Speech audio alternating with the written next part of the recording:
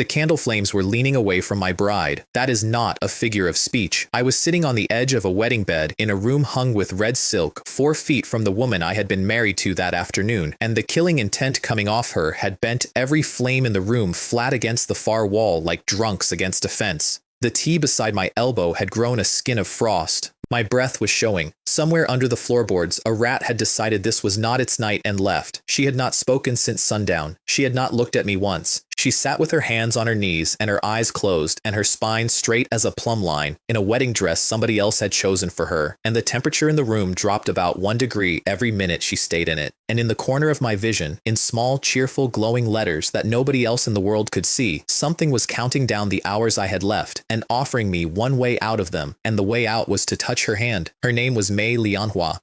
In Great Shi, they called her the female sword immortal, chief disciple of the Tai sword sect, and the line the storytellers used about her went one sword, its frost chilling 14 provinces. 8 months ago, she had gone north with a war on her shoulders. She came back a prisoner with something called burning heart in her, a poison that goes into a cultivator's core and eats it the way rot eats a floorboard, quietly, from the inside, until the whole thing gives at once. So the greatest sword in the neighboring empire had been captured, crippled, and then sold on like a sack of grain.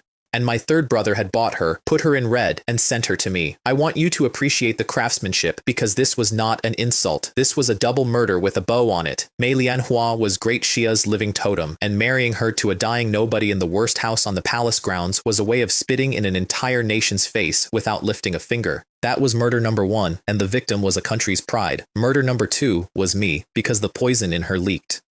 It came off her in a slow, constant bleed of freezing dead energy, and soft, warm things that stayed near her too long stopped being soft and warm. Put a sick man in a sealed room with her and you do not need to hire anyone. You send flowers in the morning. 2 killings, 1 wedding, 0 fingerprints. Honestly, if he had not been aiming the second one at me, I would have applauded. My name is Zhao Jingyun, 7th Prince of Great Jing, which sounds enormous right up until you learn that this dynasty produces sons the way an orchard produces apples, and I was the one at the bottom of the tree the birds had already been at. I had been awake in this body for 3 days. Before that, I was someone else in a place with tractors and antibiotics and a complete absence of sword immortals, and then I was here, in a body where standing up too fast turned the world into a snowstorm. The imperial physicians had an elegant phrase for it. They said my foundation was withered from birth. What they meant was that the 7th prince would not see 20, and every single person in that palace had already quietly agreed on it, the way you agree about the weather.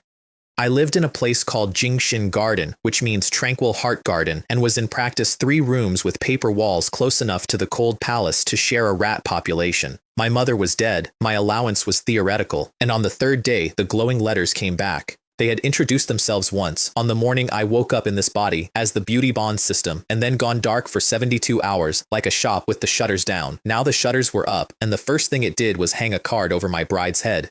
Mei Lianhua. Destiny value, 999. Affection toward host, -50. Current intention, kill him quickly and get it over with, -50. My wife's opinion of me was in the basement, and the basement had a basement. Then came the quest, and the quest was insane. Survive the night, and at some point during it, maintain contact with the skin of her hand for 3 continuous seconds. The reward was a marrow cleansing, which meant taking this rotten body apart and rebuilding it from the bones out, and a permanent passive with a very pretty name, Sword Heart United with Dust. Skin contact with her would run warmth into her, burn out that poison, and knit back the meridians it had eaten. And then, at the bottom, in the small letters a shopkeeper reserves for the good news, Phase 2. Once the bond went deep enough, a share of everything she gained from that day forward would come back down the same road into me. The penalty for failure was listed too in the same friendly type, death by residual evil energy, estimated 4 hours. So my choices were, 1. Sit here and be dead by dawn, or 2. Walk across a room toward a woman whose current mood was best described as pending homicide, and touch her hand for 3 seconds. I stood up, my legs voted against it, and were overruled. She did not open her eyes when I crossed the room. She did not open them when I stopped in front of her either, which I chose to interpret as consent. And here is the thing about a woman who has spent her whole life having people either worship her or try to kill her. She has a drill for both. She has nothing at all prepared for the third thing. So I studied her face for a moment, tilted my head, frowned, and said, "Fairy, your makeup is crooked." Her eyes opened. I have seen a lot of eyes. I had never seen eyes like that, pale as the inside of a glacier and roughly as welcoming, and they came up and settled on me with the flat mechanical attention of something deciding whether an obstacle was worth the energy of removal. The left eyebrow, I said, pointing at my own face since we were clearly having a technical conversation. The peak of it sits higher than the right. It has been bothering me since you walked in. I have a condition. I cannot look at asymmetrical things. It makes my teeth itch. The killing intent in the room did something I can only describe as pausing to reread the sentence. Hold still, I said, and I lifted my sleeve like a man about to wipe an eyebrow straight, and instead of her eyebrow, my hand came down over the back of her hand and stayed there. 3. She moved so fast I never saw it. One instant my palm was resting on hers, and the next her fingers had folded up around mine and were closing, and the pressure was not human. It was not even angry. It was the calm, indifferent squeeze of a stone press, and my whole arm went white-hot to the shoulder. My eyes watered. My ears rang. Somewhere in there, one of my finger bones politely introduced itself to another one. 2. I did not scream. I want that on the record. What I did was look at her through the water in my own eyes and say, in exactly the same conversational tone, "You are doing it again." Her grip stopped. "When you strain like that, you furrow your brows," I said. "And when you furrow your brows, the left one climbs even higher. So at this moment, you are measurably more crooked than you were 30 seconds ago. I just thought you should know."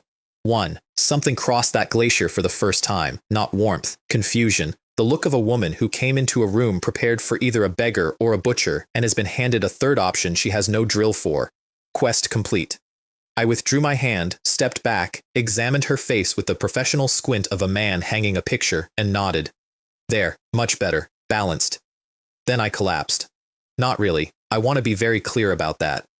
I went down onto the floorboards like a sack of wet laundry, made a small, pathetic noise on the way, and lay there with my eyes shut and my mouth slightly open, doing an impression of a man whose heart had finally given out from the excitement, because a woman with a poison eating her alive will kill a healthy man who lays hands on her. She will not bother killing a corpse. A corpse is not a threat, and more importantly, a corpse is not interesting. I heard the silk of her dress shift. I heard her breathing change, and behind my eyelids, I watched the little number crawl up from -50 to -45, and beside it the system put one word: curiosity. There we go.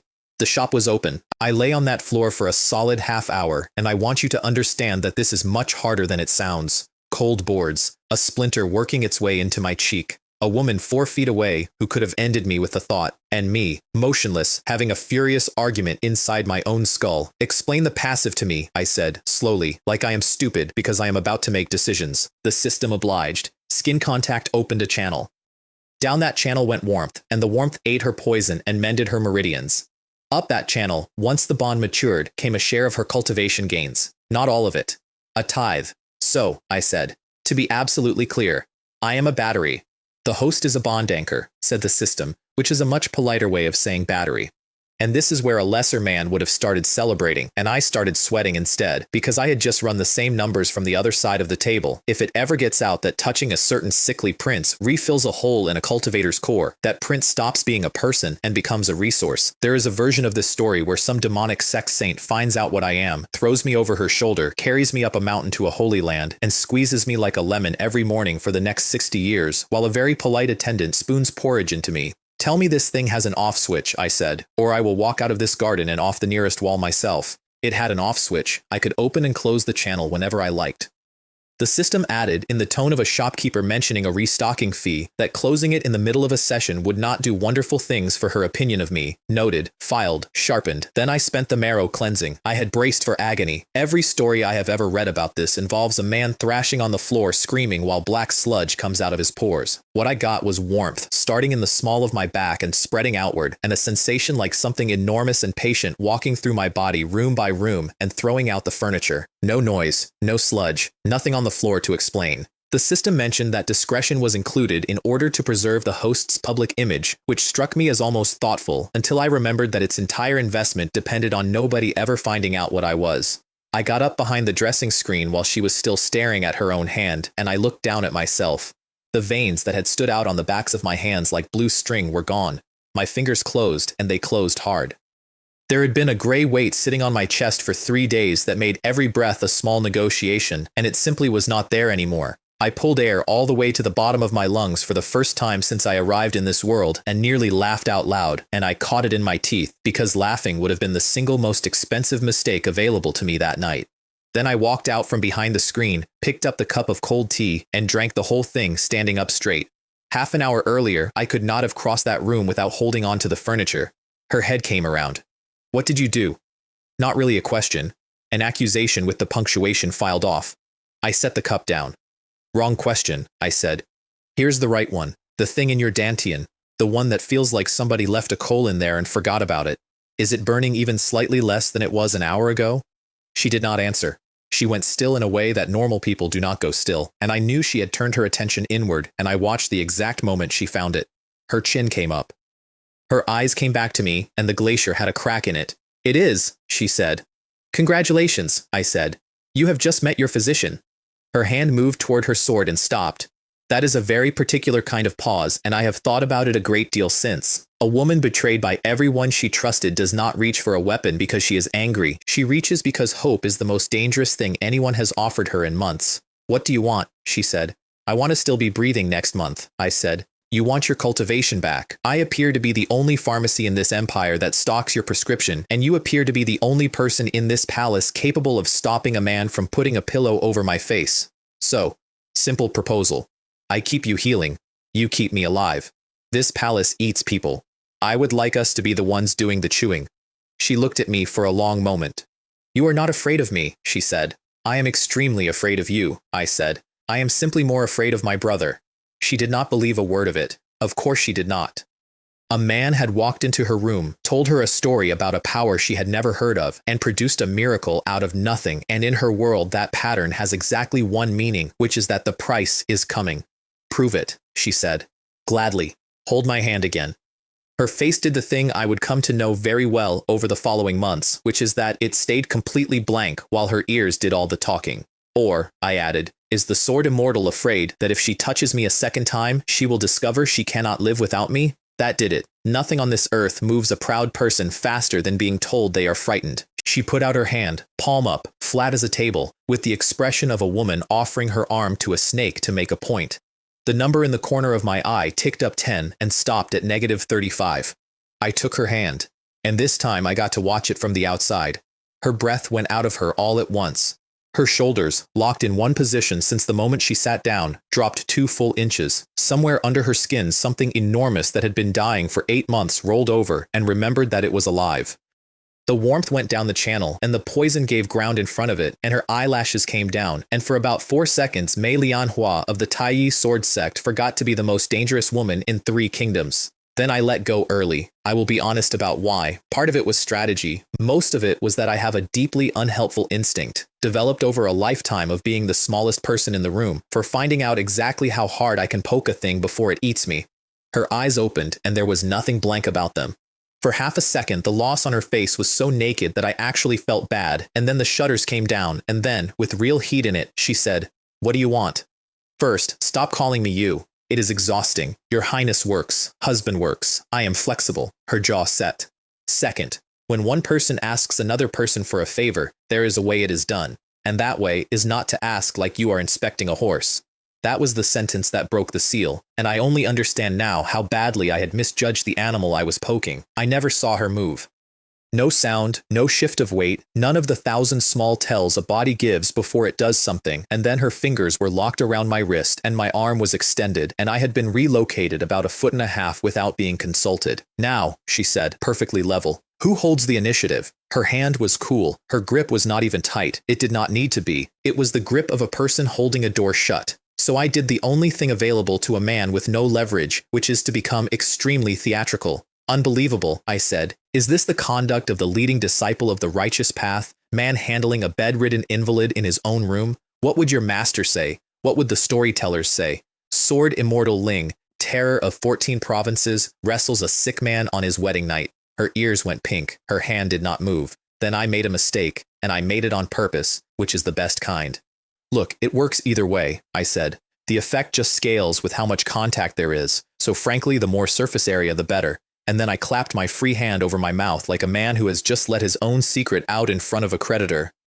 There was a pause of exactly 1 second. Then Mei Lianhua pulled, and I came off my feet, and I was in her arms. Cool. That is the first thing I remember. She was cool the way a stone step is cool at dawn. She smelled like plum blossom and clean steel. and she had one arm across my back and the other around my shoulders, and she was holding me the way a child holds a stuffed animal during a thunderstorm, which is to say with absolutely no regard for the structural limits of the animal.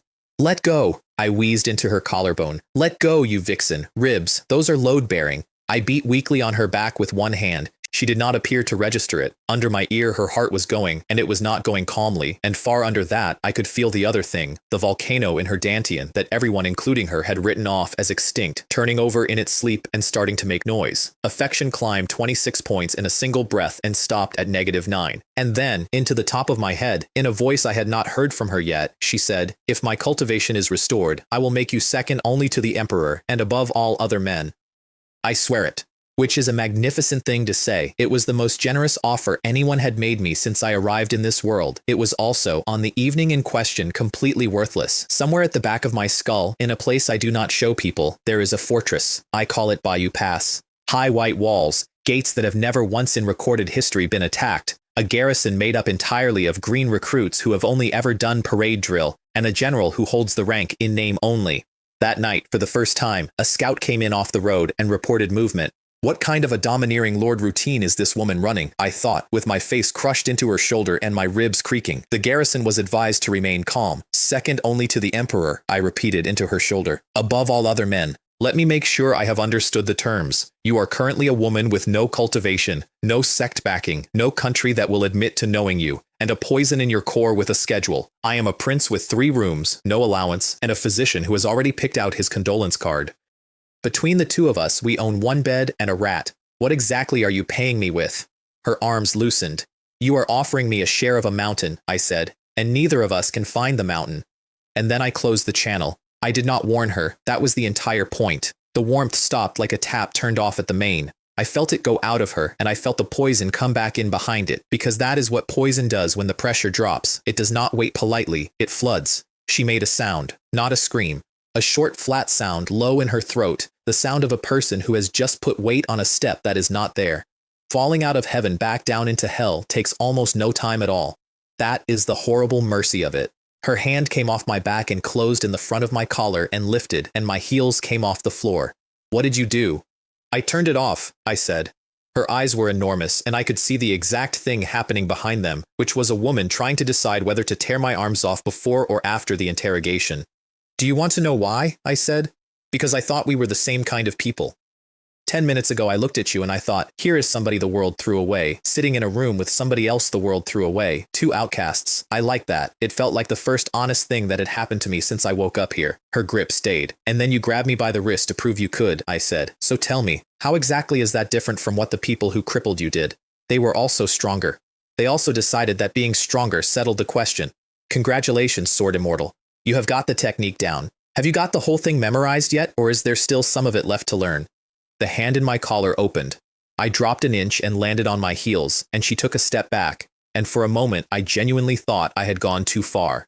Her face did not change. Her face never changed. But something behind it had taken a direct hit, and I watched a woman who had spent her entire life being told her way was righteous look down at her own hand. Understand this clearly, I said, and I let it land flat, no heat in it. This physique of mine originates from the heart, not from force. It only opens when both sides trust it. You can hold my wrist, you can hold my throat if you like. You will get exactly nothing. The initiative was never in your hands, and it never will be. It was not in mine either. It was in the space between us, which is a very fragile piece of real estate, and you just tried to march an army through it. Somewhere in the back of my head, a small voice noted that this was a spectacular piece of emotional manipulation. I told the small voice that I preferred to think of it as spiritual mentorship, delivered to an emotionally underdeveloped young woman with poor interpersonal habits, and that if it had a problem with the curriculum, it was welcome to die in this room with me. You are swaying my mind, she said. Not an accusation, a diagnosis. Sword cultivators are trained from their first year to recognize when somebody is working on their heart. Yes, I said. That killed the argument stone dead.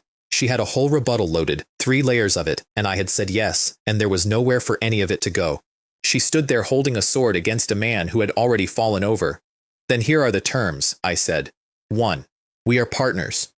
Not owner and medicine, not captor and prisoner. You never take contact by force again, not once, not even a little. 2. When you want it, you ask, politely, and I am telling you the truth when I say the attitude changes the dosage because the channel opens on sincerity and it can tell the difference between a request and a demand better than I can. She stood very still for a long moment. Then she said, "Then I am asking." "Are you?" I said, and I put out my hand, palm up. She reached for it, and I pulled it back. "No," I said. "Your face is wrong. You look like a woman walking to her own execution. Smile." Her expression suggested she would rather eat the sword. "Fine, you do not have to smile," I said. "You are not really built for it, and I am not going to insist. So instead, beg me. Go on, say it. Zhao Jingyun, please help me." I would like to tell you I said that for tactical reasons. There were tactical reasons. Every one of them was true. A woman who cannot ask for anything cannot ever be helped, and the channel really did run on what she actually felt, and if she went on treating this as a transaction between an aristocrat and her medicine, the poison would win in about 5 weeks. But I would be lying if I said there was not a small, deeply unserious part of me that just wanted to hear the terror of 14 provinces say please. The silence went on for a very long time, long enough for the candles to gutter, long enough that I started assembling an apology in the back of my head purely as a contingency. Her lashes came down, her ears went scarlet, and then the scarlet spread out along her cheekbones, which on that face was roughly as shocking as a mountain blushing. And then, in a voice about the size of a mosquito, she said, "Zhao Jingyun, please, help me." Affection plus 20. New total, 19. Positive. For the first time all night, positive. And then she did something I had not planned for at all. She did not take my hand. She reached out with both of hers, closed them around my forearms, and pulled me in against her, and this time, it was not a grab. It was slower than that, and worse than that, and my whole clever brain went out like a candle in a draft. At Bayou Pass, the scout came back and reported that the enemy had stopped a short distance from the wall and was setting up camp in plain view. We stood like that for 10 minutes. I am going to say that again so you can feel the shape of it. 10 minutes. Standing up. In the middle of a room, at 3 in the morning, with a woman holding onto me like a shipwreck survivor holding a plank, and every muscle below my waist filing formal complaints. "Fairy," I said eventually, "do you think I am made of iron? Because I am not. Stand here much longer, and I will give you a live demonstration of exactly what I look like dead, and then you will be holding a corpse, and we can both find out together whether corpses still work." She dragged me to the bed. Not like that. She sat down against the headboard, pulled me down in front of her, and settled her arms around me from behind, chin on my shoulder, so that she got maximum contact while never once having to look at my face. I want to acknowledge the engineering there. It solved her entire problem. Full surface area, zero eye contact, complete deniability. So I leaned back and made myself comfortable, because if I was going to be a piece of medical equipment, I was at least going to be a piece of medical equipment with good lumbar support. "You are not afraid," she said, after a while, above my head. "You are lying against a person who could kill you in your sleep." "You could," I agreed. "You would also be alone in a palace where every single person wants you dead by the end of the month, holding the only doctor you have got. Look, I am not brave. I am just extremely good at arithmetic." She was quiet a while.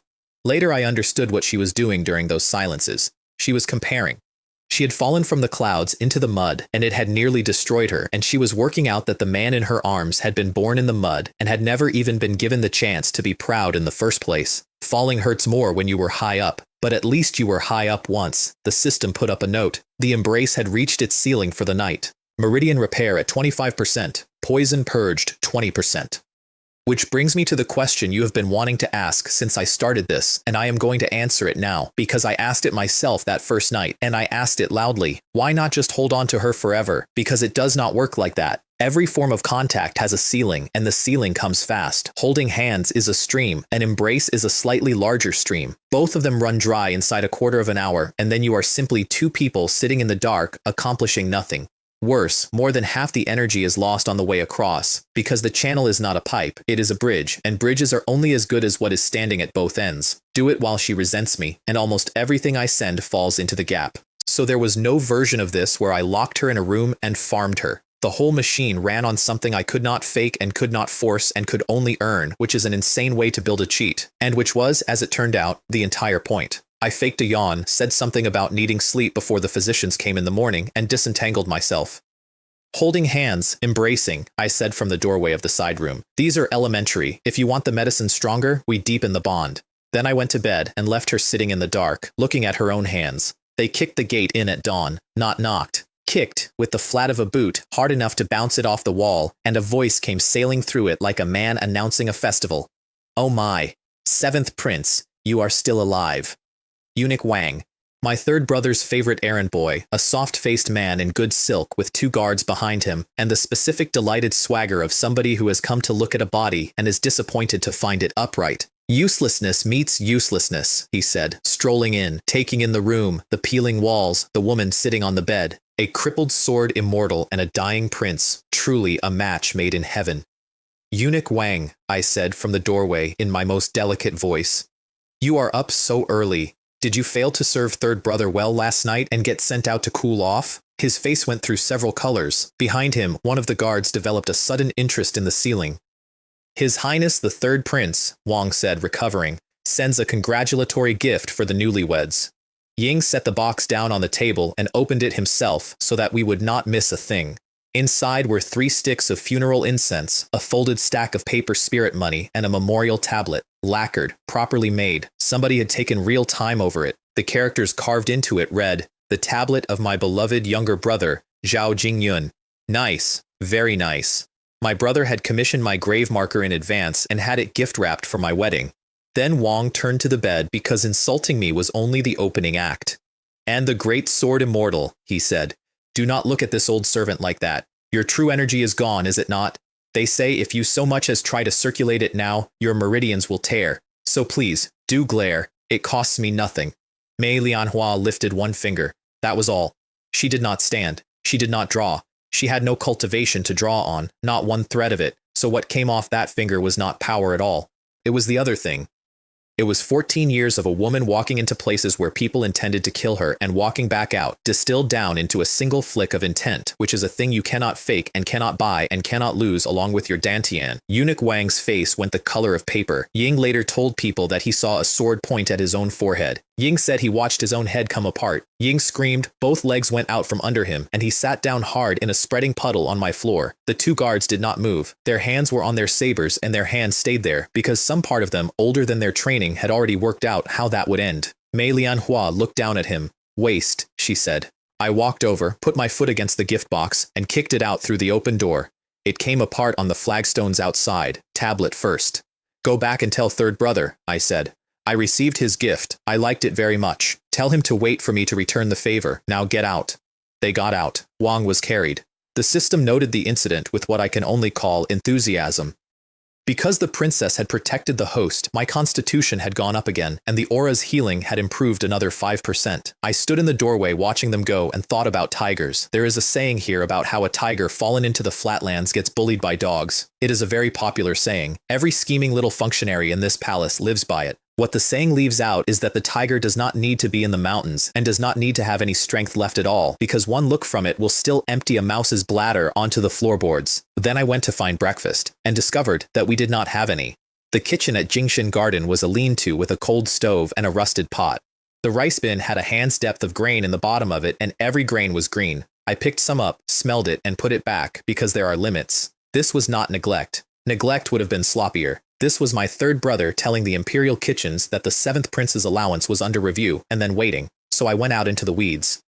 Behind the garden wall, in the ground nobody had cleared in years, there was shepherd's purse coming up thick along the base of the wall, and under the old locust tree there was a whole colony of wood ear fungus on the dead side of the trunk. In the storeroom, I found 4 shriveled potatoes with eyes on them like a spider, a crock with a finger of lard left in it, and a pinch of salt. Here is a thing about me that nobody in that palace knew, and nobody would have believed. In the life before this one, I grew up on a farm. Actual dirt. Actual chickens. I have taken worse ingredients than that and turned them into dinner for 5 people, and I have done it on a worse stove. I scrubbed the pot, built a fire, sliced the potatoes thin, fried them in the lard until the edges went gold, threw in the fungus and then the wild greens and a lot of water, and let the whole thing go until the potatoes started falling apart into the broth and thickened it. She came and stood in the doorway partway through and watched me do it and did not say anything at all. I filled a bowl and put it in front of her. "It is a little oversalted," I said. "It is still edible." She looked at it the way you would look at a document in a language you almost know. Then she picked it up in both hands and drank. I found out much later what that bowl actually did. She could not remember the last time she had eaten something that came out of the ground and went into a pot. Sects feed their disciples on spirit rice and pills and elixirs tuned to their meridians, and none of it has ever been cooked by anybody who wanted them to enjoy it. She drank the whole bowl, and she scraped the bottom, and somewhere in the middle of it a thought arrived in her head and would not leave. At least in this ruin of a place, with this ridiculous man, she was not going to starve. That night, someone knocked on the outer gate, 3 times. 2 long, 1 short. I sat straight up, because that was not a servant's knock. That was a code. And I knew it, because it was sitting in this body's memory with my mother's fingerprints all over it. She left it with one person before she died, a friend she trusted, and said, only if it is the last thing you have. Nobody had ever used it. Not once in 11 years. Granny Jo worked in the laundry department. She was a small dry woman with red hands, and she had been my mother's friend when my mother was a nobody in the outer palace, and she came in out of the dark with a cloth-wrapped food box held against her chest. They have cut your kitchen allowance, she said before hello.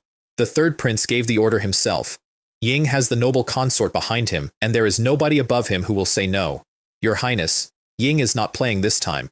Ying means to have you dead before the year turns. She pushed the box at me. Inside was food she had bought with her own money on a laundry maid's wage and carried across half a palace at night, which if anyone had seen her would have cost her considerably more than the food. I pushed it back. Granny, I said, listen to me. The single best thing you can do for my mother is to keep breathing. If they catch you crossing the grounds at night with a box for me, they will not find you. Do you understand? I am tougher than I look. I am not going to die of this. She started to argue, and I took 1 steamed bun out of the box and 1 strip of dried meat, and I closed the lid on the rest and put it back in her hands, because a person like that cannot leave with everything she came with. She will lie awake. She will come back tomorrow with a bigger box and less caution. Then Manhwa came out of the dark behind me without a sound, and Granny Jo dropped the box. I got it before it hit the ground. Old woman, bad knees, a face full of terror, a sword immortal standing 3 feet away in the moonlight, and me on 1 knee catching a food box like a man fielding a ball. It took me a good minute to get her out of the gate and moving. When I came back in, Ling was still standing there. She endangers you, she said. Why accept anything from her at all? Because if I turned her away flat, she would worry more, I said. And a person who is worried does something. She would come back, and next time she would be careless. Sometimes putting somebody at ease is worth more than being right at them. I broke the strip of dried meat in half. It was tough, over-smoked, cheap. I looked at the 2 pieces, gave the larger one a small approving nod, and held it out to her. She looked at it.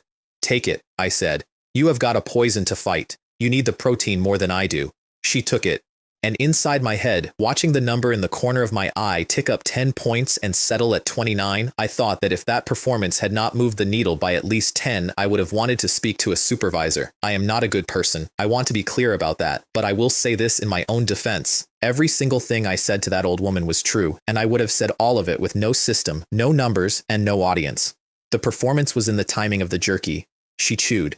Then she said, out of nowhere, what if I regarded you as my only family? I choked on the bun. We met yesterday, I said, when I could. Yesterday, and today we are family.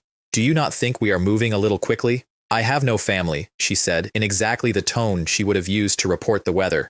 I have a master, and a master is a teacher. I have fellow disciples. They regard me as an idol or as a rival, and both of those are a kind of distance. When I fell, the idol worshippers were embarrassed and the rivals were pleased. Neither of them was sad. She looked at the half strip of meat in her hand. You are the first person who has divided food with me.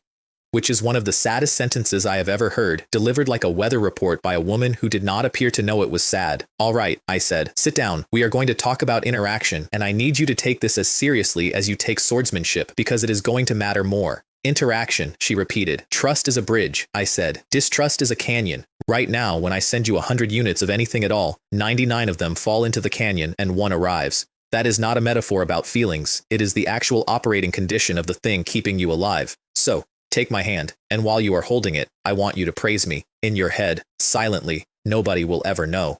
Praise you, she said. A few times, sincerely. Go.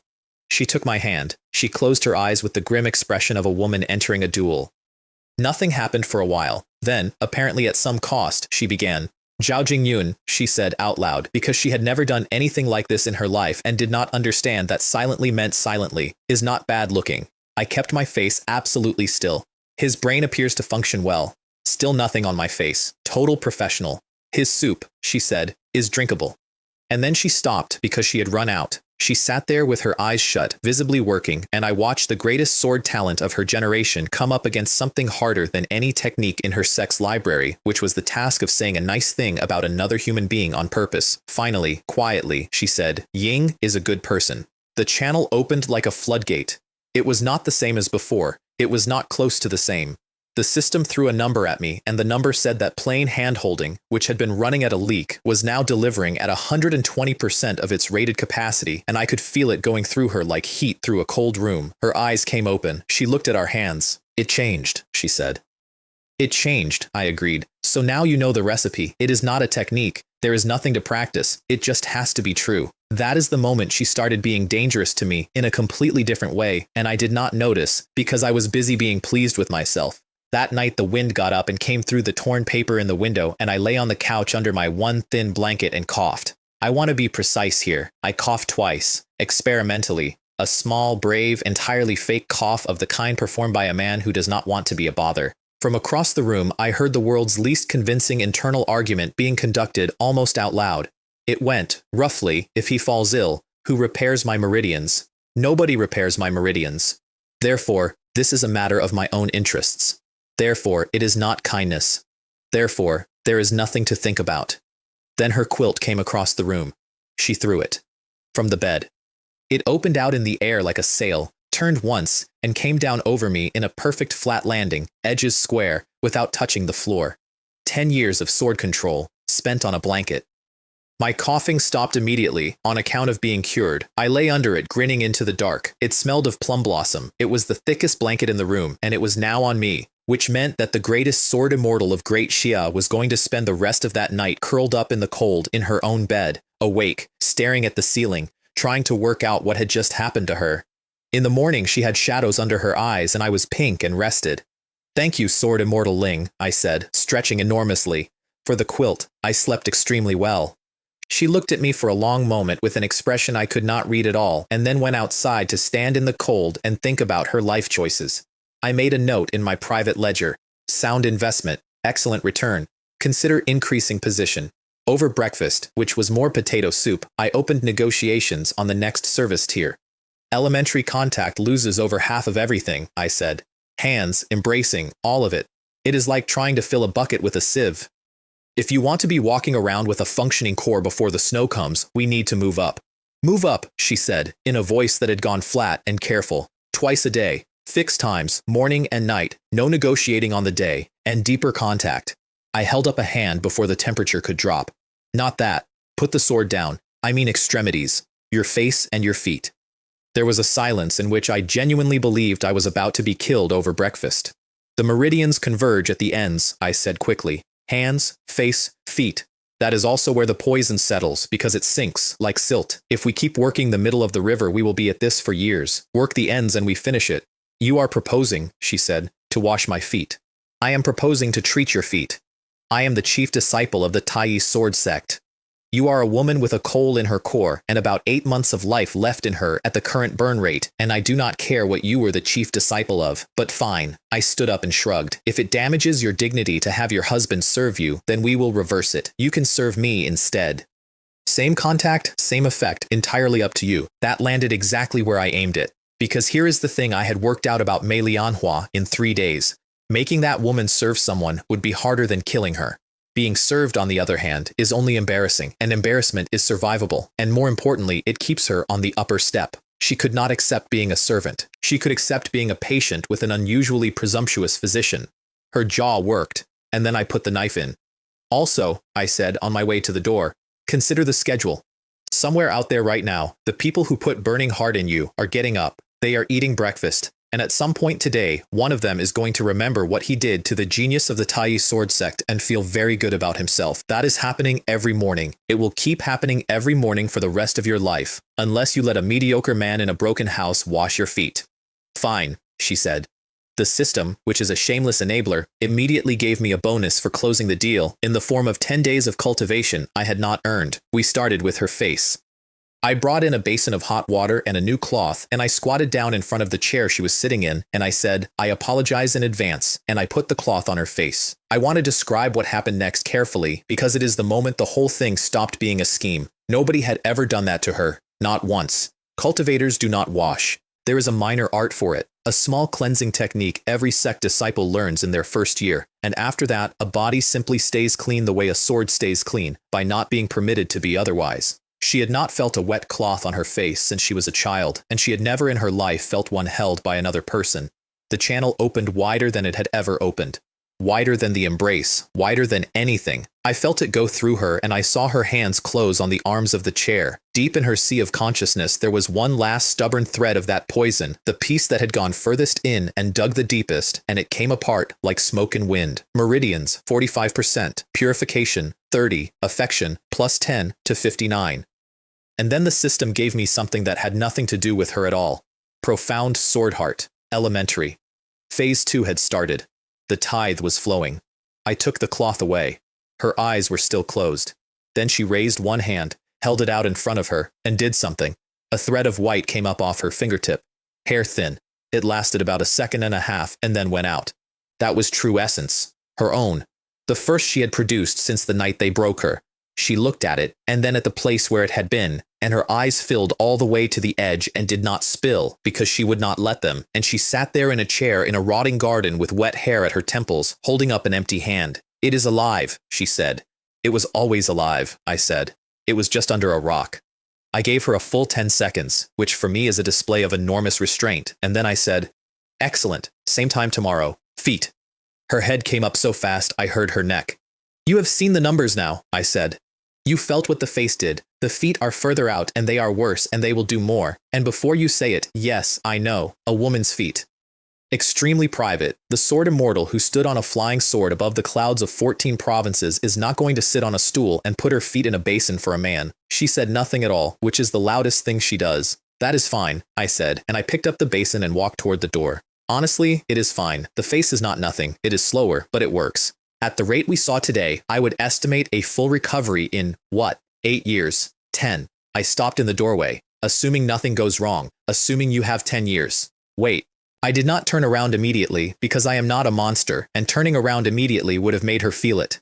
When I did, she was already bending to her boots. They were cloud-pattern riding boots, soft, worn, the only thing she had brought out of Great Xia. She untied them one loop at a time, very slowly, and I have never seen anybody undo a knot with that much ceremony. She was not taking off her shoes. She was taking off the last thing standing between her and what she had become. Then the stockings, and then she sat there with her feet on the cold floorboards and her hands flat on her knees and her chin up, daring me to say a single word. "Treat it as cultivation," I said. That word helped. That word is the magic key with sword cultivators. Anything that is cultivation is dignified, no matter what it looks like from outside. I took her ankle. She jolted like she had been struck by lightning, and I nearly dropped it. Nothing happened for a second, and then the channel did not open so much as fail structurally. The face had been clearing a stream. This was a river being cut through a plain. I actually leaned back on my heels from the pull of it. Her breathing went ragged. She got a hand over her mouth, and somewhere in the middle of it, some detached corner of her attention noticed the calluses on my palm and could not place them, because they were in the wrong spots for a sword and the wrong spots for a bow. They were pen calluses. The 7th prince had spent his childhood copying out texts, because that was the only thing he had ever been strong enough to do. Affection, 69. And on my side, sword heart clarity, plus a small chime, and a shopfront unfolding across my vision that had not been there 10 minutes earlier. That was when the gate opened, not kicked this time. Opened properly, by servants, and through it came Eunuch Zhao, chief attendant of the Empress Dowager, 40 years in that palace, a man who had seen absolutely everything. Ying had not seen this, because what he walked into was the 7th prince of Great Jing squatting on the floor of a shabby room with his sleeves rolled up and both hands in a basin of hot water, holding the bare foot of the most feared sword cultivator in 3 kingdoms. Behind him, 2 rows of eunuchs came to a dead stop like a train hitting a wall. The silence went on for a very long time. "A prince," Eunuch Zhao said, eventually, to nobody, "washes the princess's feet." Mei Lianhua ripped her foot out of my hands. It came out fast enough to throw half the basin into my face. By the time I had blinked the water out of my eyes, she was on the far side of the bed with the quilt around her like a fortification, radiating the aura of a woman who was considering killing everyone in the room, including herself. So I did the only professional thing available. I put the cloth down, wiped my face on my sleeve, got up with a small wince and an even smaller cough, and said in the mild, apologetic voice of a man explaining his own household to a stranger, "The princess caught a chill in the night. Her feet were cold. I thought hot water would help her circulation." I watched Eunuch Zhao's face travel the entire distance from scandalized to something much more useful, which was pity, because now the story made sense. A sickly, spineless prince nobody had ever bothered to fear, married off to a fallen sword immortal with a temper, doing whatever she told him in order to avoid being hit. It was tragic. It was pathetic. It fit every single thing he already believed about the seventh prince, and people believe fastest when you hand them what they already own. "His Majesty's mother," he said, recovering his voice, "summons your highness and the princess to Sinning Palace, at once." They went out to wait in the courtyard, and Mei Lianhua looked at me over the top of the quilt, and I saw the exact moment she got it. She had been thinking of my little performances as cowardice with good timing. Now she was doing the sum. A man with a physique that repairs a crippled cultivator does not survive one single day in a place like this if anybody finds out. Not one day. Ying gets taken somewhere with thick walls, and he gets kept, and he gets used, the way you use a spring you have found on your own land, which meant that the enormous secret sitting in the middle of the empire was known to exactly 2 people, and she was one of them. I watched something go across her face that I could not identify at the time. I can identify it now. It was possessiveness, and it was the first honest one she had ever felt about anything that was not a sword. She changed into a plain white dress, and we walked to Sinning Palace. The whole way there, the palace servants performed for us. That is the correct word. They did not whisper. They whispered loudly, in the special carrying voice of people who want to be overheard by exactly one person. That is the seventh prince. That is the ruined sword Immortal Great Xia threw away. A perfect match, honestly. I gave them a mental score out of 10, solid staging, good projection, weak on originality, but you cannot fault the commitment. To reward the effort, I produced 2 small consumptive coughs, which improved the scene considerably. Beside me, the temperature began to drop. I bumped her elbow with mine and mouthed, "Hold." She held, and I watched her file the whole thing away as data because the woman was incapable of experiencing something without turning it into training. If a lie could make a room full of people helpfully underestimate you, then a lie was a technique, and techniques are for learning. Sinning Palace was more magnificent than my father's own hall, which tells you everything you need to know about who actually ran that place. Empress Dowager Meng Ruoxi looked about 32 and had held the empire's back door shut for 2 decades. She was standing at a table trimming orchids with a pair of gold scissors the length of my thumb when we came in, and she let us bow, and then she let us keep bowing while she finished the orchid. By the time she said rise, my spine had filed for divorce. The system put her card up. Destiny value, 347. Difficulty, extremely high. Assessment, a hopeless junior. That was also when the system finally told me a rule it had been sitting on. Only a destiny value of 900 or above can anchor a halo. Anchor 1, and the halo shares everything down the line. Talent, fortune, even years of life. That is the actual engine. That is what the whole thing is for. Mei Lianhua's card said 999. I filed that where I keep the things I am not ready to look at. "I hear," said the Empress Dowager, snipping, "that you almost killed my 7th son on his wedding night. I hear," she added, before either of us could speak, "that the 2 of you slept in separate beds. Third brother's spies, Eunuch Zhao's spies, and now hers." At this rate, Jingshin Garden was going to need a ticket office. "It is this son's fault," I said, and I got a good tremble into it. I was overexcited. Lianhua was considerate of my health and stopped me because the physicians have said that if I exert myself again, my life may be in danger. She was thinking of me. Grandmother should not blame her.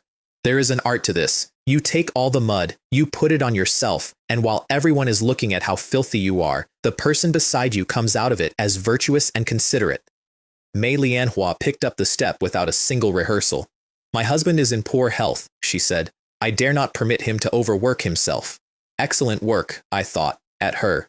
"When we get home, you are getting an extra chicken leg for the treatment." The Empress Dowager did not believe one word of it. I could see her not believing it. What I could also see was that she did not care, because she was not running an inquiry, she was running an inventory. Zhao Jinhai was growing, the crown prince who she had raised herself was not. And when the piece you are backing is weak, you do not need strong pieces, you need annoying ones. You need something on the board that the other player has to keep stepping around. She had been handed a dying son and a crippled sword Immortal, and she had decided we would do. "Take these to Jingshin Garden," she said to Eunuch Zhao. "The warm jade bed from the South Sea, and 10 boxes of the 1,000-year turtle jelly. Translation, in order, stop sleeping in separate beds, and do not die on top of a woman and embarrass this family. Then she looked at me directly for the first time. The emperor's sons cannot all turn out like the third, she said. But it will not do for one of them to be a hopeless case either. Take care of yourself. We were still in the outer courtyard when the second carriage arrived. Black ebony, silver bells on the harness, a couple of dozen guards moving with the loose confidence of people who are very rarely told no. Out of it came a woman in a tight purple cheongsam with a long pipe in her hand and peach blossom eyes, who took one look at me, blew a ring of smoke, and smiled. Bai Hua, mistress of the Listening Rain Pavilion, which is the largest intelligence organization in the world and sells information to all three kingdoms at once without appearing to favor any of them. Destiny value 554, affection 15, assessment, an interesting investment. She came straight over, unfastened a snow-white fox fur cloak from her own shoulders and put it around mine. Then she did the part that mattered, which was to say the next sentence at a volume calculated to reach every servant in that courtyard. Your Highness is too thin for this weather. If you should ever meet with difficulties, the Listening Rain Pavilion stands ready to help. That cloak was worth a small estate. The sentence was worth considerably more. By nightfall, every faction in the palace would know that the useless seventh prince had somehow acquired a personal line to the woman who knows everything. She had not helped me, she had priced me. So I looked up at her with wet, grateful, slightly astonished eyes, gripped the fur in both hands like a man clutching the first kindness of his life, and said something quavering about not knowing how to repay her. My brother, said a voice from the gate, since when did it fall to outsiders to pity him? The carriage that came through was gold nanmu with 100 birds curtain, and the woman who came out of it had ridden day and night from her own fief and had not changed, because the hem of her riding coat was still gray with road dust. Zhao Zixuan, eldest princess, my sister, destiny value 794, affection 80. Before I had said a word, the system put a note beside it that I read 3 times. No guidance required. Bloodline. She simply loves him. I had been in this world 4 days, and that was the first number I had not had to earn. She looked Bai Hua up and down. A person of the wandering world, she said pleasantly, presumes to involve herself in the affairs of the imperial family? Bai Hua withdrew without the smallest flicker of offense, bowing herself out with perfect grace, and I watched her think it, and I could almost hear it. When you are placing a bet, the timing is the whole art. She would be back. In the carriage, my sister pressed something into my hand. It was heavy, and it was gold, and it had her seal on it. My token, she said. Anyone who sees it sees me. Use it. I do not care what for. Then she looked past me at Mei Lianhua, and her voice changed. My brother needs a protector, she said. Not another mouth to feed. Do not misunderstand me. I have nothing against you personally, but the Gu family does not support useless people. She turned back to me. I will send to the Medicine King Valley. I will turn it upside down if I have to. There will be something in it that can repair her. There is not, I said. And you do not need to. Jingyun. Her injury is beyond spirit medicine. I have my own way. I met her eyes. And she is my person. I will take responsibility for her. I did not look at Mei Lianhua when I said it. I heard her head come up. Then we arrived at Jingshan Garden, and my sister got out of the carriage and stood in the courtyard and went absolutely white. This, she said, this is where a prince lives. She wanted to move me that hour. I refused, and I could not tell her why, which was that a house nobody covets is the single best armor available to a man with something to hide. So she did the next best thing, which was to declare war on my living conditions. Her storerooms were emptied into that courtyard over the next 2 days. 50 of her own guards were installed at the gate. The Imperial Household Department received a written instruction that the 7th prince was to be funded at the highest standard permitted for a prince of the realm, effective immediately, and that any official who withheld so much as 1 copper coin would be invited to explain himself without his head. And she sent 2 maids, Xiaying and Donglan, with instructions to look after me. I want to be clear that she meant well. By nightfall, the room was unrecognizable. New furniture, new screens, new lamps, a rug, and taking up half the floor like a beached whale, the warm jade bed from the South Sea, glowing faintly and radiating a low, steady heat that made the whole place feel like a bakery, and 2 maids standing in the middle of it with their hands folded, waiting to be useful. Donglan was the bold one. She got about 4 seconds into her speech before I understood what kind of evening this was going to be. Your Highness, the eldest princess personally appointed the 2 of us as concubines. We are both innocent, and we have been taught properly, so if the princess is unwilling tonight, we can serve.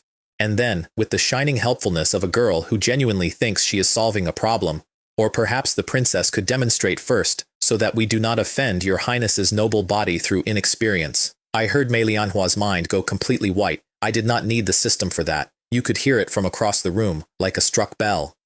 Somewhere in the last 4 days, this woman had been called a traitor by her own sect, poisoned by her best friend, sold across a border, and married to a corpse in waiting, and she had absorbed all of it without changing expression. And now a 19-year-old palace maid had offered to let her demonstrate. I slapped the table. I want to be honest about how that went. I put my whole arm into it, and the table, which was new, produced a hollow snapping noise from somewhere in its underside, and my palm went numb to the wrist.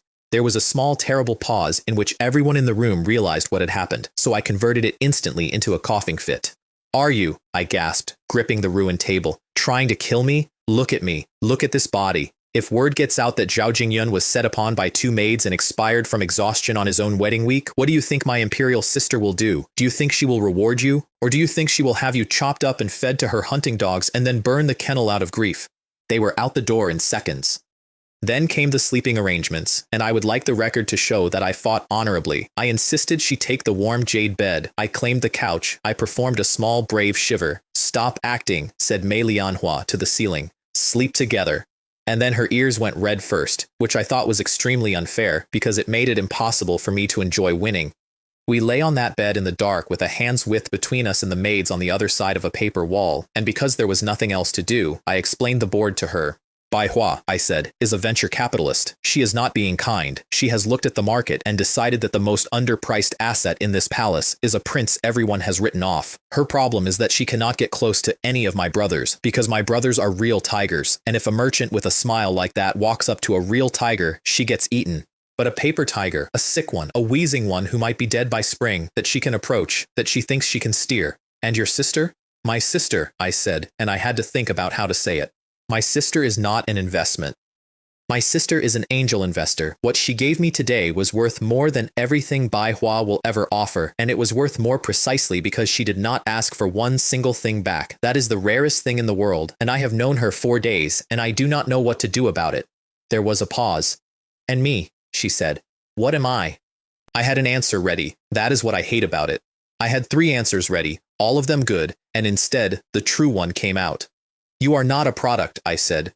"You are my partner. You are my only guard. You are the foundation this entire enterprise is standing on. Without you there is no business, there is no me, there is nothing here but 3 rooms and a rat." Quiet. "Then what do you want?" she said. "In the end, what are you after?" "To live," I said. "That is the entire thing. I am not chasing the throne. I do not want an empire. I would like to reach 30. And I would like you to be able to walk out of a door someday without checking who is behind it. And one day, someday, I would like to arrange matters so that nobody in heaven or on earth can push me around again." She turned her head. I could feel it more than see it. Then her hand came across the sheet and found mine, and we lay there in the dark holding hands, quietly, because the maids were awake on the other side of the wall, and neither of us wanted the conversation that would follow. Affection, plus 10, 79, and on my side, a chime. And a new line. Sword intent prototype. Meridians at 55%, poison down to 40. "Thank you," she whispered. "Do not say thank you," I said. "Say it is a pleasure doing business with you." A pause. "You are not," I said. Blushing, "Are you?" "This bed," she said, with enormous dignity, "is too warm." "Ah, the bed. Of course." For a moment, I thought the eternal iceberg of the Taiyi sword sect had been thawed by the charm of her business partner. She pulled the quilt over her head, and then, some time later, her breathing changed and her grip went slack, and I lay very still and realized that she had fallen asleep. Sword cultivators do not sleep. They meditate, sitting up, one hand on the hilt, part of the mind on watch, every night, for years and years. She told me a long time afterward that she had not properly slept since she was 14. I lay there with a woman's hand in mine and looked at the ceiling, and because I am who I am, opened the shop. The shop was a catalog of things I could not afford. Cultivation manuals with so many zeros the numbers stopped meaning anything. A 9-turn resurrection pill for 88,888. Dragon God Essence Fluid for 666,000. My balance was 79, so I sorted it the other way, cheapest first, and found the shelf normal people shop from. A power pill for 10, which lets a man plow 3 acres in the time it takes an incense stick to burn. A truth charm for 50, effective on mortals only. And at 100, the thing I actually wanted, UN Foundation Strengthening Pill. And underneath it, in the system's shameless little voice, the words that changed the entire shape of my life. This is a system product. It can be stacked infinitely. Let me explain why that mattered, because the mechanics of this world are simple once you stop letting people in robes complicate them. Your soul is a sailor and your body is a boat. You can have the finest sailor who ever lived, the greatest technique, the deepest understanding, and if your boat is a rotten skiff with a hole in it, the sea takes you anyway. Every cultivator in this world spends their life looking for a better sailor. Almost nobody works on the boat, because working on the boat is boring and slow and there is no glory in it. I had just been handed an infinite supply of planks. Currency was bond value, and bond value came in every day at a rate equal to her current opinion of me. 79 a day, which meant that every single point of affection was not a warm feeling, it was interest. Out of curiosity, I looked at my sister. Affection, 80. Destiny value, 794. Locked. Halo requires 900. 794. 106 short. Which raised a question I stayed awake a long time thinking about, and the question was this. Destiny value measures what a person will become. So what happens to that number if somebody helps them become more? Meanwhile, on the other side of the palace, my third brother was working late. I know exactly what was said in that room because I bought the transcript later and I paid too much for it, and it was worth every coin. Zhao Jinhai was sitting at his desk with a white jade chess piece turning over in his fingers, listening to a report from a man whose job title I never learned. The Empress Dowager summoned him, he said. The eldest princess rode back from her fief overnight. Bai Hua put a fox fur on his shoulders in front of 40 servants. Ying set the piece down. Do they think I am playing too smoothly and want to find a useless piece to trip me with? That is possible. What is not possible is the rest of it. Why would 3 separate parties place a bet on the same week on a man everybody agrees is worthless? Killing garbage is easy. It is also stupid, and I am not stupid. His shadow, whoever that was, offered to go over the wall that night. No, said Zhao Jinhai. You stay where you are. Instead, go and find some clean, unremarkable men, nobodies. Have them loiter outside Jingxin Garden and make trouble. Not with Old Seven. Never touch Old Seven. Pick fights with his new guards, insult his new servants, and see what comes out of the house. Ying picked the chess piece back up. When you throw a stone into water, he said, you have to listen for the splash. First, I want to know how deep it is. I woke up the next morning being crushed. At some point in the night, the greatest sword talent of her generation had migrated across the bed and wrapped herself around me like ivy that had found a trellis. One arm across my chest, one leg over my waist, her face somewhere in the vicinity of my neck. I lay there for a while doing an assessment. Then I began the operation of extracting myself, and I want you to understand that I approached it the way you would approach dismantling a live formation, one limb at a time, in the correct order, without waking the mechanism. The mechanism woke up, or rather, it did not, quite. She made a sound, rolled toward me, and tightened. Good morning, I said to the top of her head. This is a lot of enthusiasm before breakfast. Did you pick up some new motivational techniques in last night's lecture on investment theory? There was a silence of exactly 1 heartbeat. Then the world turned over, and I was on my back, and Mei Lianhua was above me with one hand flat on my chest, hair down, face absolutely arctic, and both ears glowing like coals. Since we are partners, she said, in the voice of a woman reading out a treaty, it should not always be you who decides the pace of the cultivation. That was the moment the door opened and the maids came in with the wash basins. Both basins hit the floor. We are playing a game, I said, at volume. It is a game. It is very healthy. It is good for the circulation.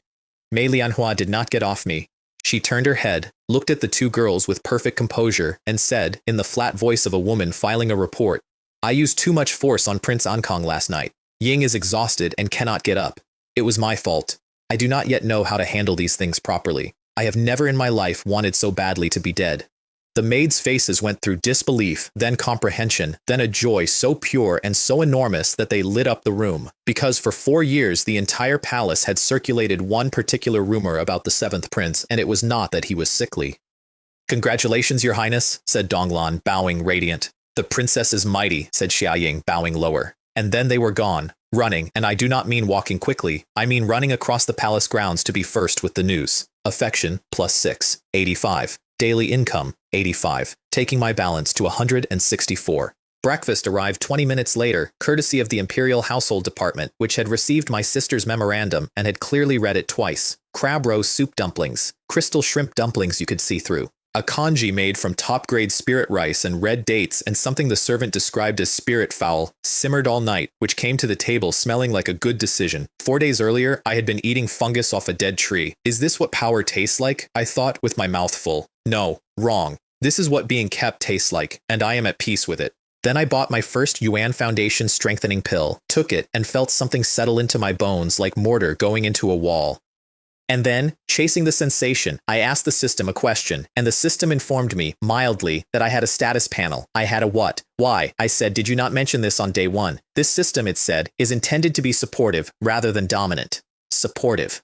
4 days I had been running this operation blind because my miracle cheat did not want to seem pushy. The panel came up anyway. Realm, mortal, foundation under reconstruction, life force, 15 and rising, physique, 12 and rising, divine soul, 30, talents, profound sword heart clarity, sword intent prototype, bond value, 64 after the purchase. I looked at it for a while and got the measure of exactly what I was. I was a scholar standing in front of a mountain of treasure holding a peerless manual, unable to lift a single brick of it. Everything I owned was potential, none of it was force. I would have to be very clever for a very long time, which brings me to the conversation about my brother and the moment I realized my wife and I did not live in the same world. Ying has 50 of the eldest princess's guards to get past, she said, sharpening nothing because there was nothing to sharpen, but doing the motion anyway.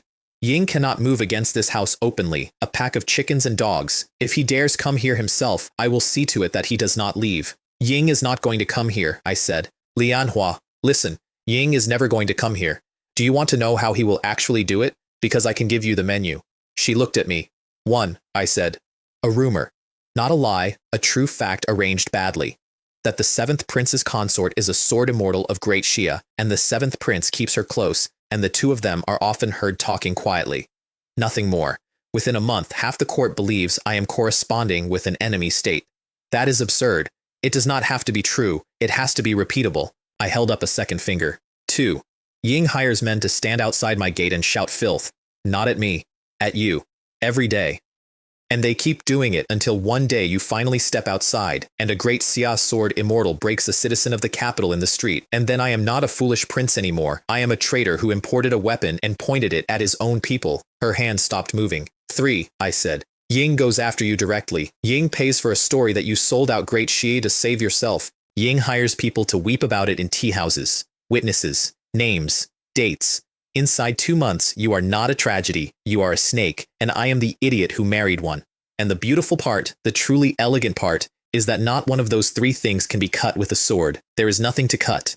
You would be standing in an empty street holding a blade while your name came apart in a building 3 miles away. She was silent for a while, and then quietly, I would not know what to do. No, I said, you would not. That is why you have me. I will tell you the strange part though. Sitting there listing my brother's options, I felt something I had not expected, and it was not fear. It was a kind of tired contempt.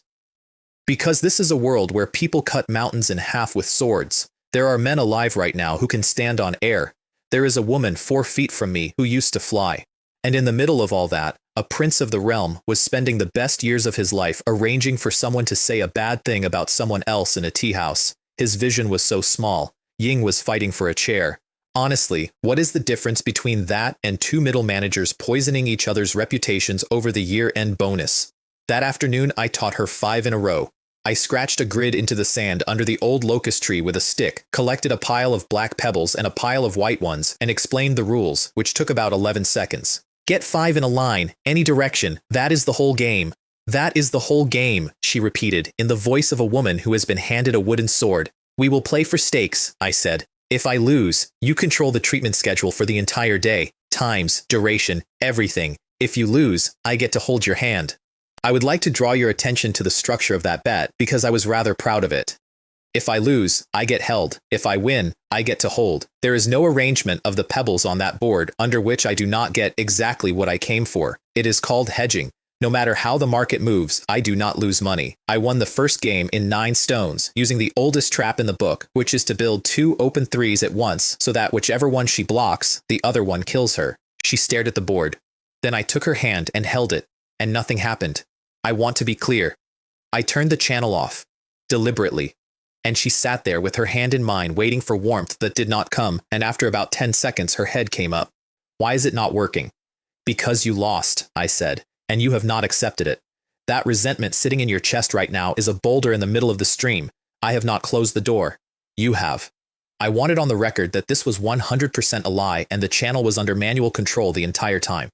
I want it further on the record that she believed it instantly, took a slow breath, physically composed herself, and set her heart in order, because that is what sword cultivators do with obstacles. And that the channel then opened wide, because in the process of talking herself out of resenting me, she had accidentally done the real thing. I am not proud of that one. I am a little proud of it. I won the second game too, with a double 4, and then she stopped playing like a person? I saw it happen. Her eyes went half-lidded and something came off her that I had not felt before, and I realized that Mei Lianhua had just turned her divine sense onto a grid of pebbles in the dirt. This is a woman who fought in formations where a wrong read means dying. Her mind opened out over that board and started running branches, thousands of them, 3 and 4 and 5 moves deep in every direction, evaluating a game whose entire rule set she had learned 4 minutes earlier. I was not playing my wife anymore. I was playing a siege engine. I started sweating in the middle of the third game. I lost it in 22 stones, and I never once had the initiative. And then Mei Lianhua smiled. Not a smirk. Not the flat mouth corner thing she did when I said something ridiculous. An actual smile, small and unguarded and entirely by accident, like a snow lotus opening on a peak that has been frozen for 1,000 years and has no idea it is doing anything unusual. You lost, she said, and she reached over and took my hand. I will honor the wager. Then she beat me 10 games in a row. She sat beside me on the ground with her fingers laced through mine, placing stones with her free hand, soaking up the treatment while she dismantled me, and somewhere around game 7 she began correcting my play. That was wasteful, she said. You defended a line I had already abandoned. 10 points a win. Bond value climbed to 104, and the frost came off her face by degrees all afternoon, and she did not notice it going. My sister arrived at noon the next day and found us in that exact configuration, except that by then, Mei Lianhua had escalated. She was draped over the back of my chair with her chin on my shoulder and her eyes closed, wearing the expression of a cat that has claimed a windowsill, and I was staring into the middle distance like a man reviewing his choices. Brother, said Zhao Zixuan, beaming. Donglan came to me this morning with wonderful news. Do not. She tells me you were so vigorous last night that you could not get out of bed this morning. Sister. Congratulations. She actually took my hands. You have finally shed your virginity and taken a solid first step toward expanding the Gu family line. I was beginning to worry. Now, moderation. I mean it. Lianhua is a cultivator. Her physique is vastly superior to yours. You must not try to keep pace out of pride. She turned. Lianhua, well done. And if he misbehaves, do whatever you find necessary. Your imperial sister will support you. Behind me, I felt Mei Lianhua nod. She nodded. She accepted the commendation. Then my sister sent the servants out, and the room changed. Sit properly, she said. I am going to tell you what the court actually is, and you are going to listen, because you have 4 days of adult life behind you, and I do not have time to be gentle. There were 3 forces. The first was Zhao Jinhai. Ying had the prime minister's whole civil faction, which meant the paperwork, and he had General Zhenbei on the northern border, which meant the army. Ying did not regard the crown prince's seat as a prize to be won. Ying regarded it as an inheritance being temporarily withheld. Anything that stood between him and it was not an enemy. It was an administrative problem, and he removed administrative problems early, cheaply, and without anger. The second was the Empress Dowager, and behind her, the Xiao clan. She had raised the crown prince herself, Zhao Hanyuan, a soft, kind, well-read man who could quote the classics for an hour and could not read a room for 10 seconds. Kind in a court is a synonym. She wanted him on the throne precisely because he was easy to stand behind, and the longer that arrangement lasted, the more Great Jing would quietly become a Xiao possession. And in that arithmetic, I was a pawn to be pushed forward and lost, purely to slow my brother down. The third was the imperial family itself, and my sister led it. 4 border kings of other surnames owed their positions to my father and would move if she asked. Our siblings held fiefs scattered across the empire. A centipede with 100 legs does not die easily, she said, but every one of my legs is a month's ride away. If they come for you on a Tuesday, I find out on a Friday. She went through the siblings for me. Our 4th brother, Zhao Shenwu, had been taken by the Zixiao sword sect at 13 and had not been part of the family since. Ying was currently attempting nascent soul. Ying sent our father a gift on his birthday every year and nothing else, ever, and even Zhao Jinhai did not go near anything with Zixiao attached to it. Our 5th sister, Zhao Yuxian, kept a household of poets and beautiful musicians and had no interest in anything else. Our 6th sister, Zhao Xiaoyu, had more entertainers than guards. I sat there listening to this and thought, what exactly is happening in this family? Are we running an empire or a very expensive private club? Now the advice, my sister said. Hide, that is all. Be more cowardly than you already are, more incompetent, more hopeless. Play it until it is boring. A man they consider worthless is the only kind of man in this palace who is genuinely safe. I will petition that your illness has relapsed and I will move you to my fief where I can put walls around you. No, I said. Jingyun. I will take everything else, I said. The guards, the money, the token, all of it. Not that, but I do want something, and it is small, and I want it done properly.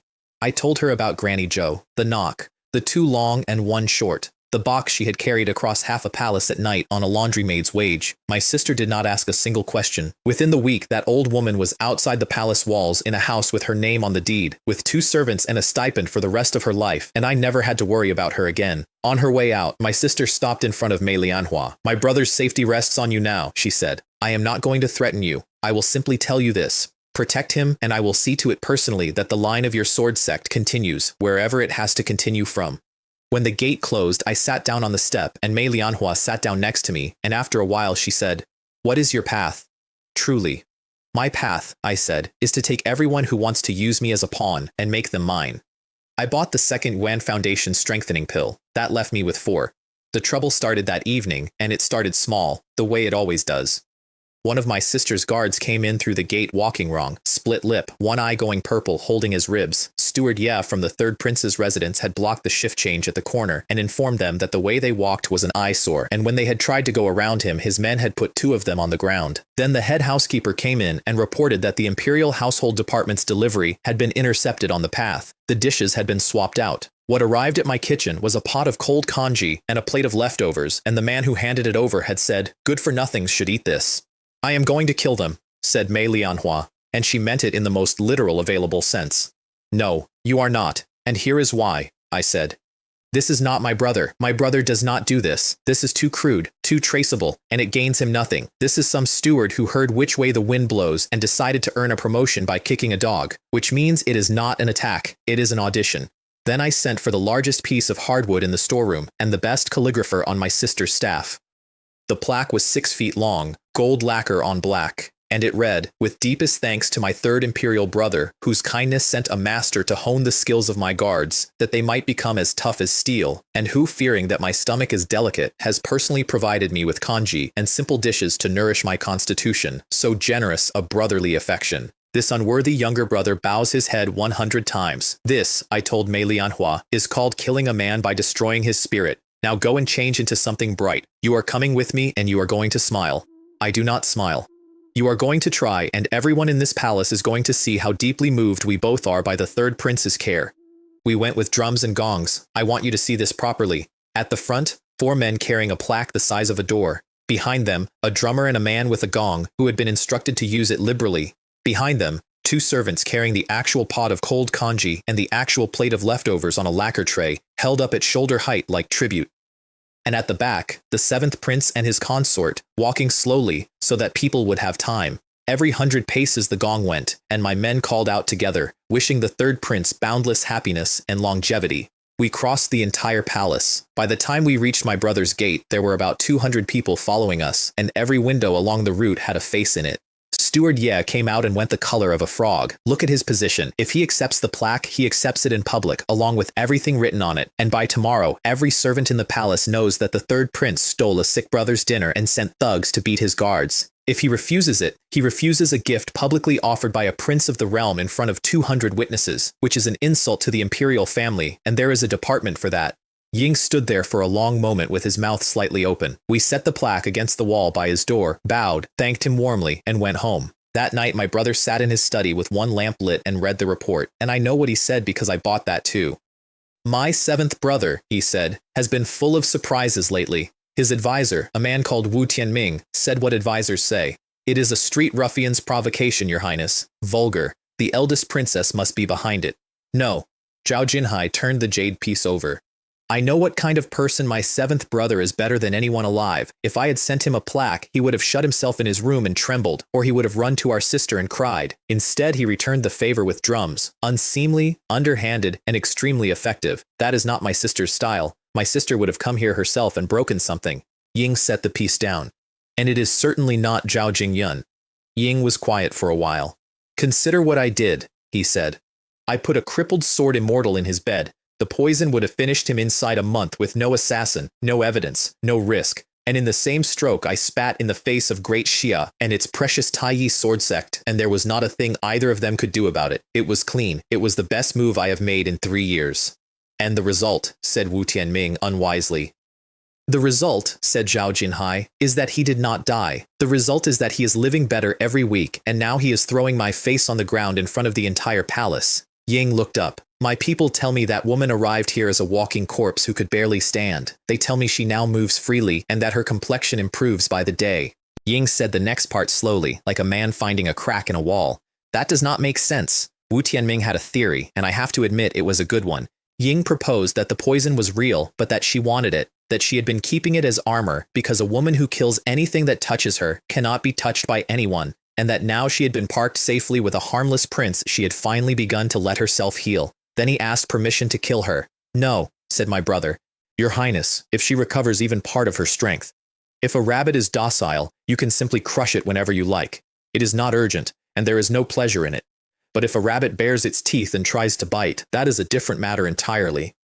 The more they resist, the more comfortable I feel. Ying picked up a brush. We will not kill her. We will write to her family. Ying wrote a wedding invitation. It went by flying sword across the border to the Taiyi sword sect of Great Xia, and it announced with great warmth that Mei Lianhua had fallen in love with the 7th prince of Great Jing, had willingly abandoned her past and taken up residence in his country, and had offered up the Taiyi sword sect's supreme mind cultivation method as a token of her sincerity.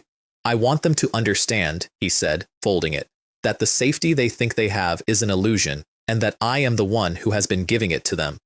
Meanwhile, back at my house, morale had never been higher. I noticed it the morning after the plaque. My guards were standing straighter. The cooks were cheerful. There was a distinct sense around the place of people who had privately concluded they had picked the right side, and I want to note something about that because I think most people running an operation get it backwards. I had not won a fight. I had not defended anyone. All I had done was make my enemy look ridiculous in front of an audience, and it turns out that is worth more to the people working for you than 3 victories they were not present for. Nobody wants to serve a boss who wins. Everybody wants to serve a boss who is fun.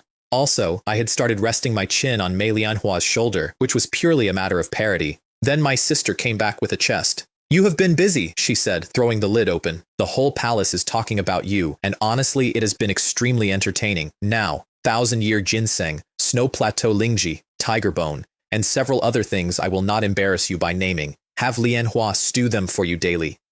Sister, I also brought calming talismans from Hugo Temple. Put them by the bed. You must not exhaust your spirit.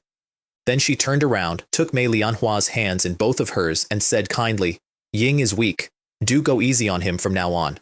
Neither of us was able to produce a single word, so that is where things stood. 6 days earlier, the entire palace had believed the 7th prince was impotent and dying.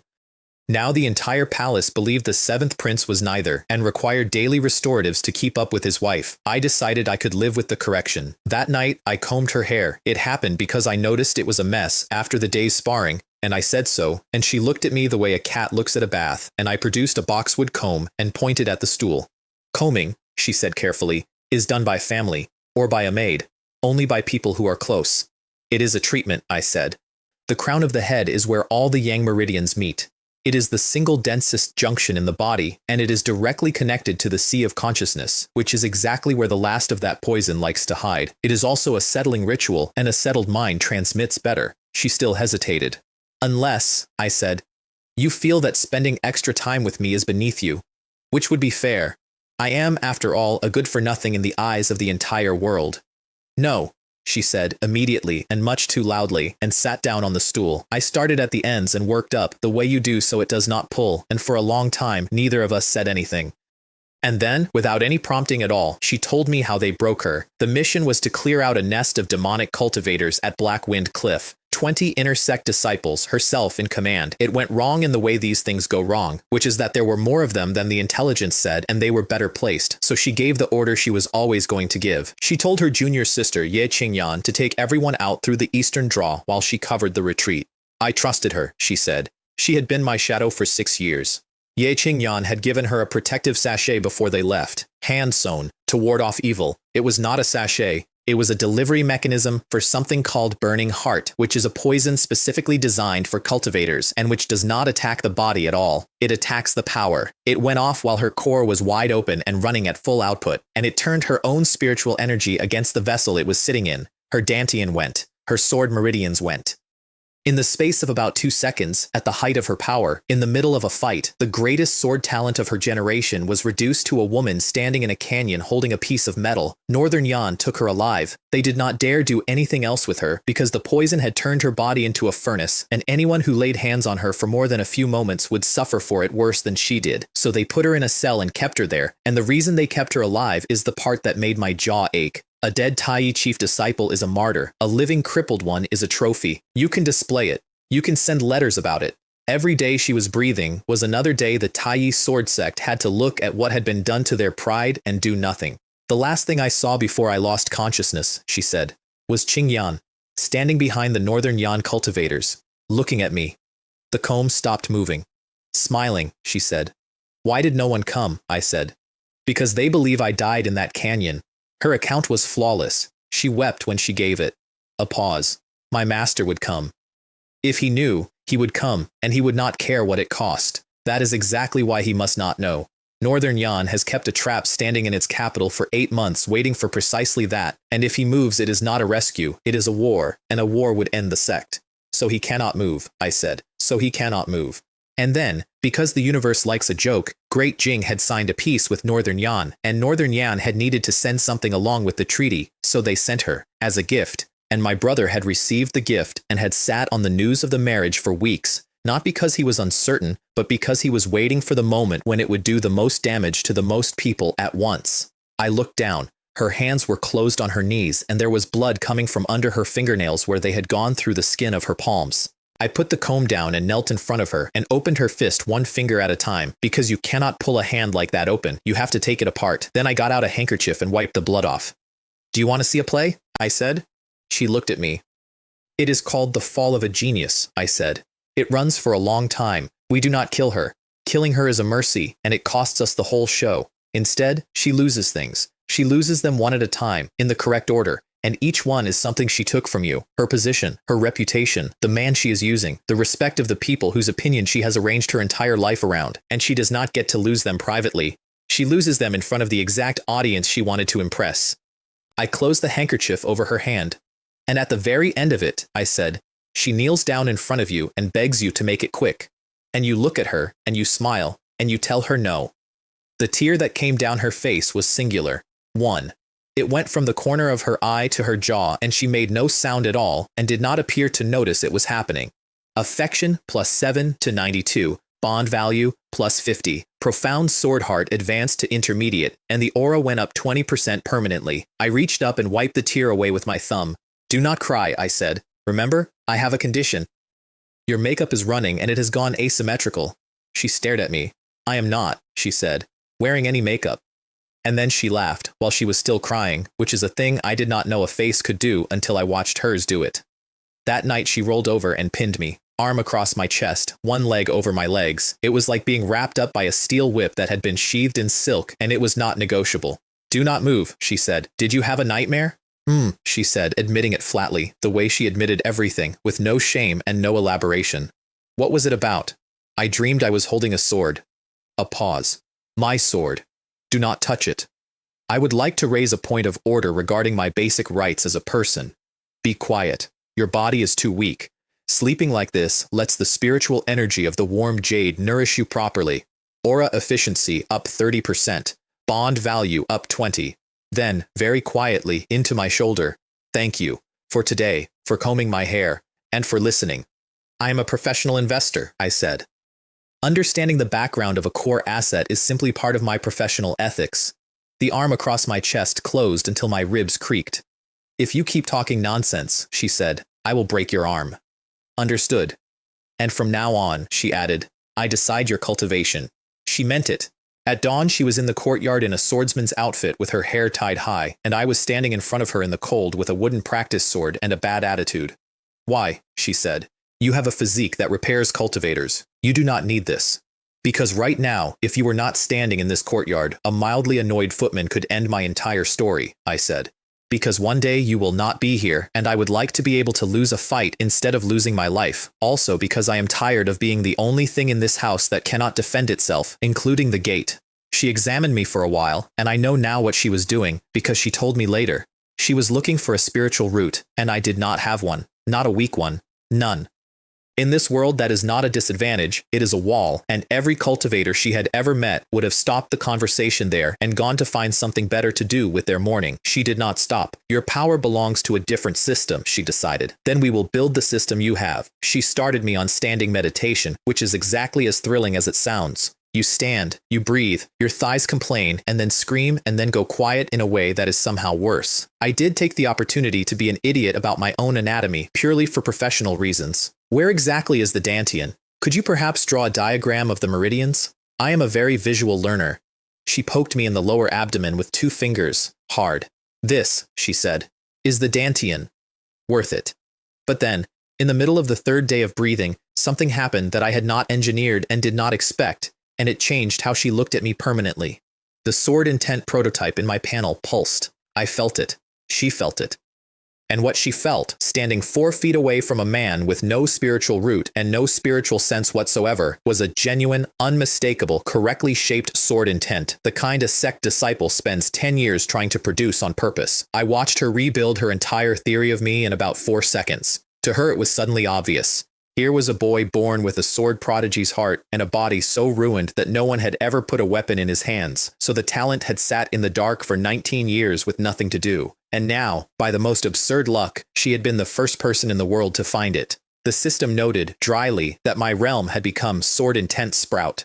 However, she said when the session ended, and stopped, visibly forcing the words out. You are very talented.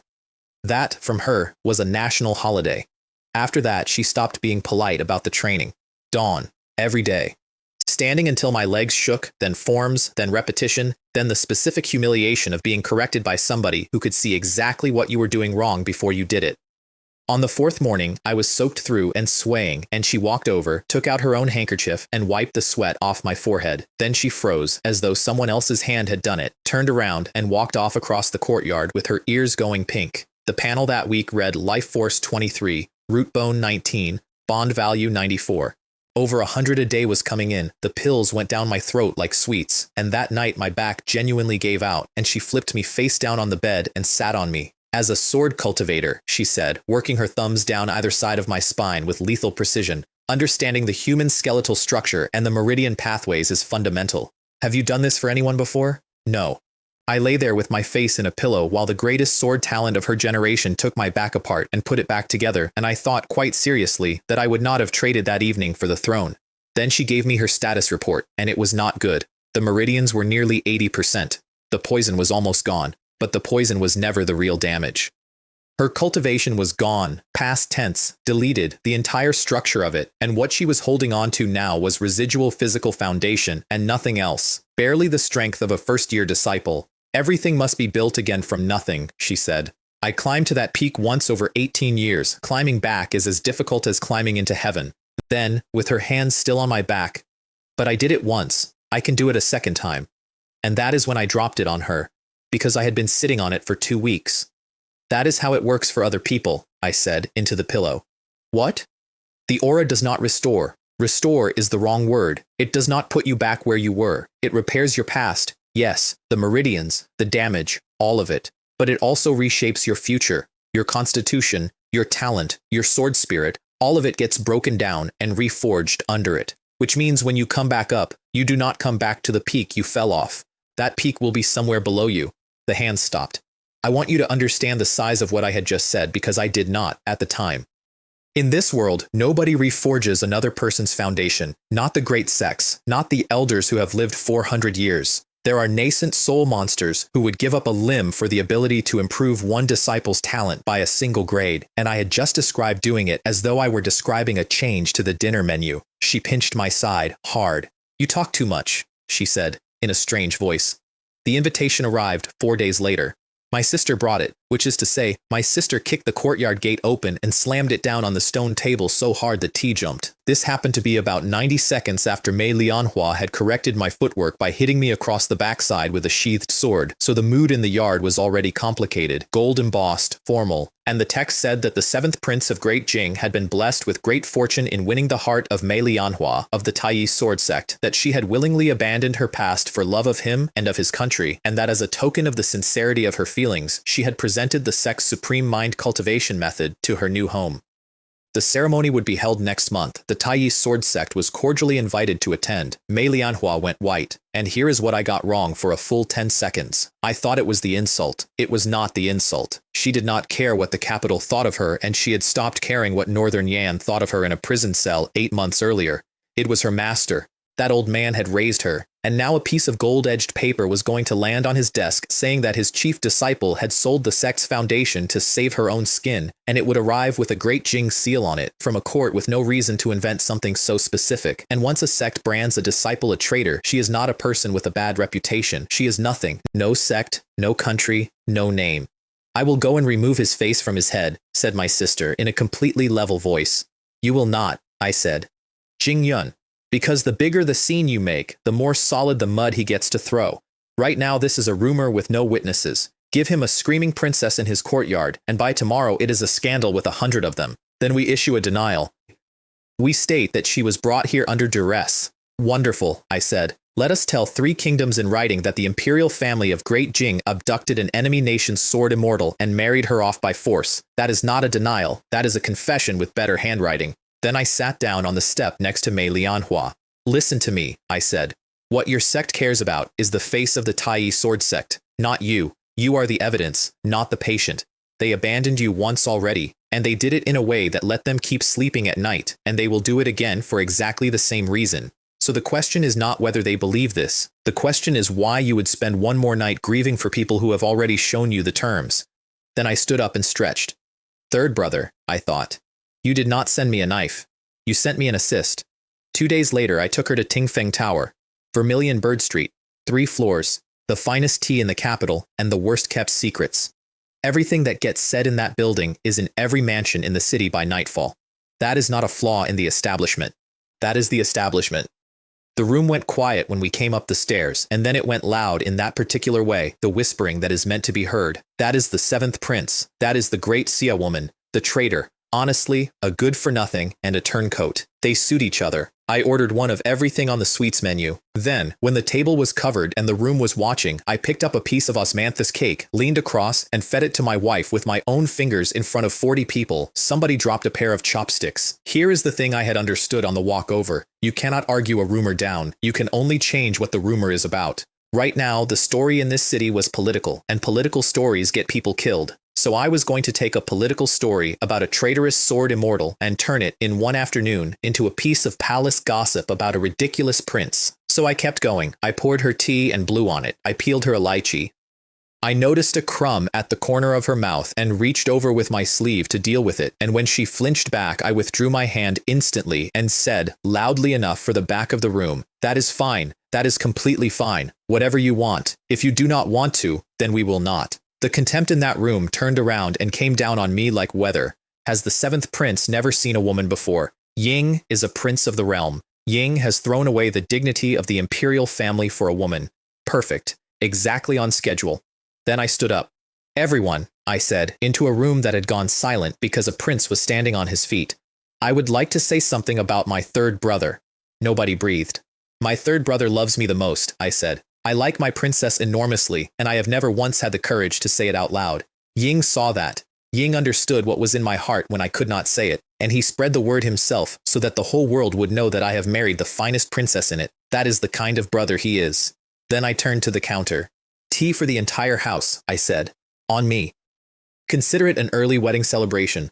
The place erupted. I sat back down in the noise, and Mei Lianhua was looking at me with an expression I had not seen on her before. She had worked it out. I had not defended her. Defending her would have made her a subject of debate. What I had done instead was jump into the mud in front of everybody, on purpose, and roll in it, so that the story leaving that building would not be about a dangerous traitor from an enemy country. It would be about a foolish prince and the woman who has him wrapped around her finger, and that is a story nobody has ever executed anyone over. Affection +2, 94. Bond value +200. Sword heart clarity advanced to intermediate. The play is over, I said, standing up and offering my arm. Let us go home. The invitation reached Great Xia in a single day, which by itself told the Taiyi sword sect something. A crimson gold flying sword crossing a border at that speed is not a letter. It is a statement about the size of the treasury behind it. I was not in that hall, obviously. I bought the account of it later, and it cost me more than the plaque did, and I want to tell it the way it was told to me, because the shape of it matters. Sect master on the high seat, elders down both sides, and standing at the front, the two people this story keeps coming back to. Lin Yifeng, chief disciple, sword straight and about a decade out of his depth. And beside him, in the position that used to be Mei Lianhua's, the new chief disciple, Ye Qingyan. The law enforcement elder hit the arm of his chair hard enough to crack it. This is an open insult to the Taiyi sword sect. Lin Yifeng defended her instantly, and to his credit he did it without being asked. Junior sister Ling is the proudest person any of us have ever met. She would not trade the sect's foundation for comfort. She would not trade it for her life. This letter is a hook, and we should treat it as one. Use it. Force Great Jing to hand her back. I watched Lianhua grow up, said the sect master. I trust her character. And then Ye Qingyan spoke, and she did it beautifully. She did not accuse. Accusing would have failed. What she did was worry, out loud, in a small voice, with her hands folded. Of course senior sister would never, she said. It is only, if she were truly a prisoner, why would Great Jing announce it to the world? A hidden prisoner is leverage. You do not publish leverage, unless there is nothing left to hide. A pause of exactly the right length. And she was held in northern Yan for a long time before this. A cultivator with no cultivation left, alone, with nothing to bargain with. If someone offered her a way to stop being nothing, I am not saying she took it. I am saying I do not know what I would have done. Lin Yifeng's sword intent came off him hard enough to crack the floor tiles, and the sect master put it down with a look. She bowed her head and accepted the rebuke, and, according to the man who sold me this, thought the following words to herself. The harder you defend her, the more it will hurt when the truth arrives. Then the courier came in, and the truth arrived. The seventh prince of Great Jing, at the largest tea house in the capital, in front of the entire room, had fed Mei Lianhua cake from his hand, had poured her tea and cooled it for her, had reached out to wipe her mouth. Lin Yifeng went gray. Would Mei Lianhua, he said to nobody, who values her dignity more than her life, allow a man to do that to her in public? And answered himself, which was the worst part. Then there is only one possibility. She has changed. Ye Qingyan asked for an expulsion and a kill order. She got neither, and she did not need either. The verdict was a delegation. Ye Qingyan and Lin Yifeng, with an elite escort, would travel to Great Jing and attend this wedding, and they would see with their own eyes whether the chief disciple of the Taiyi sword sect had willingly become what the letter said she was. If she could be brought back, she would be brought back. And if she could not be, clean it up, said the sect master, and then stopped and had to start again. No, bring her home, and let the sect rules handle it. Ying could not say the other sentence out loud. Which tells you he was a decent man, and also that decency was not going to save anybody. I know one more thing about that night, and I only know it because Lin Yifeng was loud enough on a mountain path that a listening rain informant heard the whole thing from 40 paces below. Your position, he said to her. Is that what this is? You are pushing your own senior sister to her death for a seat. She cried on cue, and it was flawless work. I am your Tao companion. I am the chief disciple. When you were drowning yourself in wine, neither man nor ghost, who sat with you? It was me, and every single person on this mountain still says the new chief is only holding what Mei Lianhua did not want. Ying had nothing to say to that, because it was true, and true things are the best material a liar has. Then he walked away up the path, and she stood alone in the dark, and every trace of grief came off her face like a mask being set down on a table. Every time that woman is mentioned, she said, he loses his composure. She has already been crippled. She is already somebody else's plaything in a foreign court. Why can she still move his heart? She had a plan by the time she reached the top of the path, and I am telling you about it now because it explains everything she did later. She was going to let Lin Yifeng see it. All of it. His noble, untouchable junior sister smiling at a useless prince, accepting his food, wearing his colors. And then, on the 1,000-mile road home, with a disgraced woman traveling under escort through bandit country, it is perfectly ordinary for something unexpected to occur. A traitor who dies on the road. Nobody investigates that. Nobody even asks. She was living in Mei Lianhua's old rooms by then. She had wanted everything that woman had, and she had most of it. And the list she was still working from had 2 items left on it. Lin Yifeng's heart and Mei Lianhua's life. At home, Mei Lianhua had not slept. They will not believe it, she said at the window at some hour of the night with no name. I know my elders, I know my dear junior sister, they will not believe it. Then let them not believe it, I said. Answer me one question. If they believe you, do you get your cultivation back? Silence. If they do not believe you, do your enemies stop? Silence. Then their opinion is not load-bearing, I said, and you can put it down. In the morning, a eunuch arrived from the third prince's residence to gloat and informed us with enormous relish that the Tai sword sect was sending Ye Qingyan and Lin Yifeng to the ceremony and that we should prepare properly and not disgrace the imperial family of Great Jing. I understand, I said. Ying waited. Ying had 4 more lines. I could see them queued up behind his teeth with nowhere to go because there is no follow-up to a man who simply agrees with you. Ying left. I turned around. It is better that they come, I said. Think about it properly. If they stay home, how does your dear junior sister get to see with her own eyes exactly how well you are doing? How does the entire sect find out what sort of peerless talent they threw away? They are traveling overland. That is a month. I put a hand on her shoulder. A month is enough. A month is more than enough to have you standing up in front of them. And I watched the fear go out of her face and something much better take its place. I found out much later what happened in her head afterwards, and I only found out because she eventually told me, in a very small voice, at a very bad time, she could not make the arithmetic work. That was the problem. A prince of a foreign empire had burned his own face in front of the capital for a crippled enemy prisoner with nothing left to give, and there was no ledger in which that transaction balanced. So she tried the only frame that made sense to her, which was investment. Ying is betting on my sword insight. Ying is betting on my techniques. Ying is betting on a top-grade talent that will one day be worth what he is spending. It should have worked. It did not work, because it did not stop the feeling in her chest, and a feeling that will not go away when you have explained it is not an idea, it is something else. So she ran the comparison, and it went badly for everyone she had ever known. In the sect, she had been valued sincerely, and every ounce of that value had been attached to what she produced. The masters loved her talent and the glory it brought them. Lin Yifeng admired her, and mixed into the admiration was a cultivator's respect for strength, which is a thing that evaporates when the strength does. Loyalty with a price on it is not loyalty, it is a contract with nicer wording, and Ye Qingyan's affection had been a costume worn by something that wanted her dead. Then there was the man asleep next to her, who had told her it was a transaction in the first hour, who had never once dressed it up in a vow, and who had then done more for her than every single one of them combined. Her diagnosis when she reached it was pure sword cultivator. Burning heart is destroying my body, she thought. Xiao Jingyun is eroding my Dao heart.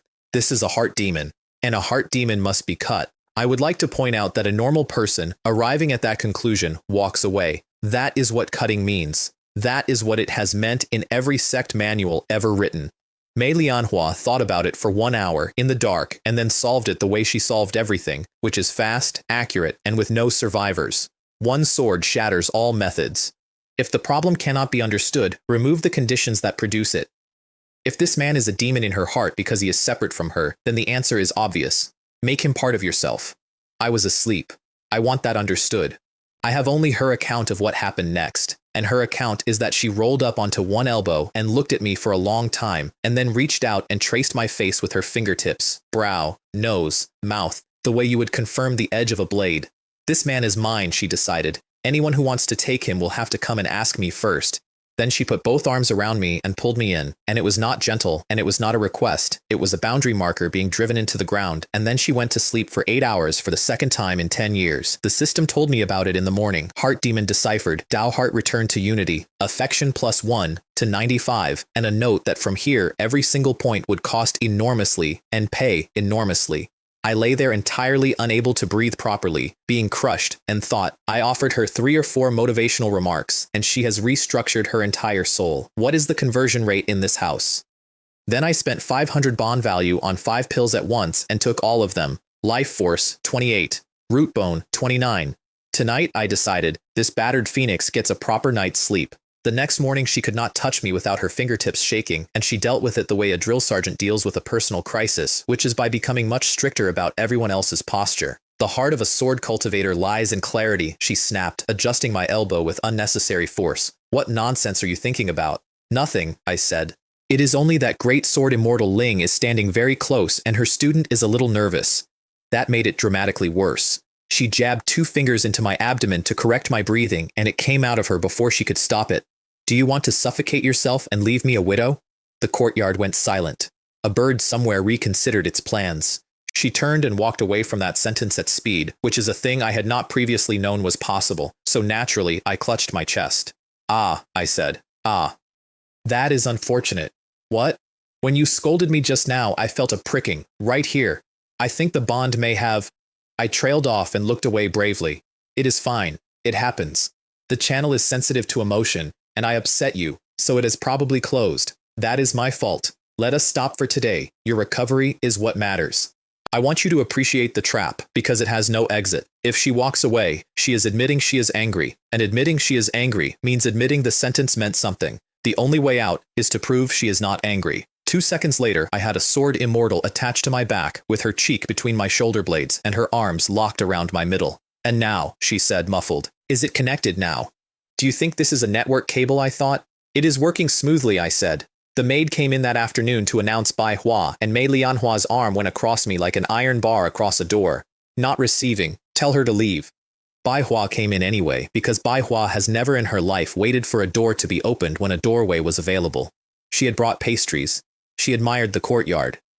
She admired the improvement in my color, and then she said, with her eyes half closed over the rim of her cup, everyone in the capital is talking about how deeply His Highness dotes on the princess. Bai Hua is also a woman, so of course she is envious. If you have something to say, said Mei Lianhua, say it. What Bai Hua had to say was a request. The grain merchants had been raising prices in a coordinated way for 6 weeks.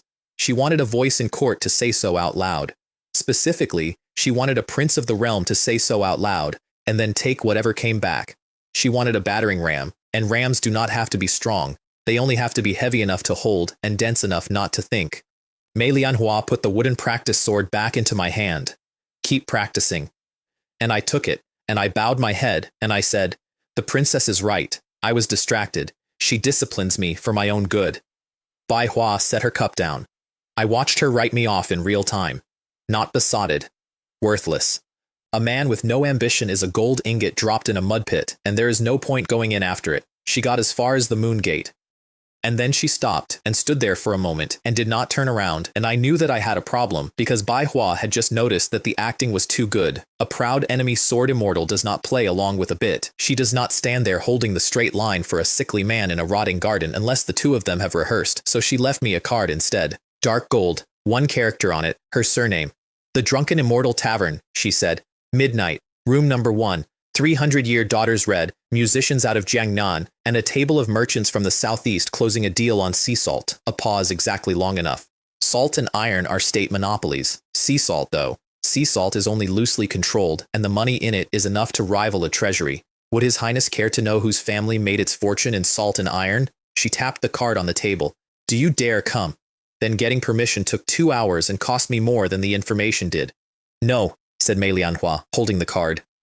The edges of it began to fray, which is what happens to paper when a person who has just regained a thread of spiritual power gets emotional near it. Think about it properly, I said. If I do not go, Bai Hua writes me off as a bad investment, and people do not simply write off bad investments, they sell them at a discount to someone who can still use them. Do you know who is buying? Silence. And if I do go, she doubles down, I said. The enemy of my enemy is a friend I do not even have to pay. And I want you to hear the last part again. What is the foundation of my 3rd brother's entire faction? Salt and iron. No. Fine. You are right, I said, and I put the card down and sat back with a small sigh. You are completely right. I was daydreaming. Honestly, what am I doing? At worst, we simply stay here, and once things settle down, we ask my sister to take us both back to her fief, and we live somewhere quiet, where nothing happens. I let that hang. For a normal person, that is a pleasant retirement. For Mei Lianhua, it was a description of being carried out of a battlefield on a stretcher by another woman in front of everyone, forever. She stood up. With me here, she said. You can go anywhere in this capital you like. Go. But there are conditions. No drinking, you will not touch any woman, and do not smile at her.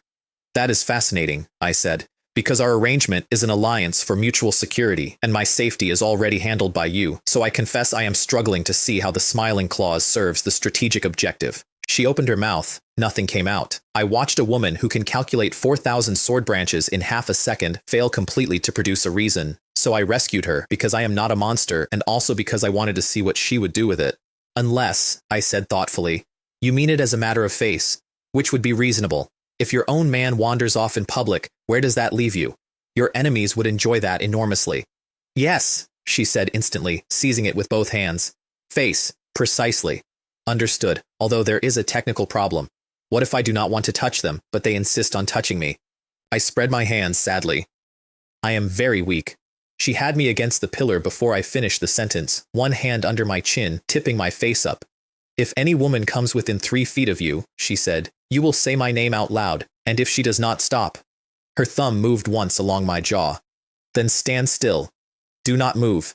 And watch me take her hands off. Then she went into her room and shut the door.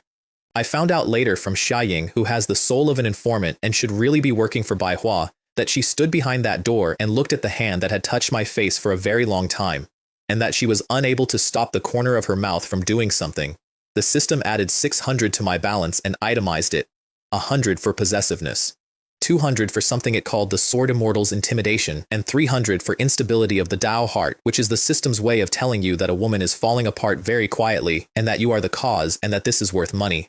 I have thought about that line since. I did not think about it then. She made me change out of the gold brocade robe before we left.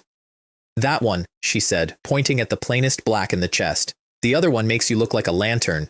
The Drunken Immortal Tavern was 3 stories of red lacquer and hanging lanterns with a plaque over the door in a hand so aggressive it looked like it was trying to leave. Music from the 2nd floor, wine on the air, and a hall that went quiet by degrees as we came through it, the way a pond goes quiet. Look, it is him, the one who fed her cake in front of the whole of Tingfeng Tower, and her. They say she spent months in a northern Yan cell. Who knows what she agreed to in there? The temperature around my left side began to drop. I reached over and stroked the back of her hand, the way you smooth down a cat with its fur standing straight up. It is not worth it. They are speaking about you. They are speaking about both of us, and if you take a step toward them, we hand my brother the entire month for free. Then, because I could not help it. Wait, was that for my sake? Are you worried about me? Move. On the white jade stage at the far end, there was a woman in moon-white gauze with a jade pipa across her knee and exactly 1 ornament in her hair, a plain white jade pin. She was playing to a room of 200 people the way you would play to an empty valley. The system put up her card, and I nearly walked into a pillar. Wen Yangshi, walker of the Tianji Pavilion. Foundation establishment, middle stage. Aura, 1,000 faces, not activated. Destiny value, 912, over 900. The first one I had ever seen apart from the woman standing next to me. And a quest attached, plain as a shop sign. Raise her affection to 20 and take the aura, plus 200 bond, plus root bone, plus divine soul.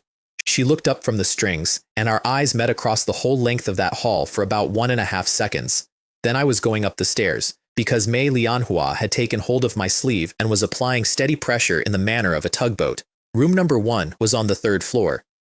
Baihua arrived in fiery red with 2 dancers behind her, and one of them came around the table and offered a peeled grape to my mouth with her fingertips. The corner of the table cracked, not loudly, a hairline running out from under Mei Lianhua's hand. I turned my head aside and moved the hand away with 2 fingers. Thank you, no. The princess does not like me to have wine on me, and I suspect she likes grapes less. Then, to Baihua, send them out. They went out. His Highness is very disciplined, said Baihua, pouring.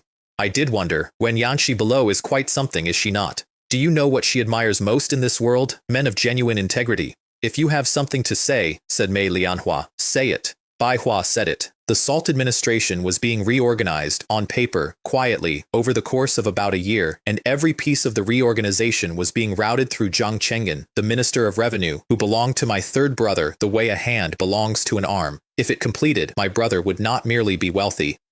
Ying would be holding the country by the throat because you can live without silk and you can live without tea and nobody has ever lived without salt. Baihua could not fight that with money. She needed a banner with a royal surname on it. 2 parts to you, she said. 8 to me, considering that I am providing the men, the money, and the risk. 5, I said. She laughed at me for about 4 seconds and then stopped, because I had not laughed back. We settled at 4. Risk and reward are proportional, I said. Madame Sue's original proposal was for me to supply the name that gets executed and for her to supply the accounting. That is not shrewd, that is optimistic. Then she tested my loyalty, which was fair, and she did it with a dossier. Ying Tao, Vice Minister of Revenue, over 300,000 taels of the Jiangnan salt tax diverted into my brother's coffers across 4 years, with the routes, the dates, and the names of the 2 clerks who moved it, and on the last page, an address in the south of the city, where Ying Tao kept a woman that his wife did not know about. Hand it to the censorate, said Bai Hua. Or if you would rather be quick about it, hand it to Madame Ying, who is the most famously jealous woman in this city. Either way, you have killed a Vice Minister of Revenue before the month is out. That is a very large scalp for a first outing. I read it twice. Then I dropped it back on the table. This work is too rough. Her eyebrows went up half a hair. You kill Ying Tao, and my brother replaces him inside a fortnight with a man named Wang, or a man named Ye, and the only thing that changes is that they are more careful with the paperwork. You want me to cut down a weed for you. I leaned forward. I want to take up the whole field. So here is what we are going to do instead. We are not going to touch Ying Tao. We are going to make Ying Tao a problem that my third brother has to solve personally. I want him to come out from behind the desk. I want him to have to choose, in public, between protecting a dirty man and silencing him, and I want his hands on it either way. I want the dog to turn around and bite its own master, and I want the master to be standing close enough that it can reach. Bai Hua had stopped smiling somewhere in the middle of that. And what do you require from me, she said. For the moment, I said, move a stool, get some melon seeds, and enjoy the performance. Mei Lianhua wanted to leave after that, and I invented a reason to stay. Wen Yanxi is almost certainly Bai Hua's most valuable card, I said, which was true, and I would like to know what she is before she gets played at me, which was also true, and which is the correct way to lie. Half an hour, said Mei Lianhua, and you will sit with your back to the stage. I will watch her. I will tell you what she does. So I sat with my back to the greatest musician in the capital while my wife provided commentary, and after about 10 minutes of this, I picked up a full cup of tea and poured the entire thing into my own lap. I am so sorry, I said, standing up, turning around, and dabbing at myself in the direction of the stage. How clumsy. Below, on the white jade platform, Wen Yangxi's eyes came up, and she looked at a prince who had just soaked himself to get a legitimate excuse to face the front, and she smiled behind the pipa. Affection, 10. Which is when a young man at a table on the 2nd floor stood up, pointed at me, and shouted at the top of his voice, "Look at Prince Ankang. Miss Yangxi's music is so moving that he has wet himself in fright." The entire tavern laughed. 200 people. It went up like a wave and it came down on me, and it was, from a purely technical standpoint, an excellent piece of timing. That was Ying Chang, only son of Ying Tao, and in that instant I stopped being a man who needed a scheme because the universe had just gift-wrapped one for me. I also had about 1 second to work with because Mei Lianhua had gone over the 3rd floor rail. She did not use the stairs. She came down through the air onto the 2nd floor landing, and the wood went white with frost where her feet touched it, and every single person in that building stopped laughing at the same time. "Brother!" I bellowed over the top of her at Ying Chang with enormous delight. You have a fine eye. Miss Yangxi's playing has moved me completely. Such artistry is nothing short of divine. Guards, reward Miss Yangxi with 100 taels of gold. There was a pause.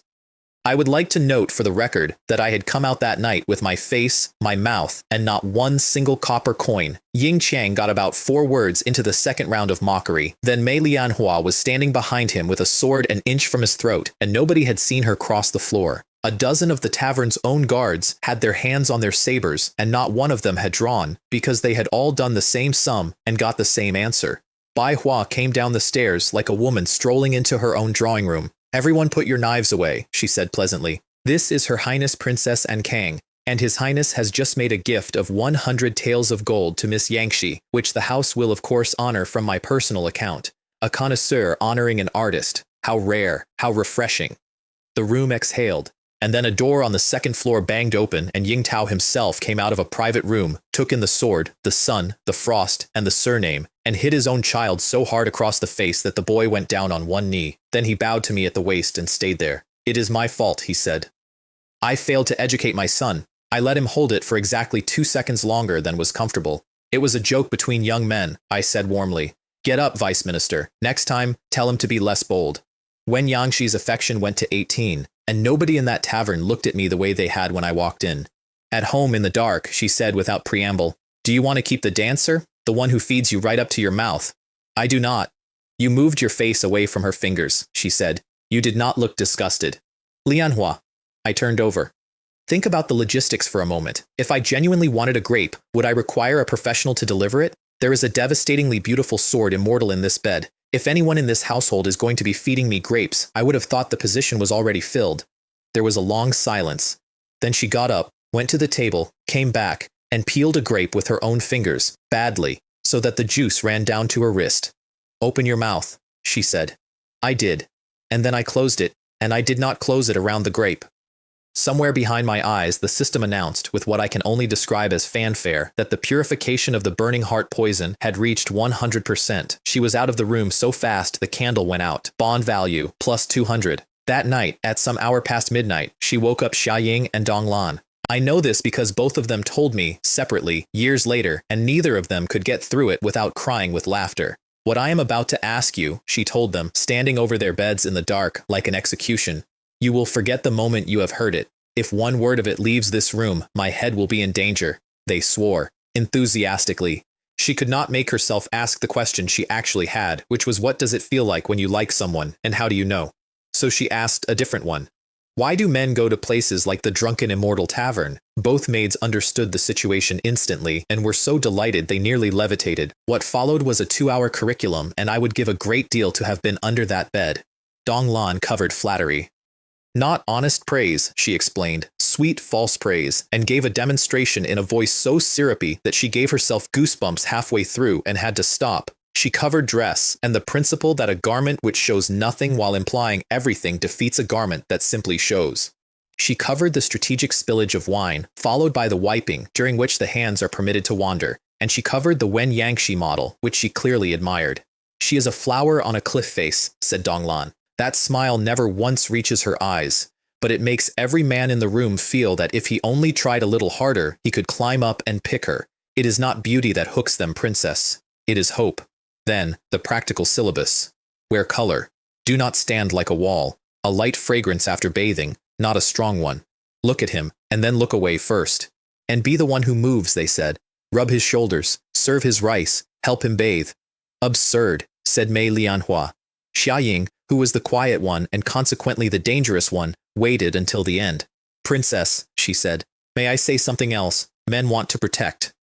All of them, even the useless ones, especially the useless ones. And you are too strong. You never need anything. So occasionally, just occasionally, say that you feel dizzy or lose your balance and fall into him. Mei Lianhua came back to bed and lay down flat on her back with her hands at her sides, strung tight as a drawn bow. She did not put an arm across me that night. It was the first night in 2 weeks that she had not, and I lay there awake for a long time afterward wondering what I had done wrong. She dragged me out of bed before dawn to practice swordsmanship, which was the first sign that something was badly wrong. Watch, she said, snake emerging from its cave. She demonstrated. It was beautiful. Then she did it again at half speed for me to copy, and on the third repetition, at the point of the lunge, her ankle turned and she fell sideways toward my chest. I would like to describe the quality of that performance. Imagine a marionette. Now imagine that the person operating the marionette has read a book about walking but has never personally attempted it. Now imagine that the marionette is also the deadliest sword cultivator in 3 kingdoms, and that from where I was standing, a woman who had never once lost her footing in her life had just launched her entire body at my sternum. I read it as an attack and slid back a full step, exactly the way she had spent 2 weeks teaching me to. She went past me and into a tree. There was a silence in that courtyard that I will remember on my deathbed. It is over, she said, to the tree. I want to note that in the moment, I did not know what was happening. I thought she had genuinely stumbled.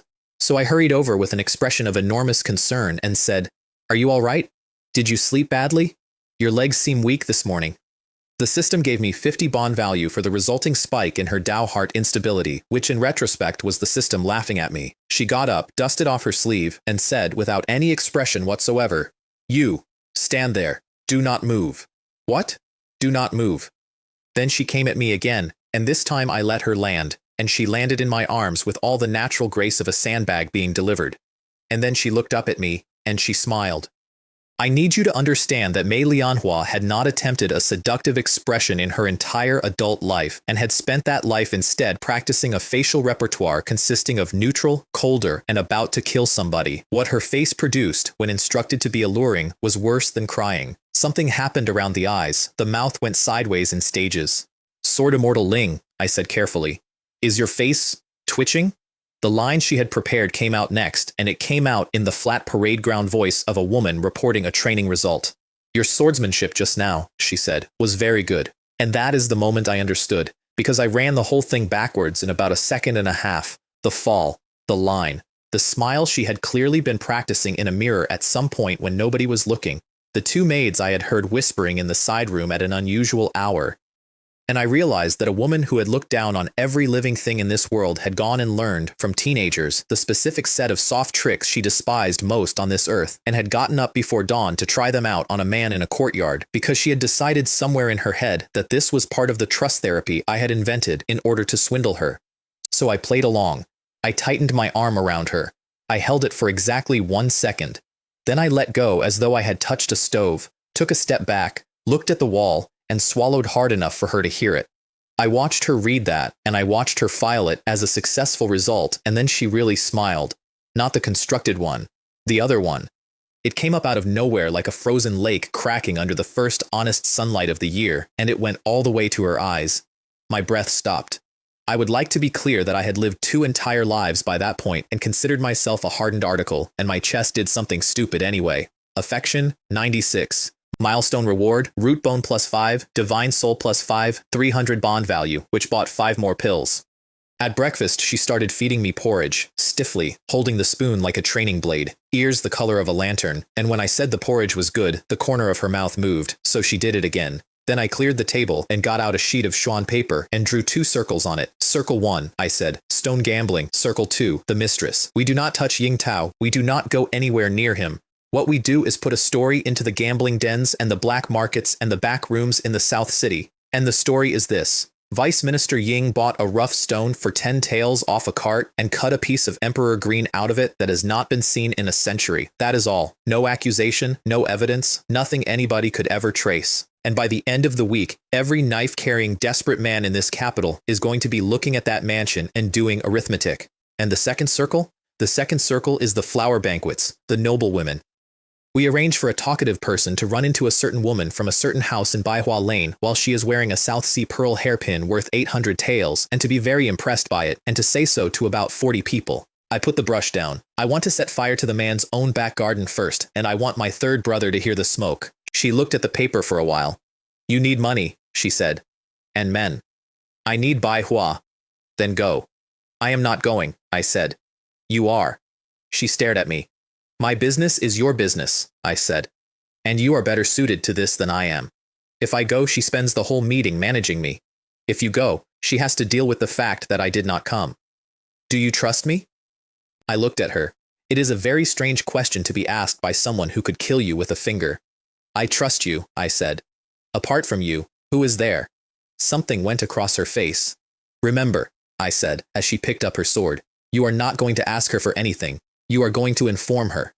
At the door she stopped, not turning around. Wait for me to come back. I got the account of that meeting from 3 separate directions, which is how I know it is accurate. Mei Lianhua put the paper on the table and said 4 words. Ying sent me. Baihua read it twice and then sat back and laughed, and it was a genuine laugh, and she told me afterwards exactly what she had been laughing at. She had understood the design immediately. Ying knew I would be jealous, she said, and jealousy makes women careless, so he sent his wife instead. It settles his inner court, and it warns off a potential threat in the same motion, and it costs him nothing, and he did not even have to leave the house. Then Baihua decided to go for the throat, because she is who she is. Princess, she said, pouring tea neither of them drank. May I offer some advice? From one woman to another? Trust is a lovely thing. It is not a rope. You cannot tie a man with it. A pause. And judging by your composure, and by the way he still keeps a careful distance from you, I would say you have tied nothing at all. The teacup in front of Mei Lianhua developed a hairline crack and did not spill. A man whose heart is large enough to hold a country, Baihua went on pleasantly, how is it going to be filled by one woman? If you rely on affection, affection runs out. If you rely on method, then the only question is whose method is better. And you have no method whatsoever. You have never needed one. Anyone can see it. She smiled. I would not mind teaching you a few. Mei Lianhua stood up and walked to the door and stopped there. There are certain things, she said, without turning around, that I permit a person to say to me once. Then she left. When the door closed, Wen Yangshi came out from behind the screen with her pipa still in her hand.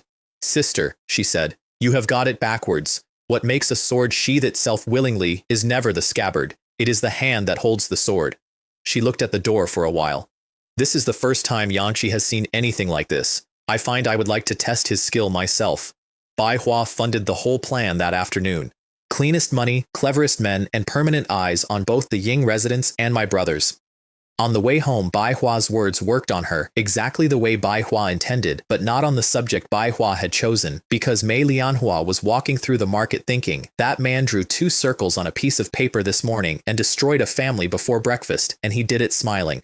And a man like that does not panic because a woman falls against him. His breathing had not even changed. She came through the door and asked me directly, which is one of the things I liked most about her, and one of the things that made her the hardest person in the world to handle. This morning, she said, in the courtyard, were you acting? I laughed, which was a risk, and then I turned it around, which was the whole play. Let me ask you something. A sickly man who cannot kill a chicken, a female sword immortal who can split a mountain. She throws herself into his arms. What precisely is he supposed to do? I counted it off. If I push you away, I am ungrateful, and you cut me. If I hold on tight, I am disrespectful, and you cut me. So I pretended to be a flustered novice so that the great swordsman would find it amusing and let go with everyone's dignity intact. I spread my hands. Or would you have preferred I did something else? She opened her mouth. She closed it. Because every word of it was true, and she was in fact vastly stronger than me, and any objection she raised now made her sound like a tyrant complaining that her victim had flinched wrong. I was not going to kill you, she said weakly. Besides, I said, if I had not cooperated, how would you have found out whether your technique works? Boring, she announced, and walked out. Bond value, plus 150. The story went into the city 3 days later, and I have to say the professionals earned their money. It began before dawn at a gambling house called Tongtian Baoju, where a ruined man who had just lost everything told the room bitterly that some people had all the luck and that Vice Minister Ying had dug a box of previous dynasty gold ingots out of his own back garden while putting in a pond. By breakfast, there were 4 versions. The gold was in an old well. The gold was on a piece of worthless land he had bought cheap that turned out to have an official buried under it, and running alongside all of it, growing, the story of a rough stone bought for 10 taels and cut open to reveal Emperor Green, which a merchant had offered 100,000 for on the spot and which Ying Tao had refused to sell. By nightfall, there was not a single knife-licking desperado in that capital who was not thinking about one unremarkable mansion in the eastern quarter, and in parallel, at the Marquis of Yongning's flower banquet, some 40 noblewomen learned about a South Sea pearl hairpin worth 800 taels and about the pretty young woman in Bai Hua Lane who had been wearing it and about which household she belonged to. My brother read the reports 2 days later and got it almost right, which was the best possible outcome. It is aimed at me, he said. It puts every outlaw in the capital in front of Ying Tao's gate, and it makes me doubt the loyalty of my own people, both at once. It is not subtle. Ying set the paper down. It is crude. It smells like our elder brother's household. The crown prince has been reading books about statecraft again. And my face did not come up once, because a good-for-nothing hiding behind his wife's skirts does not merit a place on the board. Then he made the decision that finished Ying Tao, and he made it for entirely reasonable-sounding reasons. Tell Ying Tao to clean up his own mess, he said. Loyalty is only worth something when it has been tested against temptation. Let us find out whether this dog can bite, or only wag. Meanwhile, at home, my wife had decided that my body was too stiff. I want to be precise about the sequence of events, because I believe I was owed a warning. First, she knelt into the small of my back and folded me backwards until I could see the ceiling beam behind me. Then she put me face down and pressed one hand on my shoulder and pulled my ankle with the other until something in my spine went off like a firecracker in a bucket. Mei Lianhua, I said, into the floor. Are you crippling me on purpose so you can requisition a newer prince? Then she stood me up and raised my leg until my knee was somewhere near my ear. Bond value plus 60. Then plus 50. The system was enjoying itself. At one point in the middle of all this, my face got pressed somewhere warm, and I lost my train of thought for a moment, and when I got it back, I said, with my remaining breath, Great Sword Immortal, be honest with me, is any part of this professional? She did not answer. She turned away, and I saw the edge of the smile before she got it under control. That night, the thing we had both been working toward for a month finally happened, and it happened while we were asleep. The poison was gone. It had been gone since the grape. And with it gone, and the meridians at 100%, the aura moved into Phase 2, and Phase 2 is where the arrangement stopped being charity and became a machine. At 96 affection, half of everything she gained came back down the channel into me. I woke up because my blood was on fire. Life force, 5,000, 6,000, 8,000. The numbers went by so fast I could not read them, and every single one of them was arriving somewhere in my chest as heat. When it settled, I was something the system labeled innate martial artist, top tier. Life force, 9,850. Root bone, 47. Divine soul, 40. 6 weeks earlier, I could not cross a room without holding the wall. On her side, the Kui refinement she had rebuilt from nothing went up like a rocket and did not stop until it hit the peak of the 9th layer, and the meridians it went through were wider and cleaner than the ones she had been born with. She sat up in the dark and looked at me and could not speak for a while, because she could see what was in my blood now, and it was well past any innate master in the Empire. Naturally, I tried it out. I got a grip on the arm across my chest and attempted to lift it. She let me get it about 2 inches. Then, without appearing to exert herself at all, she put it back, rolled, and I found myself flat on my back, looking up at a woman kneeling over me with both my wrists in one hand. "Because you have gained a little strength," she said. "You thought you could turn the tables?" I did think that, briefly. "Is that all the power an innate has?" Then she twisted my arms behind my back and put my face in the bedding, and I said indistinctly, "I was wrong. I concede. Even if I become a land immortal one day, in front of you, true immortal, I will always be a junior. Bond value, plus 200. And then I ruined the entire evening by trying to be precise. I sat up afterwards and, feeling generous and organized, laid out how I saw us. An equal partnership, 2 parties with complementary assets. She was the sharpest sword in the alliance, and I was the hand that wielded it, and I proposed a 60-40 split of any profit arising in her favor because I thought that was handsome. She went quiet. Not angry quiet, something else. She lay down facing the wall and stopped answering me, and I cycled through every explanation I had and got all of them wrong, and finally the system took pity on me and spelled it out. Attachment, belonging, bond value, plus 300, which is the system's way of telling you that you have hurt somebody. And then I saw it, and I felt like the stupidest man in 3 kingdoms. Partnership. Cooperation, alliance. Every one of those words has the same thing buried in it, which is that it can be dissolved. Partnerships end, alliances lapse. A woman who was poisoned by the person closest to her in the world does not need a business associate with a favorable profit share. She needs to know that there is one arrangement in her life that does not have an exit clause. I used the wrong word, I said to her back. There is no cooperation between us. She did not move, but her shoulders changed. "Do you understand what happened tonight?" I said. "That breakthrough was not mine. There is nothing in this body that generated it. You climbed, and what you gained came down the channel and washed through my blood, and I am what I am now because of what you did. That is not 2 parties trading. That is one thing with 2 ends." I chose the next part carefully because I meant it and because I needed her to keep it. "You are a peerless divine sword that somebody sealed in a wall," I said. "I am the scabbard that was made for you. Alone, a sword like that gets stolen, or it rusts, or it is used by the wrong hand. Alone, a scabbard is a piece of wood. Together, we are a weapon. The stronger you get, the stronger I get. There is no version of this where we are separated, because separated we are 2 broken objects." She turned over and pulled me in and held on hard, and after a while she said, into my collar, "Do not abandon them. I will not abandon you." A pause. "And you are not allowed to find other women," she said. "And that place. The drunken immortal tavern, and the one with the pipa. She is the worst of them." "Ah," I said. "Now, on that subject, there is the matter of the imperial line. The dynasty does have certain expectations, and we cannot rely for the next 40 years on you, a fake princess, to—" "Be quiet." My face was returned to her collarbone with some force. "Do not worry about it," she said. "I will think of something later. I only mention it because the Ministry of Rights keeps a list, and I understand the Marquis of Yongning's 2nd daughter is—" "None of those shifty women," said Mei Lianhua, "will be entering the prince's residence. Bond value, plus 250. The piece was purchased at the cost of 1 phrase, which was Princess Consort, and which I used seriously for the first time that night. So the accounting for the evening ran as follows. I had gained a body that could take a punch, and I had also successfully converted the greatest sword immortal of her generation into a difficult woman I was never going to be able to get rid of. I have never made a better trade. In the morning she dressed me, she handed me my undergarment, she held the outer robe open, she adjusted the belt and squared the shoulders with the expression of a woman inspecting a blade for burrs, which is exactly what it looked like, because she was applying the only competence she had. I checked her card while she did it. Chi refinement, 9th layer, peak, technique, the Tai Yi Yin Yang sword, spiritual root, heavenly grade, Talent, innate sword style, affection, 96. Then she took me out to the courtyard and told me my boxing was garbage. All of it is brute force, she said. You are full of openings, and you cannot access even a third of what you now have. Power does not begin in the arm. It begins in the ground.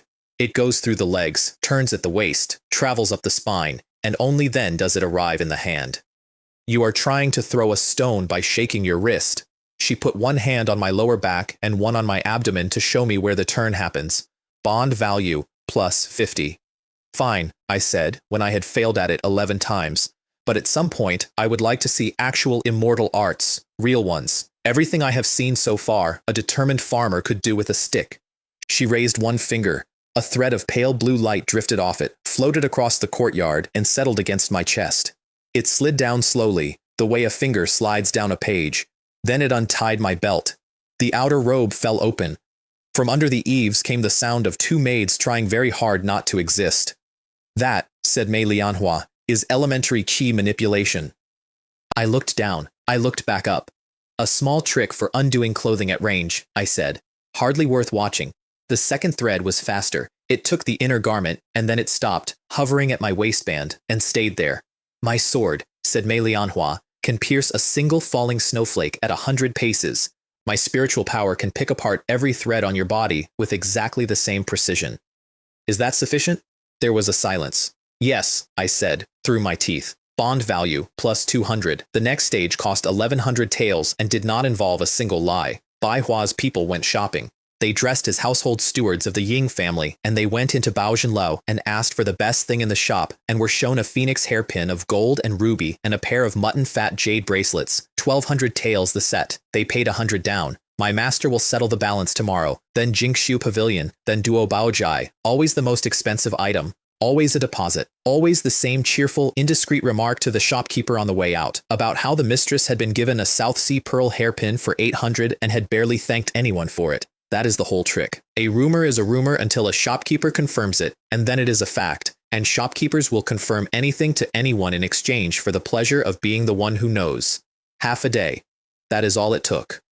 Madame Ying is the most famously jealous woman in this city, said Bai Hua, watching it spread from an upstairs window with Wen Yanxi beside her. Her husband comes into a fortune and spends 800 taels on a hairpin for a girl in Bai Hua Lane. If she swallows that, I will change my name. Then we gave her a small gift, because there is no point building a fire and not handing someone a match. An unsigned letter went over the Ying family wall at dusk. Inside it were two things. An address, south of the city, Bai Hua Lane, number 3, and a rubbing taken from a genuine receipt at Baozhenlou. South Sea Pearl Hairpin, 1, 800 taels, 20 years of marriage. And she stood in her own courtyard and hesitated over that piece of paper for a long time, and I think about that sometimes. Then she called for 8 servants and a carriage. The gate at Bai Hua Lane went in without a knock. The mistress got exactly one word out before Madame Ye struck her across the face and had her tied to a pillar in her own front room, and then the woman turned to her staff and delivered a line the entire lane heard. Every stitch and thread in this house belongs to the Ying family. Take it. They took it. Furniture, chests, curtains, the pearl hairpin, which Madame Ye personally broke on the floor first, and then the doors. It went onto carts in the street in front of about 200 spectators, and it took most of the afternoon, and nobody in that lane went indoors once. Ying Tao came at a run from the ministry, and forgot his official hat on the way. Ying arrived to find a stripped courtyard, a weeping woman tied to a post, and his wife standing in the middle of it directing the loading. By the following morning the label had set, and labels of that kind never come off. Greedy, lecherous, a man who cannot manage his own household. And out in the street beyond his mansion wall, the loiterers had begun to arrive. They did not do anything. That was the beautiful part. They stood around in 2s and 3s, at the corners, all day and all night, looking at that house the way wolves look at meat. One drunk tried the wall and came off it with a broken leg. Ying Tao hired martial artists. Ying barred his gates. Ying stopped going to the ministry.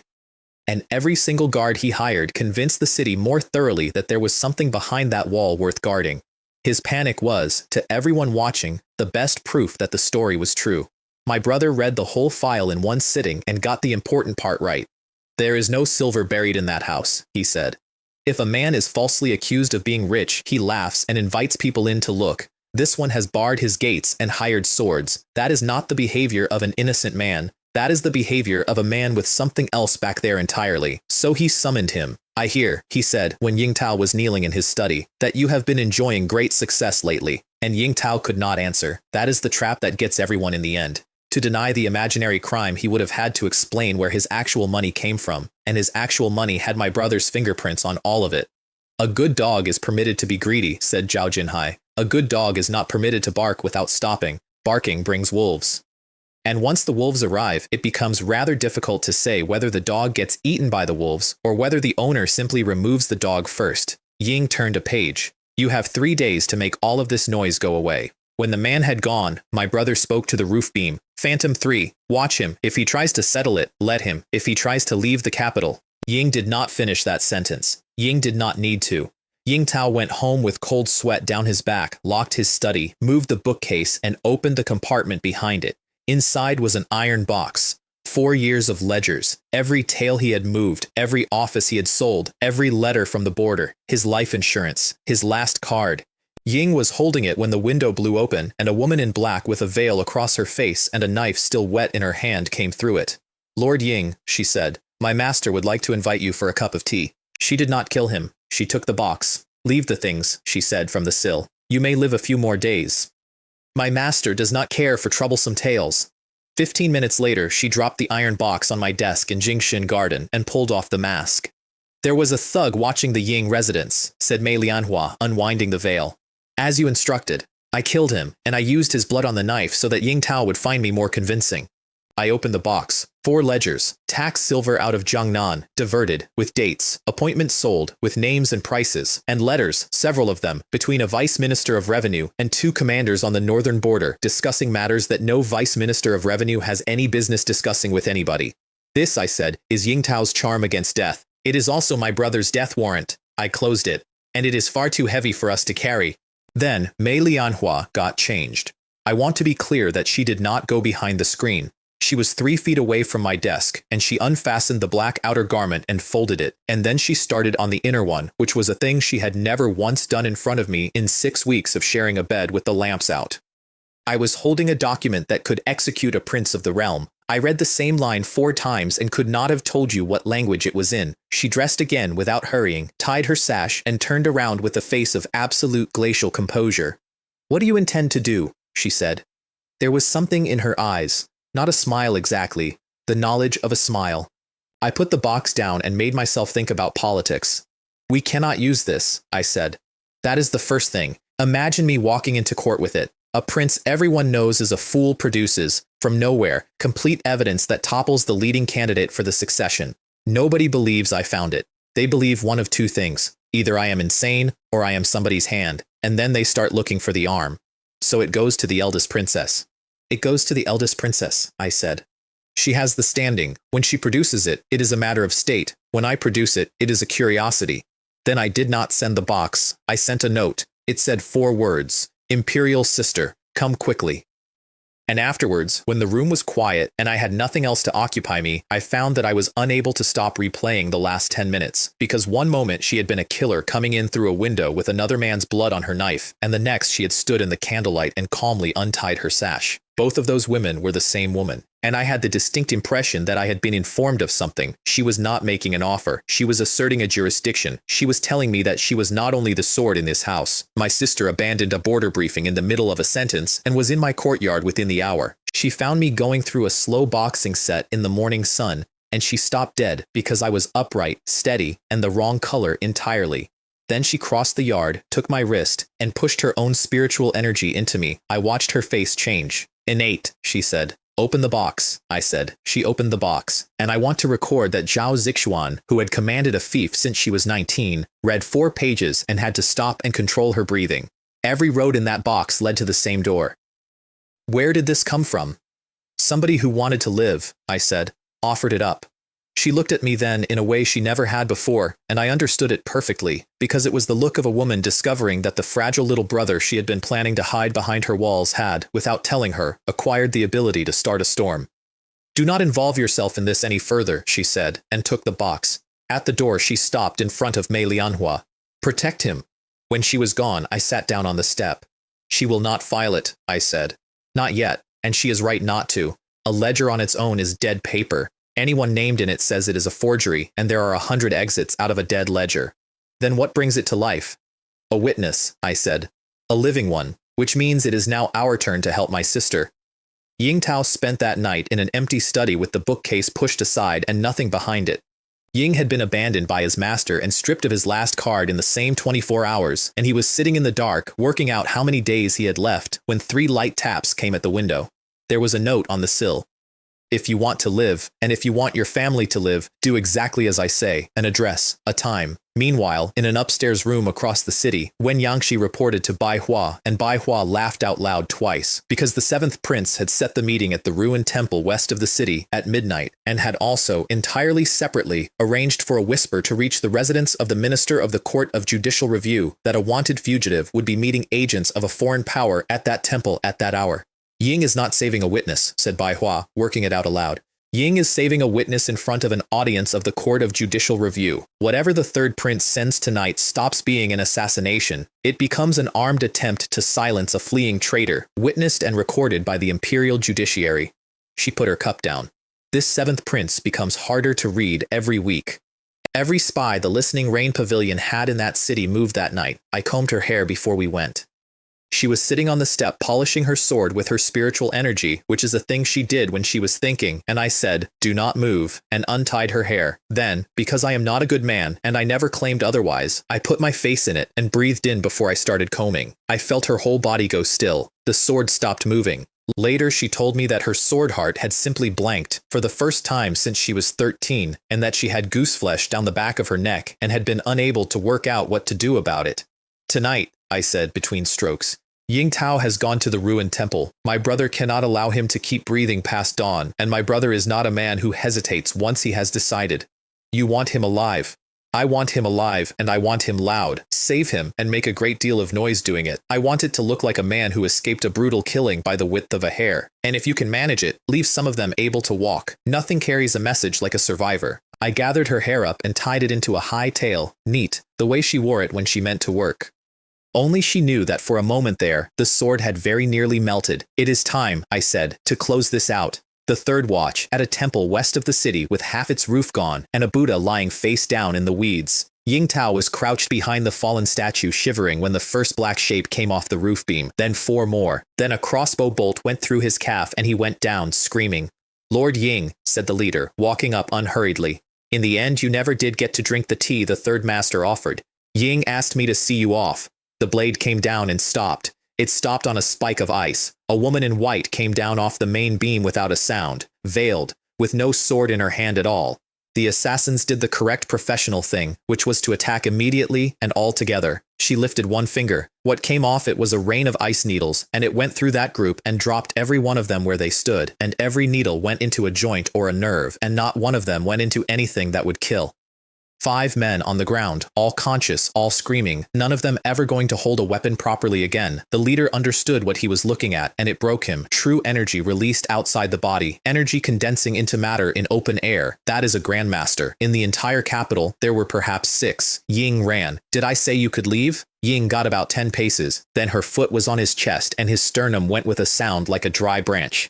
"Go back," she said, "and tell your master. I will be protecting him." And that is when the torches came out of the tree line on all sides, and the Court of Judicial Review's men closed the temple in a ring. Ying Tao's face lit up with the purest relief I have ever had described to me. Then the point of her sword arrived at his throat. "You want to live," she said, "then cooperate." She walked him out through the cordon with a blade at his neck and 40 men watching, and not one of them dared put a bolt in the air, because the hostage was the only witness anybody had. And Ying Tao, being walked backwards through a ring of imperial officers with a sword at his throat, filled his lungs and screamed at the top of his voice, "Lord Wang, save me. I am Ying Tao, Vice Minister of Revenue. The 3rd Prince's men are hunting me. I have evidence of his corruption and his bribery." Minister Wang Dequan arrived to find 5 crippled assassins who were extremely alive, a temple full of his own men, and a captain who volunteered, immediately and without being asked, that this subordinate had not heard anything, which was noble and also completely useless, because about 60 other people had, and by dawn, there was not a noble household in that capital where it was not being discussed over breakfast. My brother received the report standing up and did not sit down for a long time. "They knew," he said. "They knew I would move. They knew the night, and they knew the hour. and they put the court of judicial review in the field before my men arrived. Ying put the paper down very carefully. Ying Tao is alive. Ying Tao is talking. And I am now a man caught with both hands on a witness's throat. His people could not identify the Grandmaster. Female, veiled, ice attribute, no sword drawn, style unrecognized. It is as though her martial arts appeared out of thin air, Your Highness. And then the face came to him, and he stood there in the middle of his study and said it out loud. What a remarkable manhua to be capable of such patience. Which was, I want to point out, the correct answer to the wrong question, and it cost him the next 2 months. His new order went to Vice Minister Ye Shu at the Ministry of Justice, who owed him considerably more than money. Take Ying Tao off the Court of Judicial Review. That man's mouth is going to be opened by me, and then it is going to be closed permanently. And my sister, reading her own copy of the same report, said the thing that I heard about later and enjoyed enormously. A living Ying Tao who has publicly named the third prince in front of the imperial judiciary is worth more than 10 ledgers. My brother did not merely hand me the knife. Ying sharpened it first. A pause. How many more surprises is that boy carrying? Then she took the box to Sinning Palace, and the Empress Dowager killed it in under a minute. Sandalwood smoke. Gold scissors. Mangruoxi turned 2 pages of a document that could have ended a prince, and closed it. It is an account book, she said. There are people who would like Jinhai to fall, and they could stand in a line from this hall to the northern border. Facts of this kind require verification. By someone. I have a witness, said my sister. Your witness. The Empress Dowager set the box aside. Would that be the female sword immortal, the one called Mei Lianhua, the one who lives in Old Seventh's Jingxin Garden? She looked up. So tell me, who saved Ying Tao that night? Your people or Old Seventh's? My sister had no answer, because there was not one. Behind Jinhai, said the Empress Dowager, there is a structure that took 20 years to grow. Pull him out of it and the structure does not vanish, it simply stops having a head, and the crown prince cannot hold it. So who stabilizes the empire? As long as the throne stands, the foundation does not shake. Take these things back. I have not seen them, and I know nothing about this. And then she offered her help, which was the worst part. This fire was started by Old Seventh. Go and ask him how he intends to put it out. Let him fight Jinhai. Whichever of them wins, the court still belongs to the Gu family. She was going to sit on the hill and watch 2 tigers, and she was going to use her own grandson as the stone you throw into a pool to find out how deep it is. My sister walked out of that palace with her hands cold. She came straight to me and put the box down on my table hard enough to make the pieces jump on my chessboard. Grandmother will not intervene, she said. She told me to come and ask you how you plan to handle it. I know, I said, and put down a black stone. You know. She has never once done a thing that did not benefit her. Why would she step into a fight when she can sit above it and watch 2 men wear each other out? I put down a white stone. Imperial sister, sit down. The board is not even filled yet. That is when the palace arrived at my gate, not a runner. The emperor's own chief steward, in person, with an escort, at an hour when nobody in that palace moved for anything. His Majesty had come out of seclusion at dusk. Every prince and every princess was to present themselves at the Hall of Supreme Harmony at dawn. Not one, said the steward, may be missing. My father had been sealed in a mountain for years, and he had chosen to come out on the exact eve of my brother's collapse, and I did not believe for 1 second that this was a coincidence. Ying has ruined everyone's plans at once, I said when the gate closed. Which also means he has just moved the board. This is no longer a matter for the ministries. It is now a family matter, and it will be settled in front of my father. Late that night, I looked out, and Mei Lianhua was alone in the courtyard, wiping a sword that did not need wiping. Anyone who intended to harm me the next morning, emperor or army, was going to have to get past her first. She had already decided that. She was simply making sure the tool was ready. All 7 of us stood in that hall the following dawn, and it was the first time since I had woken up in this body that I had seen my own family in one room. My father sat at the top of it. Middle years, black hair, a broad, calm face, and eyes like the surface of a very old well, which is to say you can see straight down, and there is nothing down there but more depth. Beside him sat my mother, the Empress, Xiaowanji, who looked about 19 and had held that seat for 2 decades, which tells you what cultivation does to a face. Ying asked after my health first, politely, in the tone of a man confirming an inventory item. Then he turned his head. Third son, I hear you have been causing quite a stir in the capital lately. And he threw a ledger onto the floor. It skidded across that polished stone and stopped in front of Zhao Jinhai, and the sound it made in that silence was the loudest thing I have ever heard. Can anyone in this room, said my father pleasantly, explain to me what that is? My brother knelt, and I have to give him this much. His apology was a masterpiece. Ying took full responsibility for having trusted an official who turned out to be corrupt. Ying described his own oversight in managing the Ministry of Revenue as a serious failure. Ying asked to be punished. Ying did not, at any point, deny a single thing in the ledger because he had read the room in about a second and a half and understood that denial was not the crime being tried. Ying was right. "I do not care that you are greedy," said my father. "The expenses of a prince are already extravagant. I do not care that you build factions. Every one of you builds factions. That is what you are for. What I care about is that you are not clean. You let your seventh brother take the opportunity out of your hand in front of the entire court. You could not manage one vice minister of revenue without turning it into a public scandal with witnesses from the Court of Judicial Review." Ying leaned back. "Is this the extent of what you learned while I was in seclusion?" That was the whole judgment, not the theft, the clumsiness. Authority over the Ministry of Revenue was revoked. Half a month confined to his residence for reflection. I watched my brother touch his forehead to the floor and thank our father for the correction, and I understood exactly what had just been taken from him, not his faction, his purse, one arm at the shoulder. Then my father gave us all a lecture, and it was the single most useful hour of my life in that world. The immortal Tao shattered a very long time ago. Spiritual energy withered off this world like water off a hot stone, and for 2,000 years there was nothing but men and steel. So the god of war created the martial path, and Great Jing was founded on it, and every one of my ancestors on that throne was a martial monster, and then the family stopped cultivating the martial path and started cultivating spirit instead, not because it was stronger, because it was longer. "A martial land immortal," said my father, "lives 300 years. Foundation establishment, 2 to 300. A golden core." Ying paused. 800. That is the whole of court politics in this empire, laid out in one line. Everything I had been watching was a scramble for extra centuries, and the spiritual energy was coming back. My fourth brother had sent word from the Zixiao sword sect that a nascent soul cultivator had been born there, the first in an age. The world was refilling, and every great power on it had felt the water rising. Then my father released his aura. I want to describe what that was like. There was no wind and nothing moved. What happened was that the room stopped being a room and became the inside of something's mouth. 6 of my 7 siblings went down, or nearly went down. My 5th sister put a hand on a pillar.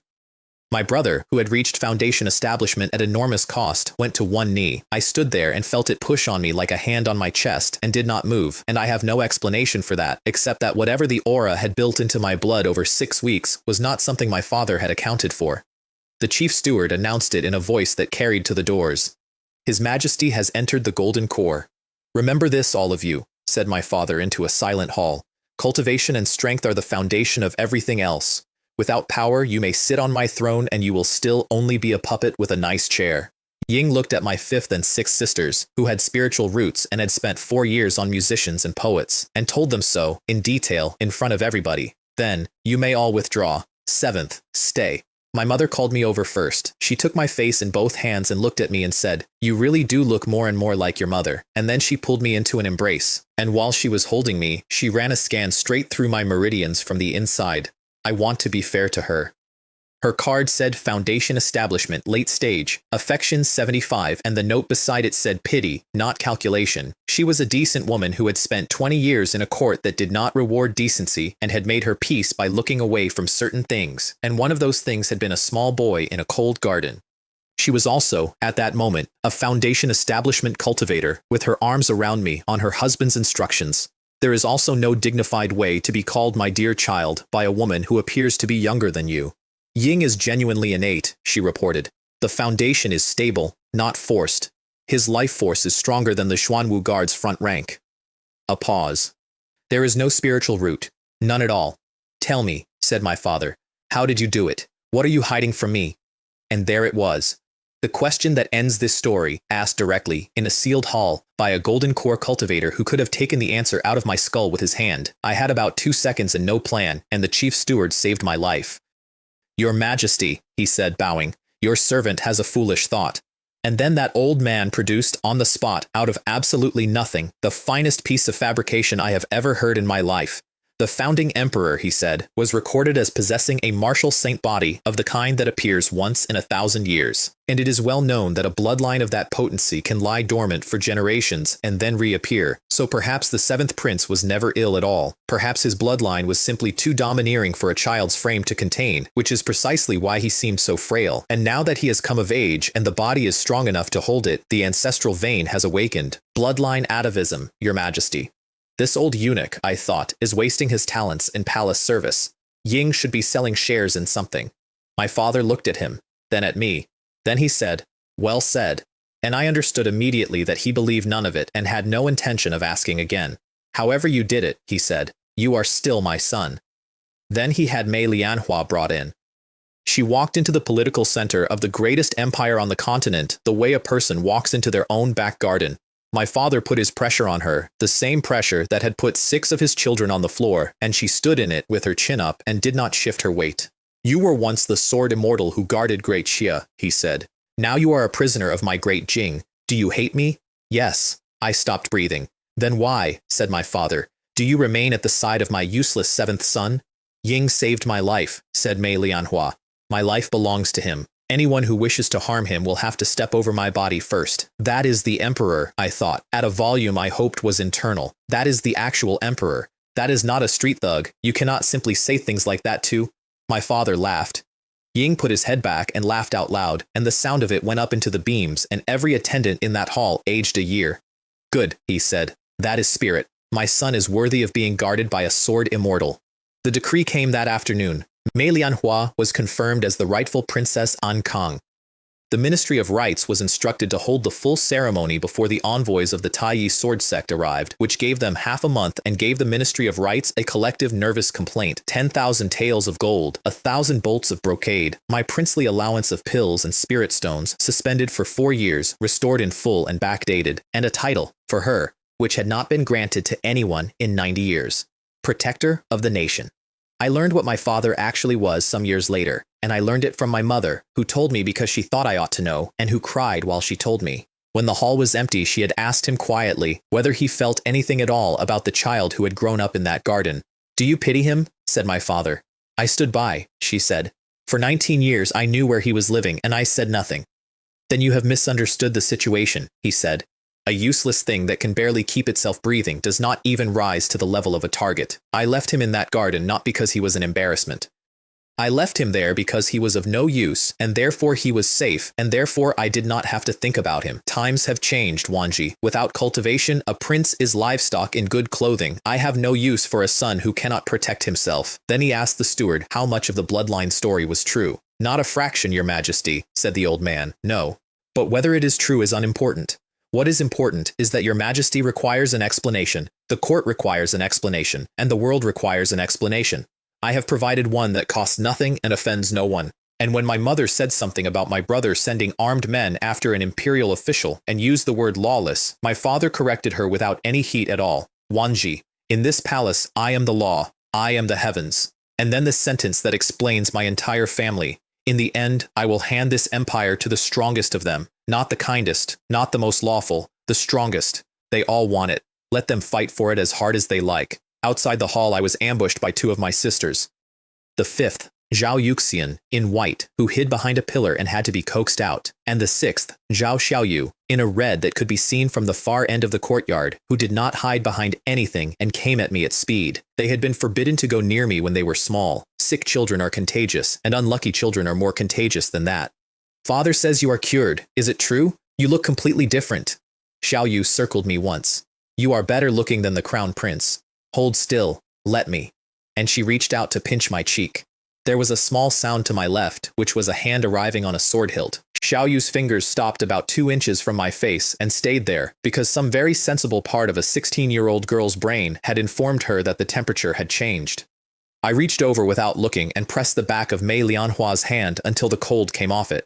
"Sixth sister," I said. "My face is real. There is no need to test it. Bond value, plus 100. Root bone, plus 2. I heard them conferring later, on the way out, in the carrying whisper that runs in this family. "We cannot keep calling her sister-in-law. It is too general." 7th sister-in-law. "Yes, 7th sister-in-law." The other decree was read out at Jingshan Garden 3 days after. Ying Tao executed, estate confiscated, and the Ankong prince's residence granted to me, and since the Ankong prince's residence did not exist yet, the Ministry of Rights had been instructed to select something suitable. They selected the Ying Mansion. We went to look at it on a bright afternoon on Vermilion Bird Street with a crowd forming behind us, and the officials from the Ministry of Rights waited for me to say something appropriate about the Emperor's grace. "Take it down," I said, pointing at the plaque over the gate. Two men went up a ladder and took down the board that read Qian Residence and dropped it in the dirt of the street, and the crowd made a noise, because everyone in that city knew whose man Ying Tao had been. That was not a plaque coming off a gate. That was my brother's face coming off in public on the busiest street in the capital and being left in the road for people to walk around. Inside, I decided to conduct an experiment. "This is a good courtyard," I said, in the west wing. "Quiet, well away from the main buildings, excellent light, you could live here." Her hand closed around my wrist. "Have you forgotten what you said?" said Mei Lianhua. "Sword and scabbard. Can a sword leave its sheath?" "Beaten with my own material." "Fine." "Your meridians are fully recovered," I said. "The poison is gone. There is no medical reason left for a dignified sword immortal to keep sleeping beside a man like a household brazier." "Your realm," she said, "was force-fed." "My what?" "Your foundation went up too fast. It is a tower built on sand. At night, when you are not conscious, your life force destabilizes, and it must be suppressed by external sword intent applied directly, or you will suffer chi deviation and lose everything you have gained." She looked me straight in the eye while saying this. Unless, of course, His Highness would prefer to go back to being the man who could not walk across a room. I want the record to show that not one word of that had any basis in anything. I want the record to also show that she constructed it on her feet in 4 seconds and delivered it with a completely straight face and then walked away with her ears going red. The mansion had 9 courtyards, 4 halls, a lake, and a garden with a rockery in it. My personal living space had not increased by a single square foot. This woman learns too fast. My brother, confined to his residence with half his power gone, wrecked his own study and then sat down in the wreckage and made his next move, and it was the first genuinely dangerous thing he had done. Ying still could not make himself believe that his idiot brother had a brain, so he assigned the whole campaign to her, which meant that in his mind he was not fighting a prince. Ying was fighting a foreign sword immortal who had somehow gotten her hands on the reins of one. "She uses rumors," he said. "Then so will I. Tell the city about our newly appointed protector of the nation. Tell them what the honored disciple of the Taiyi sword sect was doing 14 years ago. Yanmen Pass. Who was it that took the head of General Wang?" General Wang was a great grandmaster, and half his old subordinates are still serving in the capital garrison. Ying set his brush down. "I want every man in this city to want to tear her apart at the sound of her name. Father made her protector of the nation. Let us see how a woman the people despise protects a nation." But that had not landed yet. What landed that week was my 6th sister, at my new gate, with a housewarming gift. My eldest sister had already sent 20 of her personal guards with instructions to treat me exactly as they treated her, which the captain relayed to me with a completely straight face while 11 of them stood behind him. Then the 2 princesses arrived. Yuxian brought a 300-year spirit plant in a pot, presented in a whisper. Xiaoyu brought a crimson sunfruit the size of a fist, cracked the rind with her thumbs, and lifted a piece straight toward my mouth. Mei Lianhua was between us before I saw her move. She took the fruit out of my sister's hand. She turned it over. Then, a thread of sword energy about as thick as a hair went around the outside of it and peeled the entire rind off in one continuous unbroken spiral, and she examined the flesh with the gravity of a physician. "It is not poisoned," she announced, and then she fed it to me herself, using precisely the gesture she had just taken it away from. My 6th sister's affection went up 5 points. I have never fully understood that girl. Bond value, plus 100. The gossip they brought was worth more than the fruit. My brother had, at some point in the last fortnight, slighted the Empress. Not carelessly, deliberately, in a way that could not be walked back, and the Empress's brother, Meng Yuan, commands the Imperial Guard of the capital. The Xiao family and the 3rd prince had come apart. When the girls had gone, I looked at my wife. 2 princesses, I said, who would faint if a chicken was killed in front of them, and your sword energy nearly frosted the flower beds. Nothing. And another thing. I sat down on the rail. You hold on to me all night, every night. Are you not the least bit concerned? I am a man. As of last week, I am a rather more energetic man than I was. Are you not worried that one night I might simply eat you up? Can you beat me? Fair. Mei Lianhua, I said. Her head came up, because I had never once used the whole thing. Tell me the truth, I said. Have you fallen for me? And I watched the most decisive mind I have ever met go completely blank, because she did not have the word. She had never been taught the word. Nobody had ever sat that woman down and explained what liking a person is supposed to feel like from the inside, and her entire emotional vocabulary consisted of mine, protect, and cut. She said, I am going to go and practice my sword.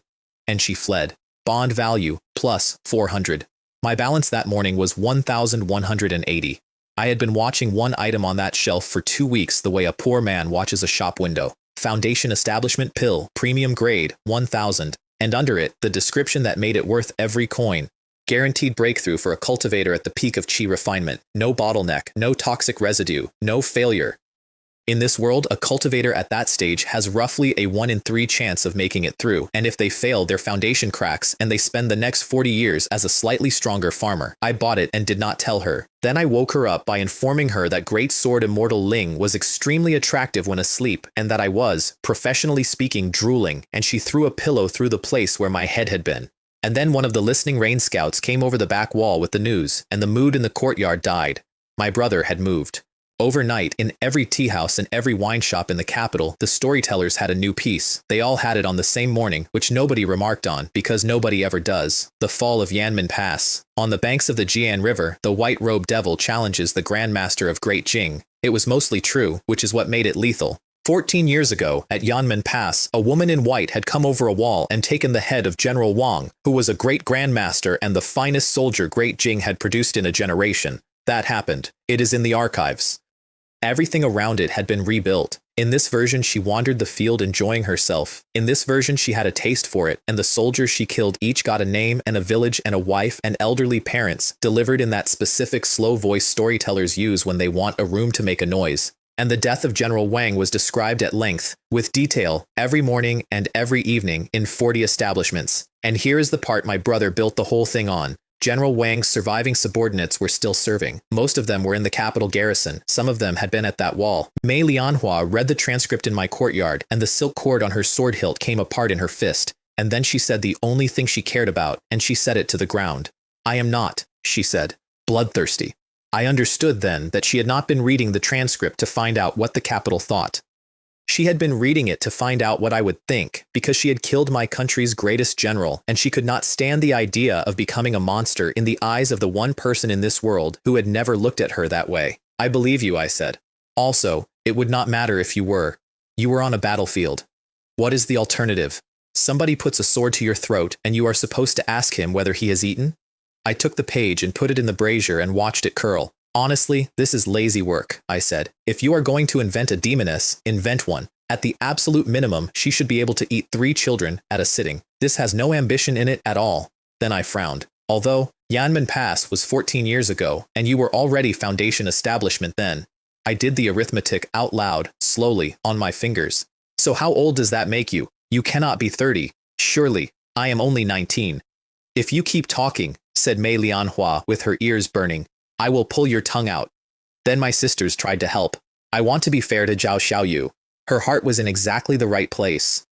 She had met Mei Lianhua 3 times, decided she was wonderful, heard the whole city calling her a demon, and become genuinely furious about it. Unfortunately, her chosen instrument was a full royal procession, palanquins, banners, 24 eunuchs, a gong. She went to the byway tea house at the busiest hour of the afternoon, had the gong struck for silence, and personally addressed the room in order to refute the rumors. Her evidence was this. Yesterday, I offered my 7th brother a fruit, and my 7th sister-in-law took it and inspected it with her sword energy before allowing him to eat it, and then she fed it to him herself. Would a demon be so careful? There was a pause. Then a man near the back said, in the reasonable tone of somebody thinking aloud, But, Your Highness, if she had to inspect a fruit given by his own sister, does that not mean she does not trust you either? That is not gentleness. That is a woman who will not let a prince of the realm accept anything from anyone without her permission. The room made a low noise of agreement. And then he asked the second question, and I have always assumed he was paid for the first one and given the second as a bonus. Besides, in war, each man serves his own ruler. Nobody blames her for that, but His Majesty has given an enemy general the title Protector of the Nation. Has the imperial family forgotten what was done to us? Has it forgotten our dead? My sister, who is 16, had exactly one answer available. Insolence. Guards. Arrest that man. Which is, of course, the perfect ending to the story from my brother's point of view. A princess of the realm, unable to answer an ordinary man's question, ordering him dragged out of a tea house. And in a second-floor booth, someone was watching all of it and laughing, black gauze cut high on the leg, bare feet, silver bells on one ankle that did not make a sound when she moved, which is a detail I have never stopped disliking. A face of complete childlike innocence sitting on top of a woman who had killed more people than the garrison. A young nobleman went over to introduce himself. She flicked a melon seed shell at his knee without turning her head, and he went down and did not get up. She had come to the capital for one reason, which was to watch her lifelong rival be humiliated in public.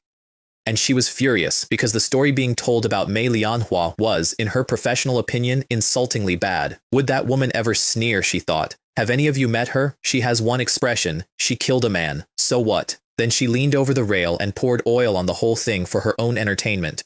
What a lot of ants, she said to the entire room.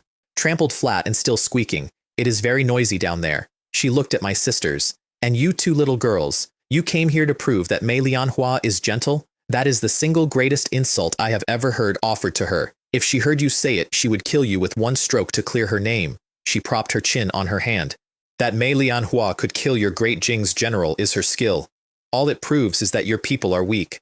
Why is everyone complaining? Some trash died. The room came at her. She turned a flying table into powder with her sleeve without standing up, and she laughed while she did it. Yes, she said, delighted. That expression, angry and helpless and wanting so badly to kill me. I love it when you look like that. My sisters left through a side door. Back in my own garden, it was very quiet. That is her, said Mei Lianhua when I described the woman. Heavenly demon sect, Qin Shui Mei. A friend of yours? A once-in-a-thousand-years talent. Half righteous, half demonic, entirely unpredictable, and a madwoman who has spent 11 years following me around trying to fight me. Then we ignore her, I said. Women like that eat attention. Give her none, and she starves. I counted it off. Look at what has actually happened. My brother lit the fire. My two very silly sisters poured oil on it, and now a demonic sex saint has thrown a torch in for fun. The water in this capital has finally come to a boil, and that is fine, because you cannot cook anything in a cold pot. The mob arrived at my gate that afternoon, 200 or 300 of them, mostly paid, some not, throwing stones and rotten vegetables at my new wall and shouting for me to hand the demoness over. Let them shout, I said, when the guard captain came to me white-faced. When they are tired of shouting, they will go home on their own. And in the middle of all this, the emperor's household delivery arrived and had to be brought in through a crowd chanting for my wife's execution. Gold, 1,000 bolts of brocade, a chest of low-grade spirit stones, dozens of jade bottles of pills, 4 years of withheld allowance, restored in one afternoon, carried past a mob. That is how my father operated. The reward and the test in the same cart. What are the odds, I asked her that evening, on Foundation establishment? 3 in 10, she said. With a proper spirit-gathering array and a Foundation pill, perhaps 6. Not enough. I put the jade bottle on the table. What about with this? She went very still. That is a premium grade, she said. That is not something the Imperial Pharmacy stocks. That is not something most sects have. My two sisters have unrestricted access to the Empress's private stores and no impulse control whatsoever, I said, which was an outright lie assembled in about a second and which she accepted because it was the kind of lie that sounds like an embarrassing truth. This is for my future great swordsman who is going to protect the nation. I am not letting you gamble. Outside the wall, a whole city was calling her a plague. Inside, she was holding a warm hand. Go into seclusion, I said. The flies out there can buzz as loudly as they want. Nobody has ever died of buzzing. Come out with the Foundation established and I will turn the whole thing over. Wait for me. I will. Bond value, plus 400. At the door of the meditation chamber she stopped, without turning around. During my seclusion, she said, you are not to go to the Drunken Immortal Tavern. 2 hours later, I went to the Drunken Immortal Tavern. In my defense, I had a reason, and the reason was that you cannot argue with a distorted truth. Denial does not work. Correction does not work. The only thing that has ever worked in the history of the world is a bigger, better, more interesting truth laid down on top of it. So, I needed the original account of Yanmen Pass. Not the version in the tea houses, and not the version in the Army Archive either, because the Army Archive was written by the people who needed it to say something in particular. And I needed the names of General Wang's surviving men. Your Highness, said the guard captain at the front gate, the alley is blocked. They are throwing stones. They are demanding we hand her over. Hand her over, I repeated. To whom? Point at one of them. Which one is going to take custody? I turned my collar up.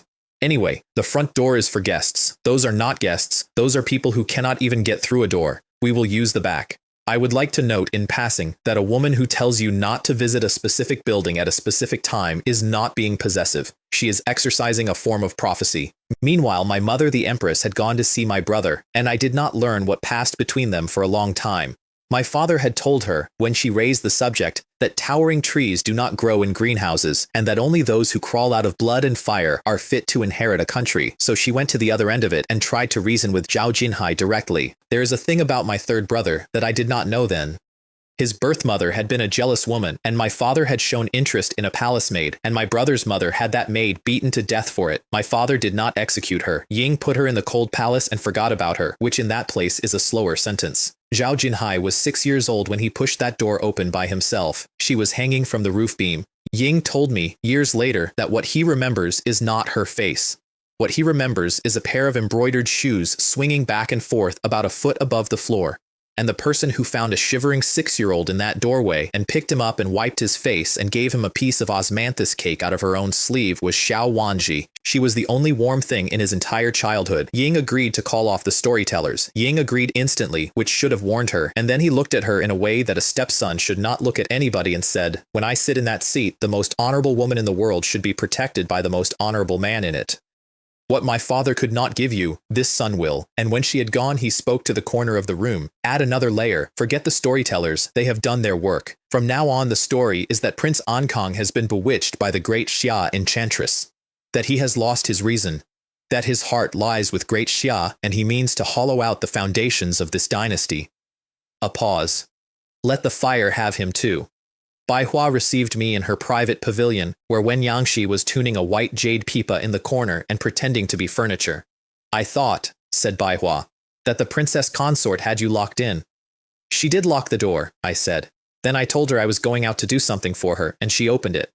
We did business first. The salt operation had made contact with the 3 largest merchant houses in Jiangnan, which was worth more than everything else that month. Then I asked for what I had come for. The Listening Rain Pavilion's own record of the Battle of Yanmen Pass, the original, not the version you sell, and a list of every surviving man who served under General Wang." Bai Hua's eyes narrowed. "Why?" "Because a man who died for this country should not be dug out of his grave 14 years later and used as a stick to beat somebody with," I said. "Whatever else happens, that is not going to keep happening. Not while I am paying attention." In the corner, the pipa made a small sound, as though somebody's hand had slipped. Wen Yangshi's affection went from 18 to 28, and the system, which had been waiting patiently for that number, informed me the quest was complete. 200 bond, root bone and divine soul each up 2, and an aura unlocked. 1,000 faces. I read the tears and had to keep my face very still, because the first one was ordinary, and the second one changed everything I thought I was capable of. At 40, contact improves my cultivation efficiency and reshapes my talent. At 60, I can change my appearance, my build, and my voice undetectably to anyone below my own realm, and I gain a passive that makes people want to agree with me. At 80, her gains flow to me the way Mei Lianhua's do. Bai Hua already had the box on the table. She had had it for days. "From the moment you sent your princess to me instead of coming yourself," she said, "and told me what you intended to do to Ying Tao, I knew this day was coming. The true account of Yanmen Pass is short, and I have never been able to read it without stopping halfway. General Wang held an isolated fortress with 2,000 men against 50,000 troops of Great Xia. Ying held it for 7 days and 7 nights. Not a defense in depth, not a fighting withdrawal. 7 days on the same wall. And on the 7th day, the great Xia commander, who could not break that gate and could feel his own army rotting under him, finally sent for the one asset he had been unwilling to spend. Mei Lianhua was foundation establishment then. She went over the wall alone, went straight through the fortress to the command mansion, and fought Wu Jianhong for dozens of exchanges. Ying was a great grandmaster in his prime. She killed him at the end of it, when he was too exhausted to lift his arms, and she did not say one word from the moment she arrived to the moment she left. And Great Xia lost close to half of that 50,000, taking a fortress defended by 2,000 cooks and clerks, and did not attempt the southern road again. That one dead general bought the northern border more than a decade of peace. I sat with that page for a while. Then I asked the only question that mattered. 7 days and 7 nights, I said. Where were the reinforcements?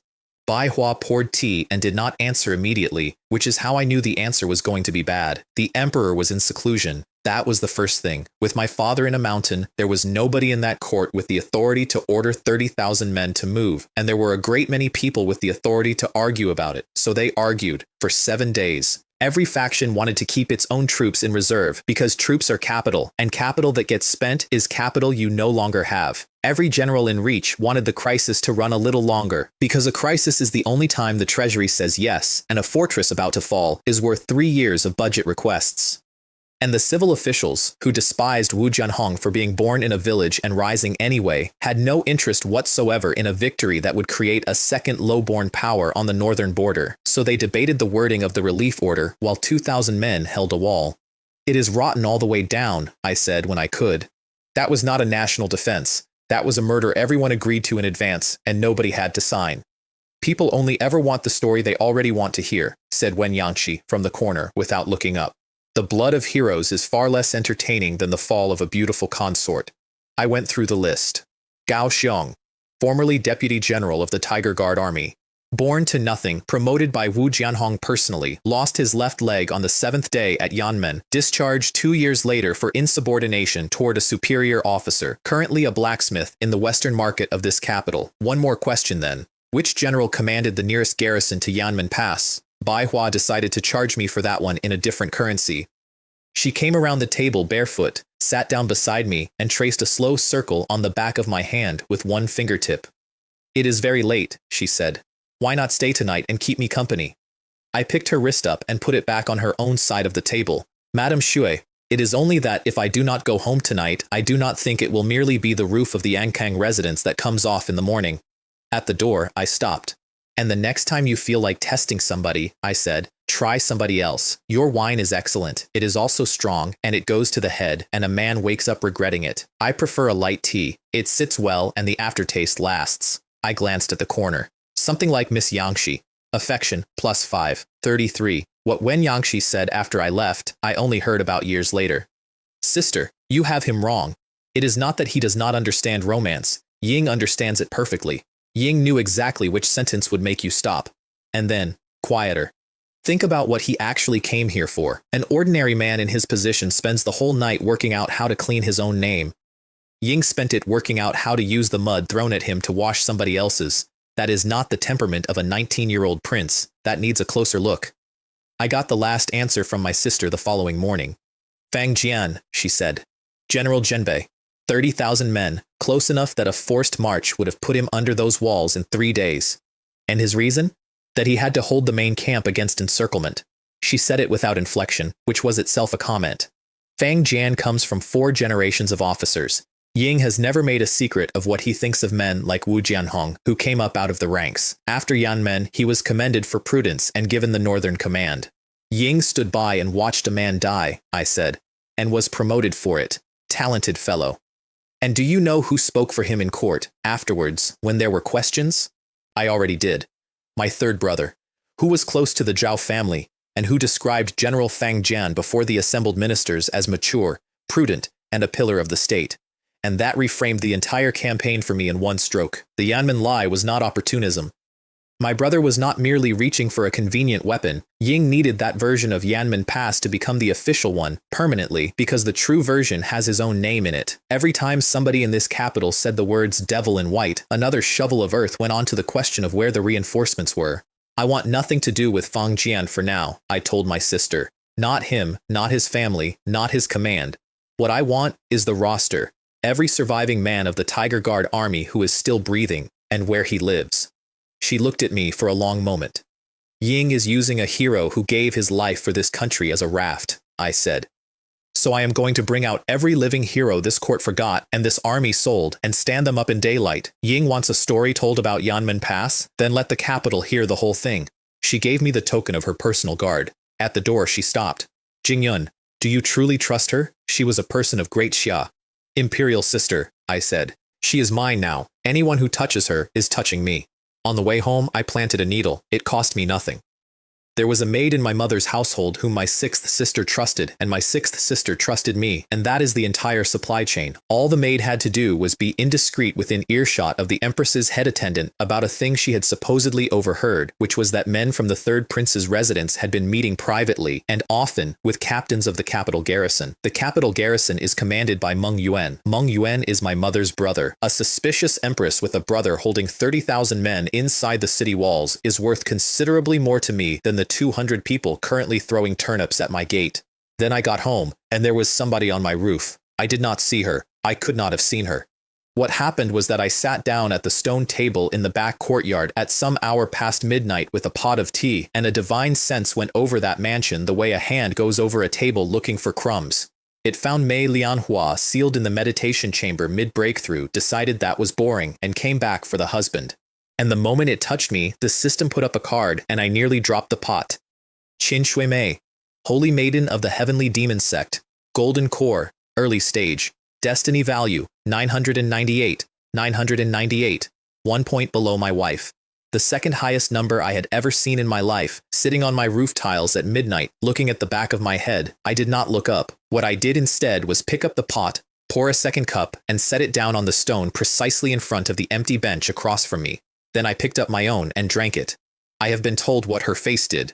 Because an innate martial artist cannot detect a golden core cultivator's divine sense. That is not a matter of skill or alertness. It is a matter of category, like a fish noticing a cloud. It does not happen, and it certainly does not happen well enough to place a teacup. She stood on that roof for a long time and did not come down. This man is strange, she thought. This is getting more interesting. And down below, I looked up at an empty roof and a cup steaming in the cold and thought, another premium investment product delivered to my door, free of charge. I want to be honest about how badly I had misjudged the situation, and I will get to that. She went to the drunken Immortal tavern afterwards because she was bored, and I heard about the evening in detail because Bai Hua wrote it up for me the same night and sent it by fast rider. She came in barefoot. The storyteller on the platform was midway through the Yanmen piece, doing the part about the white-robed devil, and she listened to about 40 words and then threw something onto his table. It was a low-grade spirit stone. In a room like that, on a night like that, it was roughly the price of a house. Stop talking, she said. It is hurting my ears. Then she poured a handful more onto the counter the way you would scatter sweets for children. Everyone's drinks are on me tonight. Is that enough? It was enough. Then she sent a spirit stone to the platform to summon the musician, and when Wen Yangshi came, she lifted her chin with one ice-cold finger. Stop pretending, said Qin Shuimei. The smell on you is the same smell that is on the proprietress, Tianji Pavilion, both of you. And what is Tianji Pavilion doing running a winehouse and playing the pipa for merchants instead of selling secrets? What exactly are you people up to in this city? Wen Yangshi played helpless for about 4 seconds, which was the correct amount, and then stopped. Since the Holy Maiden has seen through me, she said, why bother testing me? His secrets are more numerous than you could imagine. Consider the simple facts. A sickly prince every physician in the empire had written off, who was not expected to see 20, transformed in the space of 2 months. And the proudest sword cultivator of her generation now protects him willingly. Tianji Pavilion is also investigating, and Tianji Pavilion has not found the bottom of it. Ying is like a stone that appeared on the board from outside the game. A pause. As for the real answer, I suspect only somebody like Sword Immortal Ling, who is bound to him, could actually know. Bai Hua came down the stairs at exactly the right moment and poured the wine herself. Name a price, said Qin Shuimei. Not for sale, said Bai Hua. Holy Maiden, have you ever met anyone who sold the goose while it was still laying? Qin Shuimei laughed and left a high-grade spirit stone the size of a fist on the table, which is not a tip, it is a small estate. You put on a good performance tonight, she said. It was worth the money, it has made me a great deal more interested in him. And then she came apart into black smoke and was not there. Wen Yangshi told Bai Hua the rest afterwards, which was the part I actually needed. According to Tianji Pavilion's file, the single greatest passion of Qin Shuimei's life, the thing she had organized 11 years around, was chasing and fighting one specific person, and that person was currently asleep in a sealed chamber in my back garden. Tell Zhao Jingyun everything, said Bai Hua. Golden Core, Holy Maiden of the Heavenly Demon Sect, Mei Lianhua's lifelong obsession, all of it, and add one line at the bottom. The Holy Maiden finds him interesting. Remind him that the last person the Holy Maiden found interesting is dead. I read that letter at dawn and was not frightened by it at all. Destiny value 998, I thought. This is not a person coming to cause trouble. This is a person coming to deliver warmth and assistance and simply doing it very badly. That, in hindsight, is the single most arrogant sentence I have ever thought, and the universe made a note of it. I went out the back gate at dawn with a cloth cap on. The city was worse than it had been. Not louder. Worse. There were knots of people standing on corners with nothing in their hands and nothing to do, and when I passed the mouth of my own street I could hear my house being discussed. The enchantress. A curse on the dynasty. And the coward who let her in. The western market smelled of sweat and cheap liquor and coal dust, and at the end of it there was a forge with no sign over the door, only the character for Jang burnt into a board. The man working it was enormous, shirtless in the cold, gray in the beard, and standing on one leg, braced against a wooden crutch that had been shaped for exactly this position, because the left leg was gone above the knee. His hammer did not stop while I stood in the doorway.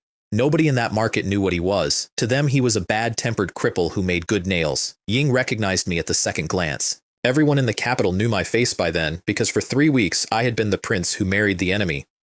"Get out," said Gaoxiong. I put the food box down on his anvil block and opened it. There were no delicacies in it. There was a plate of salt beans, some cold sliced meat, a bag of fried dough, and 2 sealed jars of the rough grain liquor they issue to border garrisons, the kind they call fire clouds because of what it does going down. I broke the seal on the first jar and poured 2 rough bowls. "This jar," I said, "is for General Wu Jianhong, who gave his life for this country, and for the loyal souls of the Tiger Guard army under the walls of Yanmen Pass." The hammer stopped.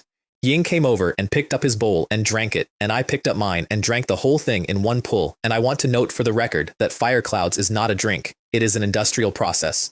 I got it down. My eyes watered. I did not cough. Something in the set of his shoulders changed. "So," he said, sitting down on a crate that groaned. "What do you want? If you have come here to ask me to go easy on the woman who killed Brother Wang, you can leave now, and I will not throw you out." "I came to hear about Yanmen Pass," I said. "The books say 3,000 armored soldiers held the fortress for 3 days. Is that accurate?" Ying looked at me. "Every word written in those books," he said, "is garbage. 3,000 armored soldiers. We had less than 3,000 men in that fortress, counting the cooks and the clerks and the 2 boys who looked after the horses. Half of them had never stood in a line. And Great Xia came up that road with 50,000, and then it came out of him, all of it, and it came out the way water comes out of a cracked dam, which is to say suddenly and with no way to stop it." Ying told me about the 3rd day, when a section of the north wall came down and General Wang put his own body into the gap and held it long enough for them to get timber in behind him. Ying told me about a cook named Ye Xiaohu, who went up onto the wall with a kitchen knife because there were no more spears, and who did not come down. Ying told me about boys of 17 shouting long life to Great Jing while they died, because that is what you shout, because nobody had ever given them anything else to shout. Ying told me the whole 7 days. And somewhere in the 5th day, a man who had not made a sound when they took his leg off started weeping, sitting on a crate in his own forge in front of a prince, and did not stop for a while. I let him finish. "General Wang is a hero," I said when it was quiet. "So is every man who stood on that wall. Their names belong in the Hall of Martyrs, carved, where people can read them. What I cannot stand," I said, "is that 14 years later their reputations have become a tool. That right now, in 40 tea houses in this city, men are being paid to tell a story about General Wang's death, and the reason they are being paid is not to honor him. It is to help a certain person build a faction and attack a rival." Gaoxiong came off that crate and had me by the collar with one hand. "Who?" he said. "Who is using my brothers?" "I will tell you," I said, from about 4 inches off the floor. "But first, 3 questions. Answer them honestly, and I will answer everything you ask. 1. Did the woman in white draw out his death?" His grip changed. "No," he said after a moment. "I was on the west stair. I saw the end of it. She never said a word from the moment she came over the wall.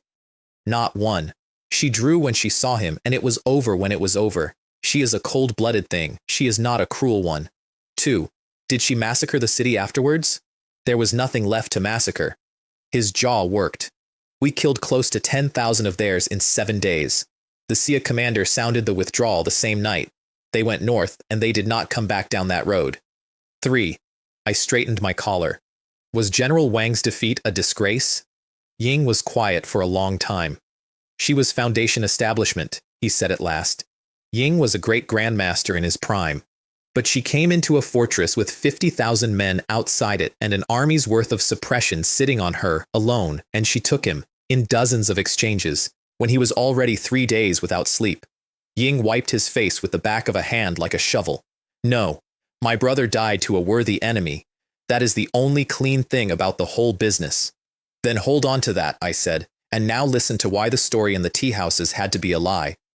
Because if the people of this capital ever heard the true version, the very next thing they would ask is why a woman from an enemy country was allowed to decide the fate of Yanmen Pass at all, and the question after that would be the one you have been carrying for 14 years. I looked at him. General Wang held that wall for 7 days and 7 nights. Where were the reinforcements? The forge went completely silent except for the fire. I would like to know where in hell the reinforcements were, said Gao Xiong in a voice that had gone quiet and strange. Because my father was in seclusion, I said, and with no emperor in the hall, nobody had the authority to order a march, and everybody had the authority to argue about one. So they argued for 7 days about the wording. Because troops are capital, and nobody spends capital. Because a fortress that is about to fall is worth 3 years of budget to the man who has to relieve it if he times it right. And because a great many people in that hall would rather Wu Jianhong died at Yanmen than come home a hero and become a second power on the northern border, I let that stand. In their arithmetic, General Wang and 2,000 men of the Tiger Guard weighed less than their own prospects. They were waiting for him to die so they could weep about it in front of my father and ask for command and grain. Then I said the part I had walked across a city to say, but things are different now. My father has come out of seclusion. Ying took me to a worse alley after that, and it was worse in a way I did not have a category for. The Western market is poor. This was something else. There was a man called Fang Hu at the end of it, who had carried 3 wounded men out of Yanmen on his back with an arrow through his thigh, and who now had 1 room, 1 wife, and a door that 3 men were currently kicking in. They were collecting what they called a tribute. They had already broken most of what was in that room, which took them very little time, because there was very little in it. And when Fang Hu told them there was no money, one of them looked at the woman standing behind him and started to say something. I stepped in front of Gao Xiong, who had begun to move. Wait, I said. Let us watch a moment. Then I walked into that room, put a hand under Fang Hu's arm, and set him on his feet. Let us begin, I said to the 3 of them, with your legs. I want to describe what happened next accurately because I had never done it before, and I have thought about it a lot since. There was one movement. I did not plan it, and I did not choose which of them to start with. 6 weeks of standing in a courtyard while a sword immortal told me that power starts at the ground came out through my hip and my shoulder in about half a second, and 3 kneecaps went the wrong way, and then it was quiet. Behind me, Gao Xiong's pupils contracted because he had felt what came off me, and it was denser and cleaner than anything in his own body had ever been. I looked at my hand. It was not even marked. I took out a handkerchief, wiped my fingers, and dropped it on the face of the nearest one. Take that with you, I said. Do not leave your rubbish in a meritorious man's yard. Then I went out into the alley, and I said the next part at a volume calculated to reach both ends of it, because there were about 60 people at their doors by then.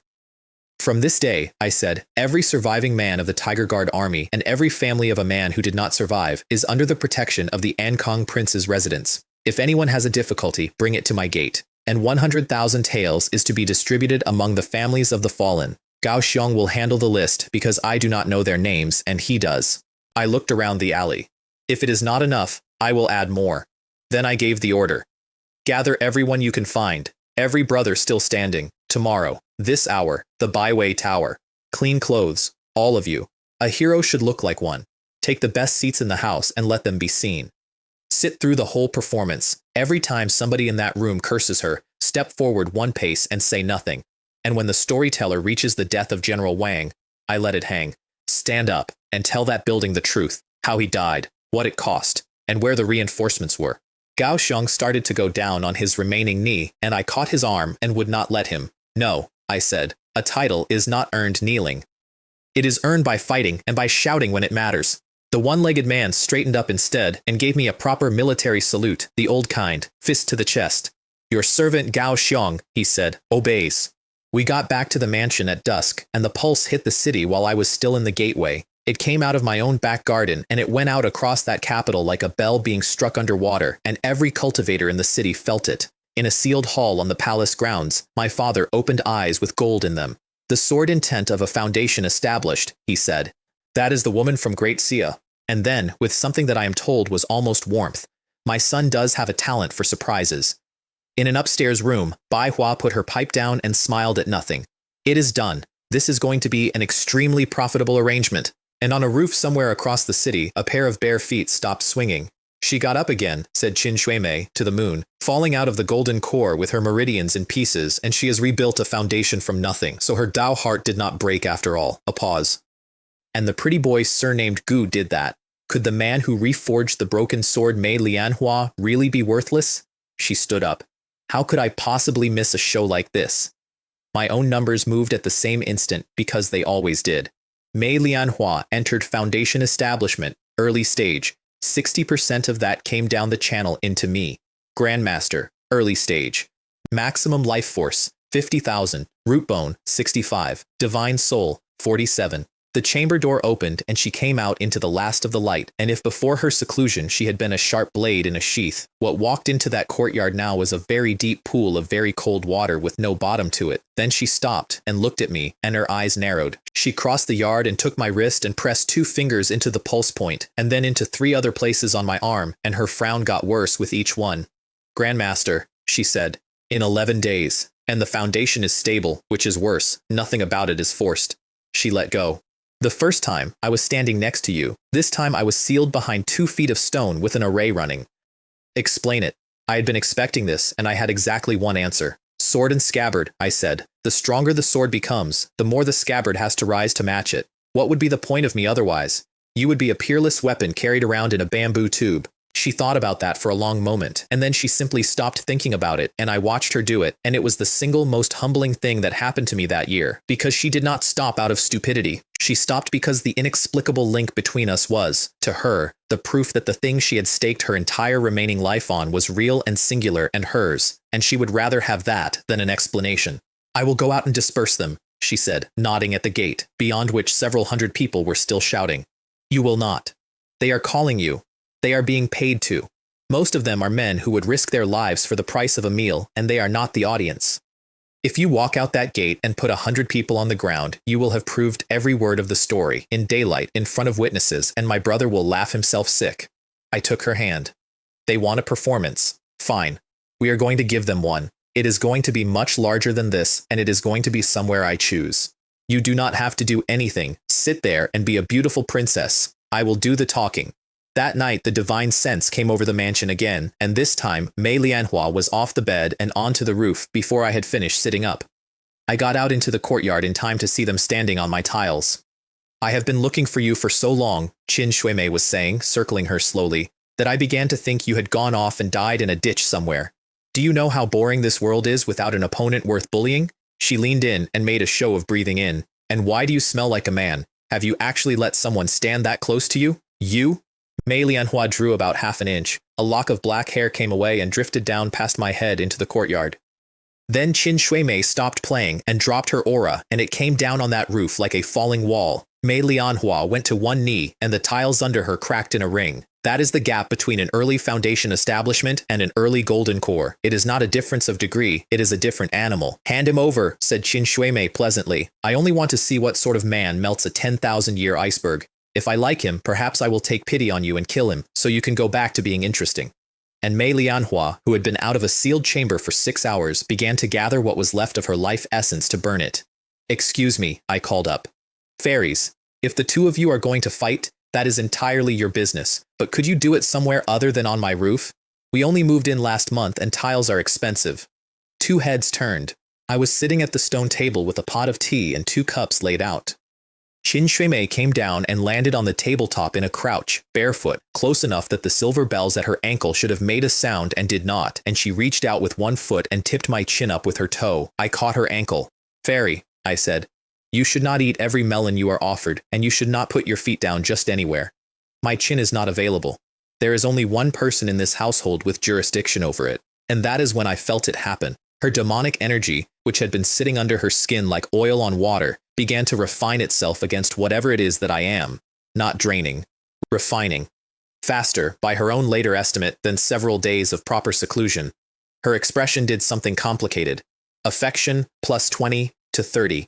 And an aura unlocked in my panel called Heavenly Demon Dance, with 3 tiers, and the 3rd tier said her cultivation gains flow to me. She took her foot back and sat down on my table properly, swinging her heels, looking at me with an interest I did not like at all. I am staying, she announced. There is a guest wing. Not the guest wing, the large courtyard. The one next to yours. she hopped down. Young prince, have some decent wine sent over, and tomorrow morning I want to watch you practice your sword. The argument afterwards lasted about 4 minutes, and I lost the first 3 of them. You let her stay, said Manhwa in the voice she uses instead of shouting. Tell me the alternative, I said. You are early foundation establishment. She is golden core. If I say no, does she leave? Or does she stay anyway, invisible, on a different roof, and watch this house for a month while we pretend she is not there? I would rather have an enemy sitting in my courtyard drinking my wine where I can see her hands. She did not answer that. What she did instead was step in and straighten my collar with both hands, which is what she does when she has decided something. Last night you said we were a sword and its sheath, she said, not looking up from the collar. A sword only ever has one sheath. And then she leaned in and kissed me on the cheek. Affection, 97. Return rate, 60%. The panel went off like a dropped tray of crockery. Grandmaster, middle stage, 80,000 life force. And my 3 separate sword talents folded together into one thing the system called a transparent sword body, which meant that from that night on, I could feel sword intent in the air around me and know where a strike was going before it arrived. On her side, 1 line, and it was the largest thing that happened to either of us that month. Heavenly spiritual root, evolving. Immortal spirit root, 1%. 1%. A crack in an iron house, with wind coming through it. She told me later exactly what went through her mind at that moment, and she told me with her face buried in a pillow, and it was this. A kiss on the cheek did that. What would happen if?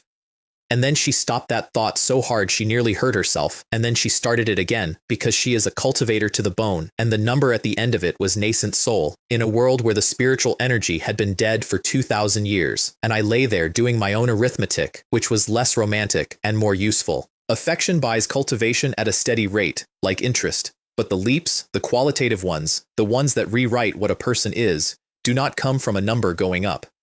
They come from a single act with an entire heart behind it. That is what an investment actually is. And there was one more thing I noticed that night and did not think about nearly hard enough. She had not threatened me about Qin Shuimei, not once. 2 months earlier, she would have promised to remove the woman's hands. Now she had straightened my collar and told me a sword has 1 sheath.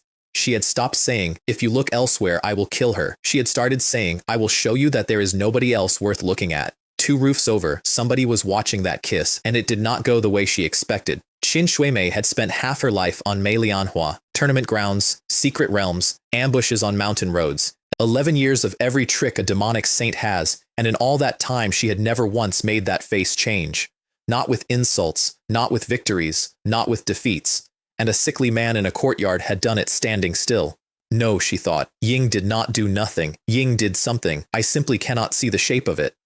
Then she worked it out, and it made her respect me and dislike me at the same time, which was to become the permanent condition of our relationship. Ying is not prey, she decided. Ying is a hunter, and the net he uses is called gentleness, and he has taken the most unmanageable creature on the continent and turned it into a house cat that sleeps at the foot of his bed. And he has invited a golden core devil into his own courtyard to use as a whetstone. That is ruthless. And then came the part she hated, and I only know about it because she told me much later, at the worst possible moment, in the worst possible way. Mei Lianhua was born into the Taiyi sword sect. She got the finest master on that continent, an orthodox path, clean techniques, and people who taught her things without expecting to be paid for it. And even after all of it was taken away, even ruined and sold and left in a foreign court, somebody found her and sheltered her.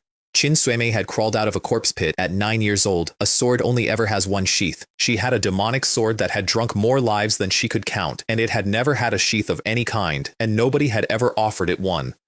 So she made her decision on that rooftop, and it was entirely in character. There is only one way for Qin Shuimei to get what she wants, she thought. Take it. I am joining this game. I only wonder whether that little board of yours is large enough for 3. She started at dawn by letting herself into my bedroom. I did not hear the latch.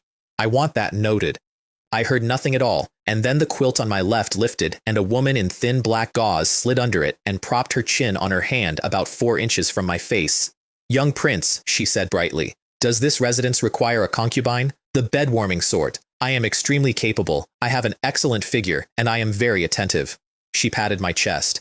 And I am not here to take the legal wife's position. How about this? She can be the senior manager, and I will be the junior one. On my right, a sword came out. Qin Shuimei flicked it aside with 2 fingers without looking. The rules of a prince's residence are extremely strict, I said from between them, at the ceiling. Taking a concubine requires discussion with Her Majesty the Empress. There is a formal petition. There are documents. There is a betrothal ceremony with 3 separate visits by a matchmaker, and I believe the Ministry of Rights has to sign off on. What I hate most in this world, said Qin Shuimei, is rules. As of today, I am yours. If anybody objects, I will hit them until they stop objecting. Breakfast was a war. We sat at the round table with me in the middle, and it began when Qin Shuimei lifted a soup dumpling toward my mouth with her chopsticks. Mei Lianhua's chopsticks intercepted it in the air. Ying has been avoiding rich food, she said, and put a piece of plain steamed fish in my bowl. Eat this. Qin Shuimei, unbothered, went for the asparagus. Your sister seems to have a great deal of internal heat lately. She should have some too. Mei Lianhua produced crystal pork jelly. His constitution has a key deficiency. Dietary supplementation is indicated. Qin Shuimei produced bird's nest porridge and blew across the rim of the bowl slowly while looking at Mei Lianhua. Above the table, spiritual energy and sword energy met somewhere around the level of my hairline, and every candle in the room bent flat and then stood back up. Is this, I said to my rice, not perhaps slightly too much service? I fled shortly afterwards, and once I was out of earshot, Qin Shuimei stopped playing. His life force is pure yang, she said pleasantly. That is a considerable tonic for a sword cultivator who has been through an evil poison, is it not? But the technique I cultivate takes it further. For you, he is a good medicine. For me, he is the supreme pill. She rested her chin on her hand. Your sword is too cold, sister. Cold things freeze what they touch. Mei Lianhua stood up. His help comes from good intentions, she said. You are made entirely of calculation and appetite. Be careful you do not go to steal a chicken and lose your handful of rice. At the door she added, people who walk different roads cannot plan together. The next afternoon, at the Byway tea house, 8 men in rags sat in a corner and did not touch their tea. The performance had gotten worse. By then the storyteller had Mei Lianhua at 8 feet tall with an 8-foot waist, swinging an 800-pound golden hammer. She had massacred 3,000 prisoners to force General Wang's surrender. She had kept him alive for 7 days, and then displayed what was left from the wall, and the new material, which had appeared only that week, was that Prince Ankang had been so thoroughly bewitched that he might already have gone over to Great Xia in his heart. The men in the corner were missing arms and legs between them. One had a black cloth over an eye socket. They had 1 pot of the cheapest tea on the menu and 8 cups, and their knuckles were white. Gao Xiong stood up, and the bench went over behind him with a crash that stopped the room. Rubbish, he said, every word of it. My name is Gao Xiong. 14 years ago, I was Deputy General of the Tiger Guard Army at Yanmen Pass. The men behind me all crawled out of that place. We are the ones who were there. Then he tore his shirt open, and there was a silence in that building of a kind that money cannot buy.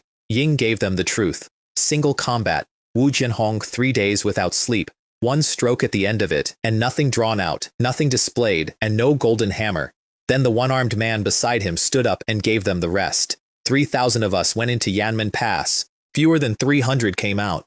And after the general fell, that woman said exactly one thing before she left, and it was that the battle was concluded and those who surrendered would not be killed. She did not touch the wounded. She did not touch the townspeople. Ying held up his stump. Or how do you think I am standing here? And then Gao Xiong asked the question, and he asked it 3 times because he had been holding it for 14 years. 7 days and 7 nights, he said. Why did nobody come?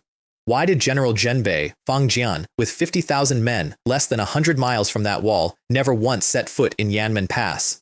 And why was Fang Jian promoted afterwards for preserving the strength of the army while the pensions of the men who died there were held up for 4 years? Ying turned around slowly so that the whole room got a look at him. The one who killed our general, he said, was not that woman. It was the great men in this capital who sat on their troops and would not come. And then he did the last thing I had asked him to do, and he did it better than I had written it. And I will tell you who sent us here, he said. It was Prince Ankang. His Highness said that heroes should not have to bleed and then weep as well. Ying gave 100,000 taels to the families of our dead, and he has taken every Tiger Guard household in this city under his protection. His Highness sent us here to tell you the truth. Nobody in that building said anything for a long moment. My brother's reaction, when it reached him, was the only time in the whole affair that he lost his composure in front of a servant, because he had given an order about the Yanmen remnants years earlier, and the order had been to remove them quietly, over time, so that nobody would notice. Slowly, he said. I told them to do it slowly. Did they take that to mean over the course of more than a decade? Did they take it to mean leaving enough of them alive and articulate for my 7th brother to build a case out of?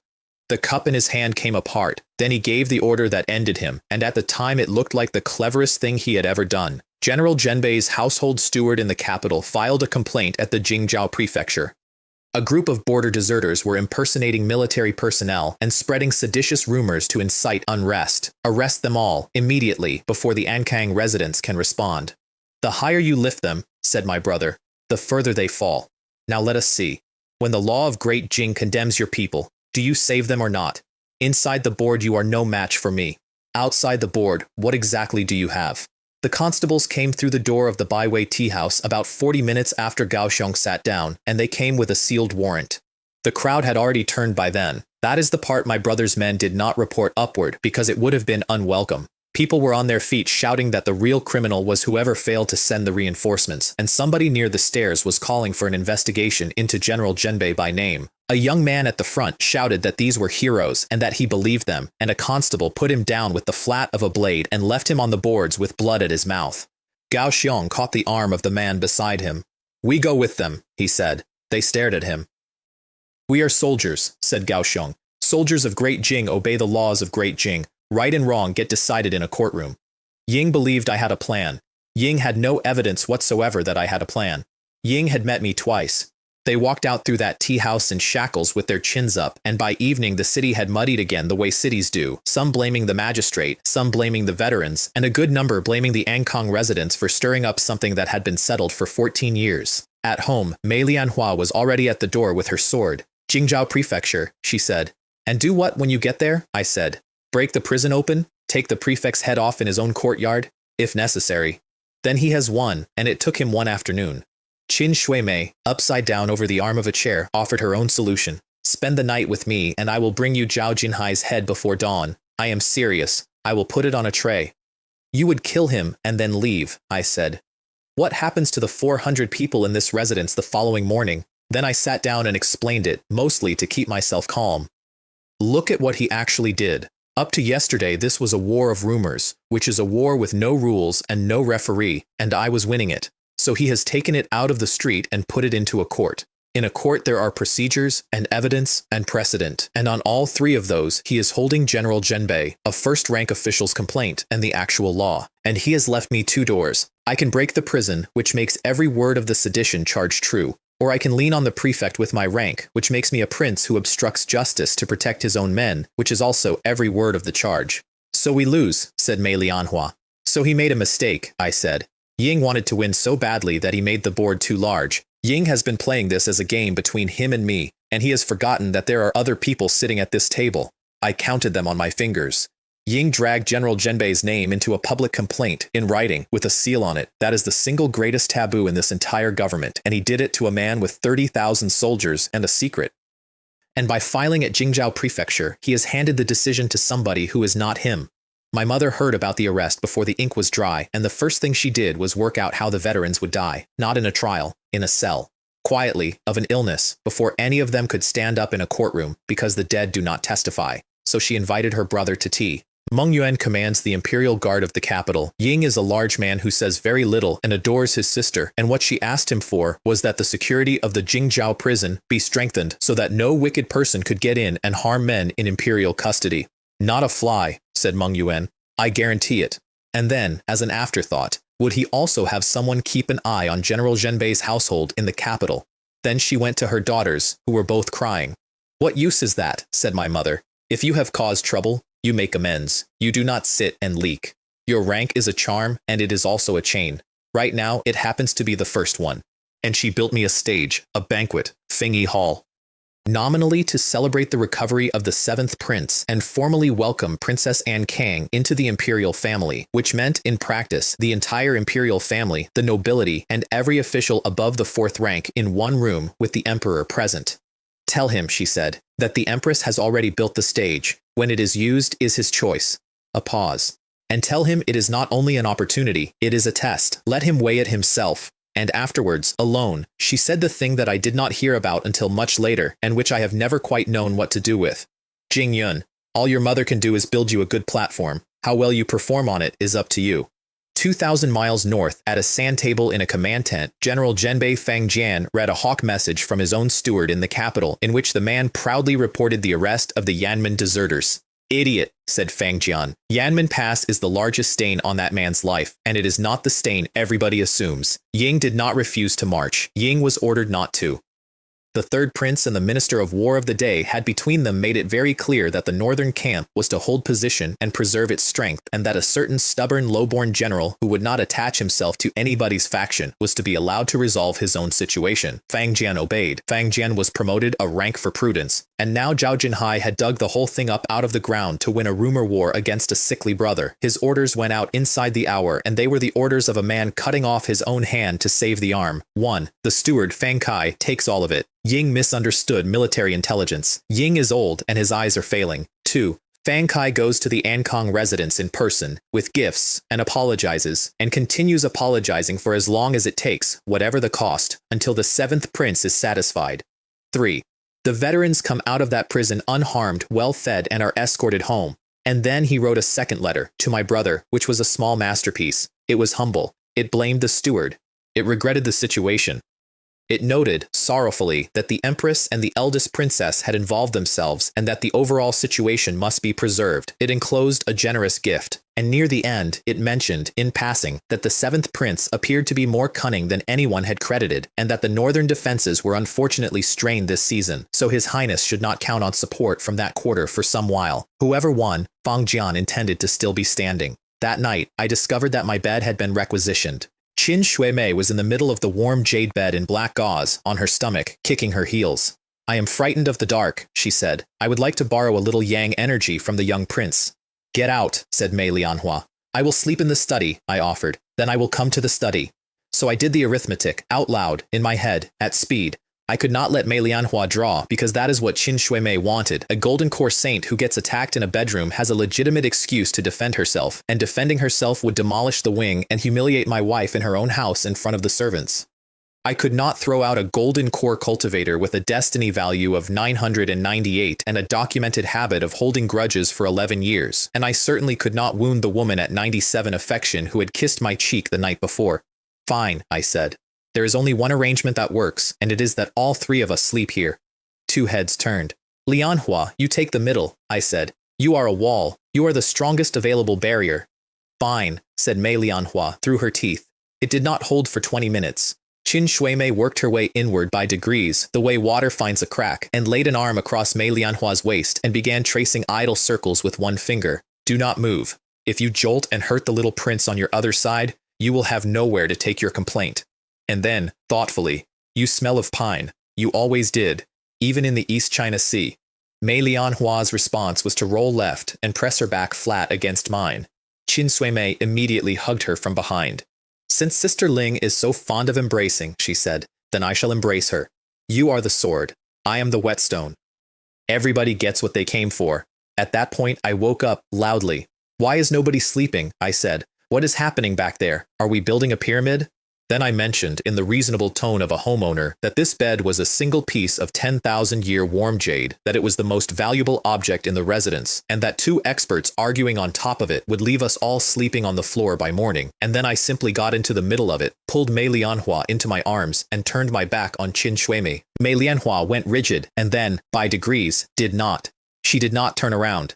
She told me afterwards that she had lain there feeling as though she had won a war without a single word being spoken, which is, I think, the most accurate description of that marriage anyone has produced. Behind me, Qin Shuimei put one hand flat on my back and left it there, so I opened both channels at once. On my left, the sheath resonance went into Mei Lianhua, and her sword essence began refining itself, the blade back in the scabbard it was made for.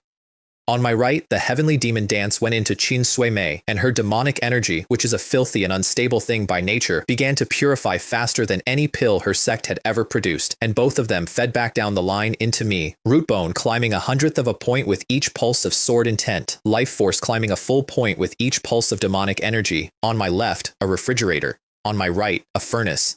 Both of them dropped into meditative sleep inside the hour, because both of them were being cultivated in their sleep, and neither of them could have stopped it if they had wanted to. Ordinary people sleep to rest. I went to bed like a man entering a tribulation. In the morning I could not move, because I was pinned from both sides, and my panel said root bone 69, which was one single point below the number the system had told me generates a spiritual root all by itself.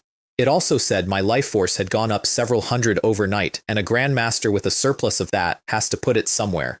A cool hand landed precisely on my lower abdomen. Your Highness, said Qin Shuimei, with enormous concern, your blood. Why is it all gathered here so early in the morning? It is extremely hot. I did not respond.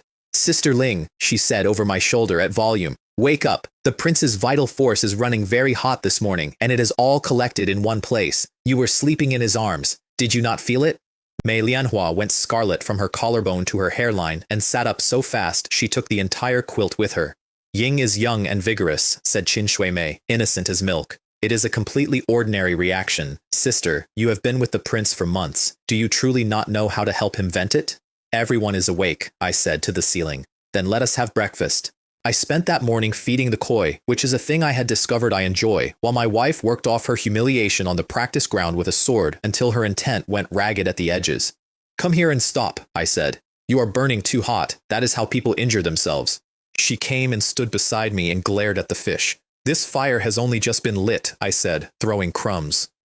The bigger it gets, the more it spreads, and the more people it drags in, the more interesting it becomes. Let me show you the board as it actually is. Player 1 is my mother. She cannot allow the imperial family to look foolish in public, and my brother has just arranged for a princess of the realm to be humiliated in a tea house, and for veterans under royal protection to be dragged out in chains. She is now committed, and she did not choose to be, which means she is committed harder than she would have been. Player 2 is Fang Jian. 30,000 men, 2,000 miles away, and one buried thing that he thinks about every night. My brother has just written that man's name onto a public court document. Fang Qian now wants this matter quiet more urgently than I do, and there is only one way for him to make it quiet, which is to come to me and pay for it.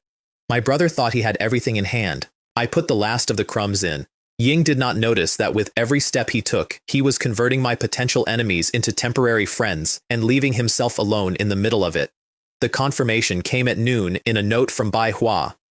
Meng Yuan had personally taken over the security of the Jingzhou prison. Guard rotations doubled, food inspected, no visitors. The 8 most legally endangered men in the capital were now, by a comfortable margin, the safest. The bait is in the water, I said, and one player has moved. The largest fish will be swimming home from the north as fast as his horses can manage.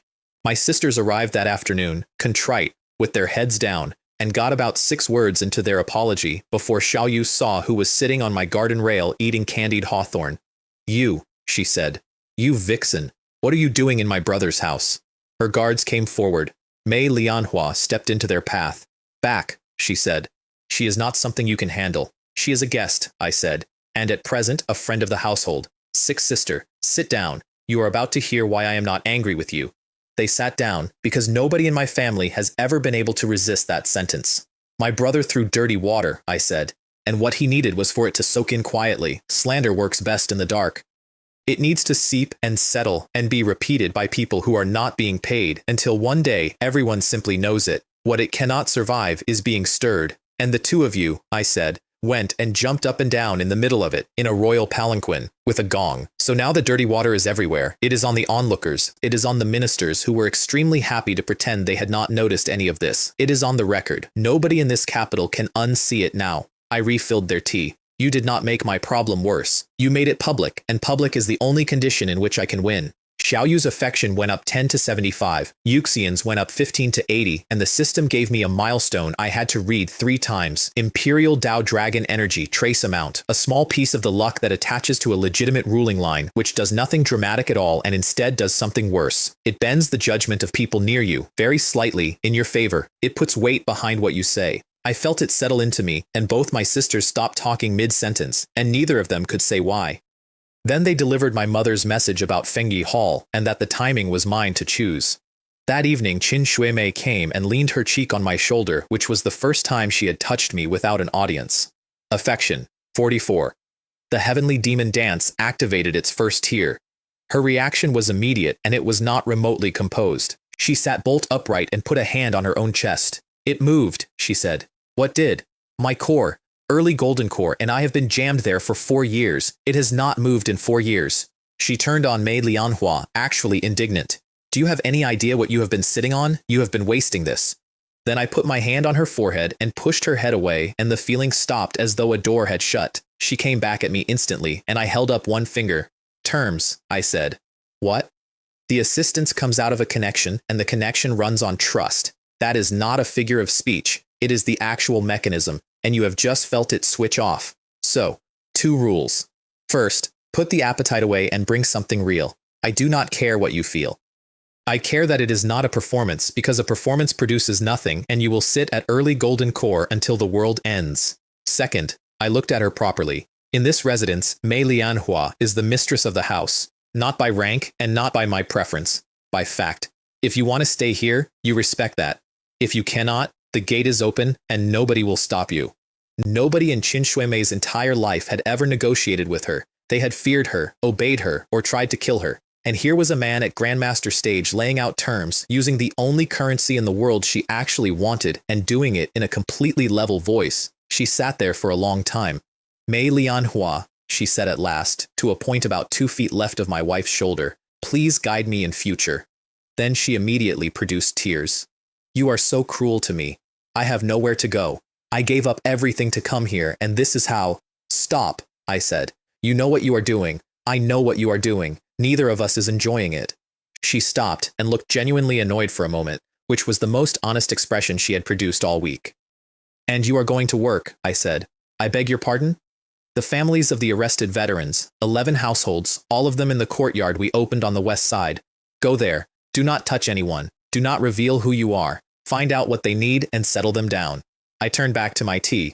This residence does not keep idle people. She left in a state I can only describe as offended beyond speech. You are going to get us all killed, said Mei Lianhua when the gate had stopped rattling. She is a demonic sword, I said. That is not an insult, it is a description. All it knows is how to drink. Push a blade like that back into the ground and it comes out sideways and takes your hand off. But give it something to stand in front of. Let it find out that an edge is also the thing that keeps other people out. Then it starts to understand what it belongs to. She was quiet for a while, and I watched her go back through 11 years. A dozen duels, from the southern border to the East China Sea, and in all of them, Qin Shuimei had never once killed her, not when she could have. There was a fight on a river where the demoness had every advantage and had used, instead of the corrosive rain her sect is famous for, a wave of harmless black ink, purely so that she could stand on the bank afterwards laughing at what it had done to Mei Lianhua's white clothes. And there was a night on a mountain where Mei Lianhua had hunted an evil cultivator who had wiped out 3 villages, and Qin Shuimei had sat in a tree the entire time eating spiced melon seeds and watching. Then she had come down and walked around the body pinching her nose, complaining that the man's technique was filthy and that the whole business had offended her eyes. Is she afraid, I said, that I am going to be taken away from her, or is she afraid you will be? Mei Lianhua stamped once. The bluestone paving of that pavilion cracked in a spiderweb 4 feet across. You spendthrift, I said. You are going to bring this house down around us 1 flagstone at a time. Qin Shuimei walked into the Jingzhou prison that night without a single person seeing her, which she told me about afterwards in a great deal of unnecessary detail. The veterans were unharmed.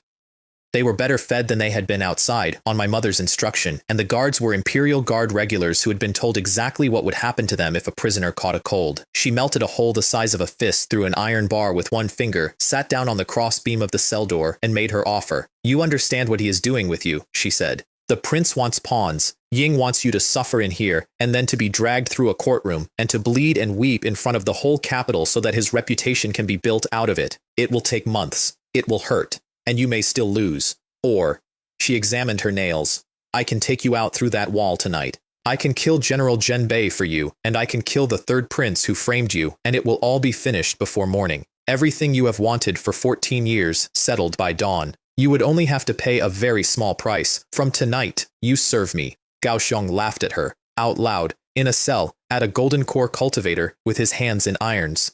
Girl, he said, you do not know what a soldier is. You certainly do not know what the Tiger Guard army is. Revenge? We do not want murders in an alley. We want it done properly, in daylight, in the open. His Highness promised to clear our general's name in front of every person in this capital, in the light, where they all have to look at it. That is worth dying for. Killing a man in the dark is worth nothing. And as for serving you, Ying shifted his shackles. The Tiger Guard army has only ever had 1 commander. Before it was General Wang. Now it is Prince Ankang.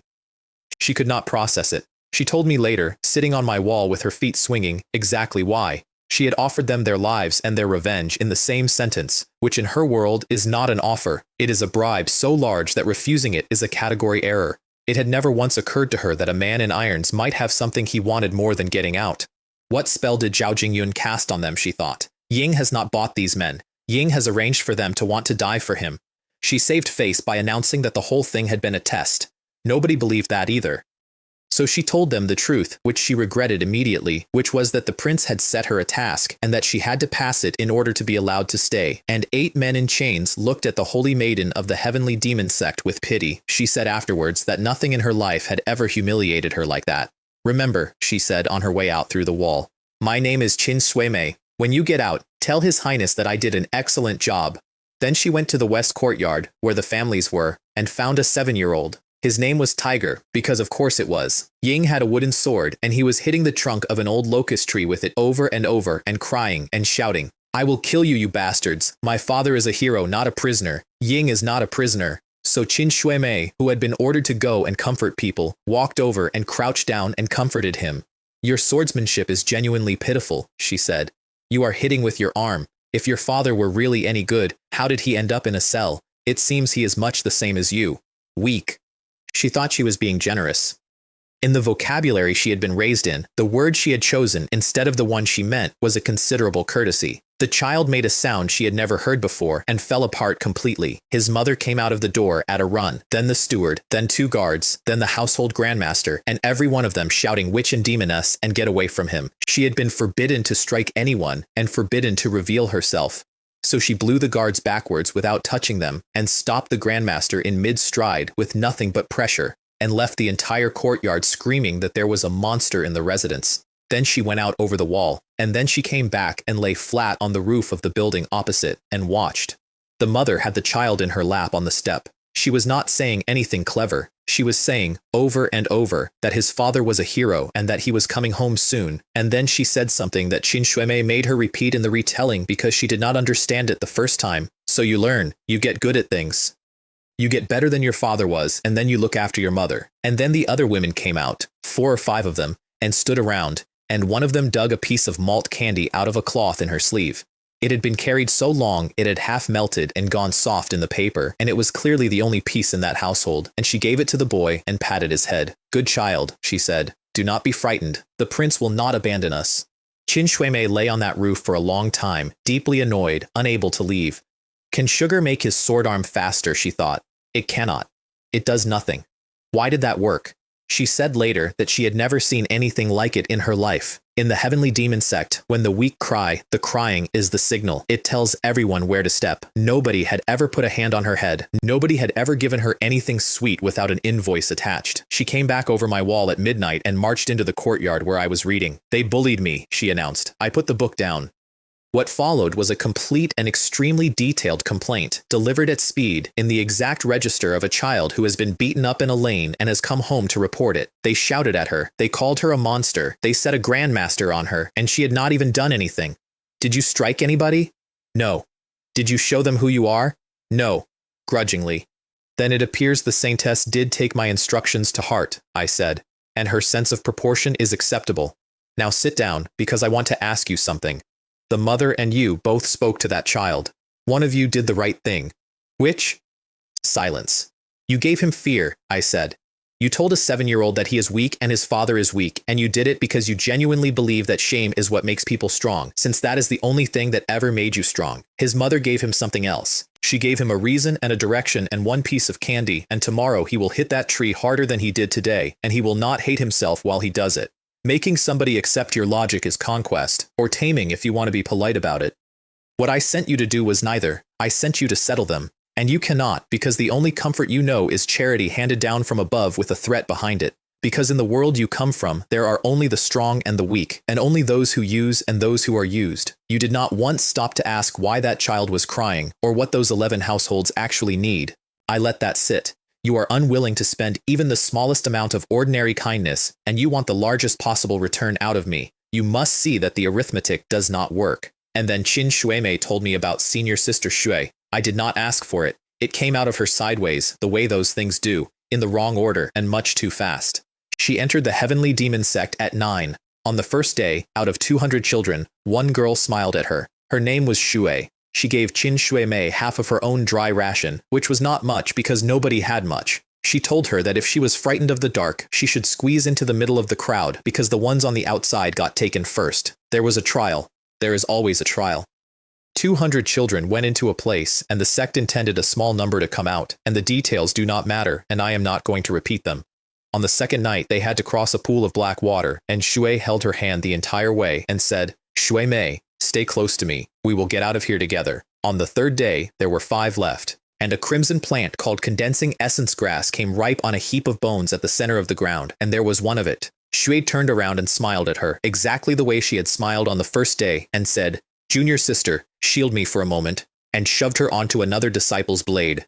Qin Shuimei got a hand around her ankle on the way down and pulled her over, and then she put the dagger up into her, which was the dagger Shui had given her 3 days earlier for self-defense. Shui died lying on top of her, asking why. "I wanted to ask her the same thing," said Qin Shuimei in my courtyard. 11 years later, she crawled out from under the body. She ate the grass. She came up out of that place, and her master was standing at the entrance waiting for her and looked her over and said, "Not bad." And then said, "Remember this. In the heavenly demon sect, tears and trust are both death warrants. Weakness is the original sin." She killed 3 people that night. She has never been entirely sure why, and she never cried again, not once, in 11 years. Until she was standing in my courtyard, in front of the 2 people in the world she had sworn never to look weak in front of, and could not stop. She did it silently, which was the worst part. Wiped her face on her sleeve, and it did not help, and her shoulders shook, and she kept going. Across the courtyard, Mei Lianhua had her sword half out of the sheath and could not decide what to do with it, and eventually put it back because there was nothing there to cut. I let her finish. "That is all you can do. If you do not understand something," I said when it was quiet, "you can learn it. The fact that the heavenly demon sect did not teach it to you does not make it wrong. It only means nobody in that place had it to give." I looked at her. "You have a choice now. That is the whole of what I am offering. It is not much, and it is more than you have ever had." She stood up straight and produced a grin that was on crooked. "You have been taken in," she announced. "This saintess has recently begun to grasp the 7 emotions chapter of the heavenly demon technique and requires live material. You have been very useful." And she burned the tear tracks off her own face with demonic energy, which I want to point out is not something a person does casually. I said, in the tone of a man assessing a dish. "Not bad. The acting was decent. The crying itself was quite ugly. Next time you might attempt a more attractive way of doing it." Affection, +3. 47. I have never understood the economics of that woman. "Now," I said, "since you have a talent for performance, how would you like to be in a much larger production? One that would let you stay in this residence entirely legitimately, with paperwork." She stopped halfway to the door. "The Empress is holding a banquet at Fengyi Hall," I said. "Every official above the 4th rank, the entire imperial family, my father presiding. It is the largest stage in this empire, and it is being built for me. And you are going to attend as my personal bodyguard." There was a silence. "Me," said Qin Shuimei, "the holy maiden of the heavenly demon sect. As your guard. If you walked in as the holy maiden of the heavenly demon sect, my father would have the imperial guard reduce you to a fine mist before you reach the 2nd step, and I would like to stress that he could. But a guard is nothing. A guard is furniture. Nobody looks at a guard." I leaned forward. "Now picture the moment. My 3rd brother stands up in front of every civil and military official in this empire and points at me and says, 'I have been consorting with sorcerers and demonic sects.'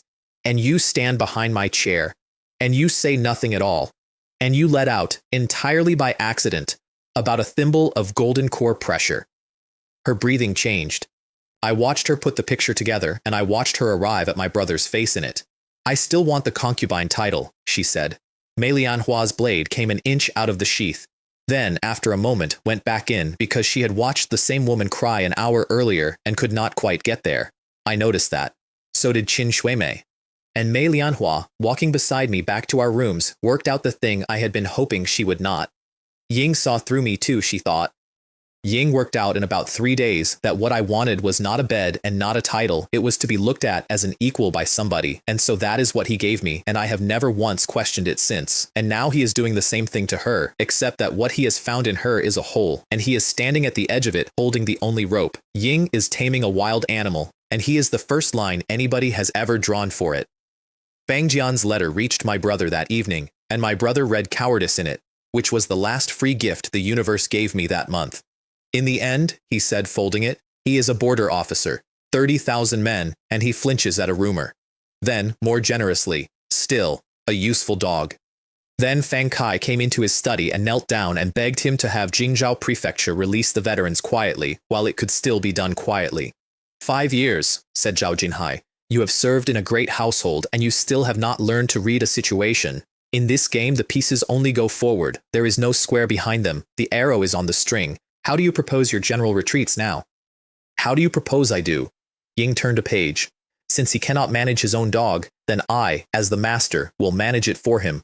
Go home, sleep well, be at the Jingzhou Prefecture on time tomorrow when the court sits. As to what you say there and what you do not say, I believe you understand perfectly. Fang Kai walked out of that study, understanding that he had just been told which of them was going to be the sacrifice. And then, instead of going home, he turned his carriage toward the suburban villa where his general's apology gifts were stored and began loading carts. Ying had decided to reach me first. Meanwhile, my brother sent for the prefect of Jingzhou and gave him the schedule. Public trial, noon tomorrow, charges of spreading rumors, inciting unrest, and plotting treason. File the completed judgment with the Court of Judicial Review and the Ministry of Justice before sunset the same day. What I want, he said, is speed. So fast that the Empress, the eldest princess, and my father himself do not have time to put a hand on it. Once the case is closed and the heads are down, nobody makes trouble over a few dead peasants. And then he said the other thing. And this is the part I did not learn until much later, and it changed how I understood the entire affair. Her sword is sharp again, he said, to nobody. That should not be sitting in the hands of a man like old Seventh. Overnight, the city turned around completely. That is the part people never believe. 2 afternoons earlier, that square had been shouting for an investigation into General Zhenbei, and by dawn the same streets were spitting. The mechanism was simple. Secret letters were discovered. Nobody ever explains who discovers them. The letters connected the Yanmen veterans to Northern Yan rebels, which meant the men were not heroes with a grievance. They were an enemy's tools, and the story in the tea houses changed inside a single night to colluding with Northern Yan to breed chaos from within. And people who had wept over those men at noon were cursing them at supper and cursing me for being a soft fool taken in by wicked men. Public opinion is grass on a wall. It lies down whichever way the wind is going. And you can hate a villain for a week, but the thing an ordinary person is actually frightened of is war, and the thing they actually hate is a traitor, and my brother had found the correct button and put his whole weight on it. The scout who brought me all this was expecting me to be upset. Everything is proceeding, I said. Tell Bai Hua her people should take their positions tonight. Qin Shuimei was hanging upside down over a chair again. I flicked her forehead on my way past. Do not rush. A performance is at its best when the house is full.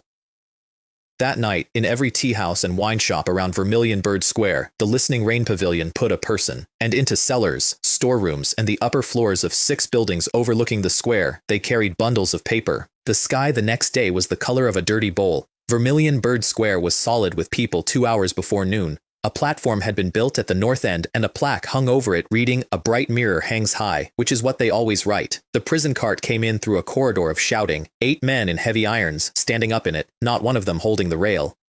My brother watched from an upper window of a restaurant with 4 of his people around him. Ying was, by all accounts, in an excellent mood, spoiled slightly by the fact that Fang Kai had never arrived at the prefecture. The witnesses went first. 3 of them, who swore that 2 nights earlier they had overheard the accused in the pauper's burial ground north of the city discussing correspondence with Northern Yan. Gao Xiong broke that in 1 sentence. 2 nights ago, he said, every one of us was inside the Ankang residence's western villa, with 400 servants, guards, and household staff who can say so, unless this gentleman can hear treason being whispered in a graveyard from the other side of the capital. Ying looked at the witness. In which case he is wasted here and the Ministry of War should hire him. The square laughed. It was the wrong laugh, from the platform's point of view.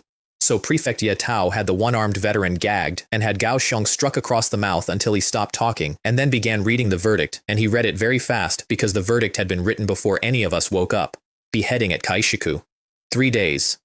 My brother raised his cup, and the sky went white. It came off the roofs of 6 buildings at once, and there was enough wind that afternoon to spread it wide, and for about half a minute it looked like a heavy snow falling on Vermilion Bird Square. Thousands and thousands of sheets of white paper turning over and over on the way down. People catch things. It is instinct. 20,000 people in that square, and most of them had a sheet in their hands before they had decided to want one. Across the top of it, in characters big enough to read from a rooftop, "The loyal dead of Yanmen." What did the 3,000 tiger guards do to deserve this? Underneath was the truth, laid out plainly, with dates. In the 16th year of Hongwu, 200,000 troops of Great Xia came across the northern border on 4 axes. Yanmen Pass sent for help. General Wu Jianhong held an isolated fortress with fewer than 3,000 men, most of them not soldiers. 7 days, arrows gone by the 5th, food cut off by the 3rd, and after the battle, the report filed with the Ministry of War recorded that General Wang had been ineffective in combat.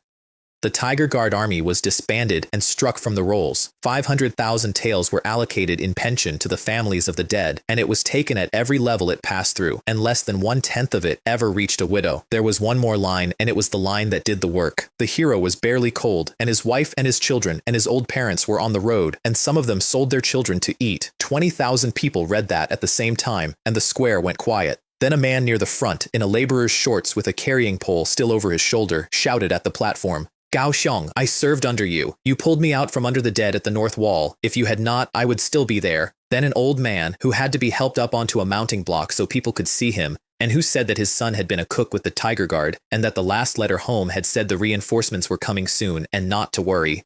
Then a scholar in a blue gown got onto the platform itself, which was an act that could have cost him everything he had, and stood next to the prefect and addressed the square.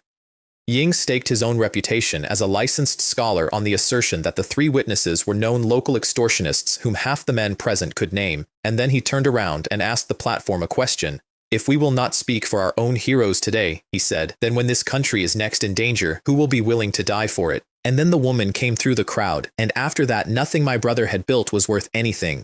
She was in rags, and she was carrying a memorial tablet, and she knelt down in the mud in front of the platform and held it up so people could read the name on it. 14 years, she said. 14 years, and not 1 copper of the money they promised. She had raised the boy on other people's laundry, and he was 12 now, and he had never once seen his father's face.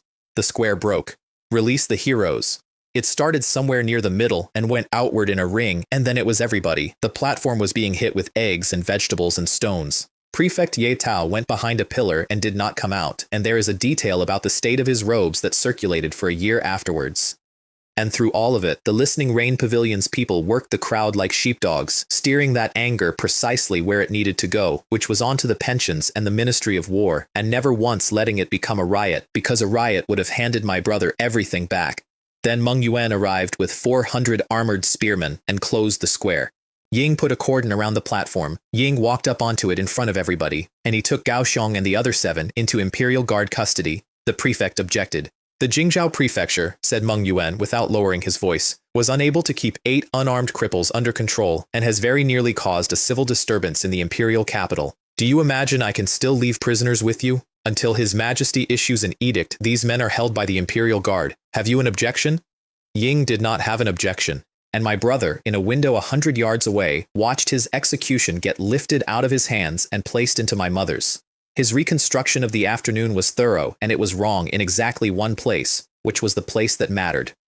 The leaflets, prepared in advance, the timing to the minute, the Imperial Guard arriving at precisely the point where intervention looked like public order rather than favoritism. That is not a sick prince's work. That is not any prince's work. That is a campaign. Therefore it was Mei Lianhua. And the paper had to have come from the Listening Rain Pavilion, which meant Bai Hua had been promised something worth a great deal, which meant the woman running my house had her own foreign policy. Old Seventh is a pawn, he told his advisor, a puppet she has pushed to the front. That woman was never going to be content with being somebody's princess. So he did 2 things. Ying sent a message to my mother's palace suggesting that Mei Lianhua was in league with wandering criminals and harboring treasonous intent, and that the naive 7th prince was going to be destroyed by her. And he sent a letter to Mei Lianhua with a jade pendant. "Tell her," he said, "that I know what she wants. What the 7th prince cannot give her, I can."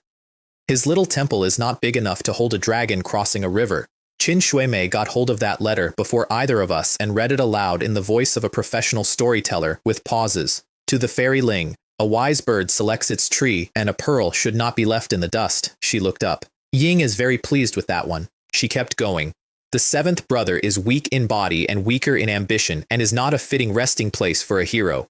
Oh dear young prince, Ying has called you useless in writing. That will be in an archive somewhere for 400 years. And then the last line, which she delivered slowly, savoring it. "Should the fairy be willing to leave darkness for the light, I would welcome her with open arms, and when the great work is accomplished, I would seat her as empress."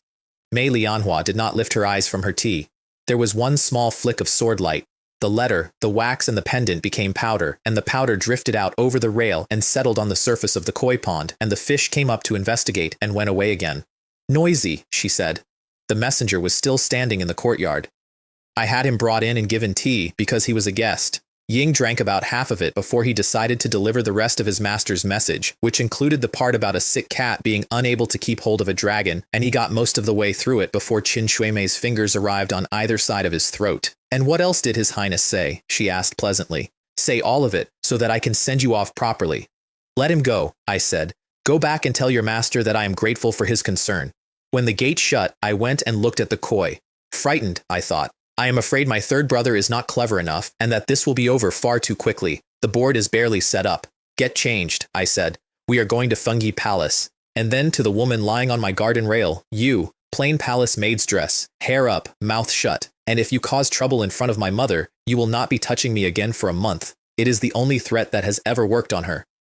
In the carriage, Qin Shuimei took my hand, which the system recorded as our first genuine bond, and paid 500 for, so I took Mei Lianhua's hand with the other one, because I have a strong instinct for self-preservation. We stopped at the Chengtian gate because an old man was standing in the road. Ying was in coarse, undyed linen, and he was entirely unremarkable, and the horses went down onto their knees when they came within 20 feet of him, and a squad of palace guards walked past on the other side of the road without turning their heads once. I have never been that frightened before or since. That was Wang Gongfeng, and there are 3 land immortals attached to the imperial family of Great Jing, and he is the eldest of them. Ying lives at the ancestral tombs. Ying does not attend court. Ying has come down off that hill 4 times in 90 years, and every one of those times somebody very important stopped breathing. Ying looked at me for a long moment.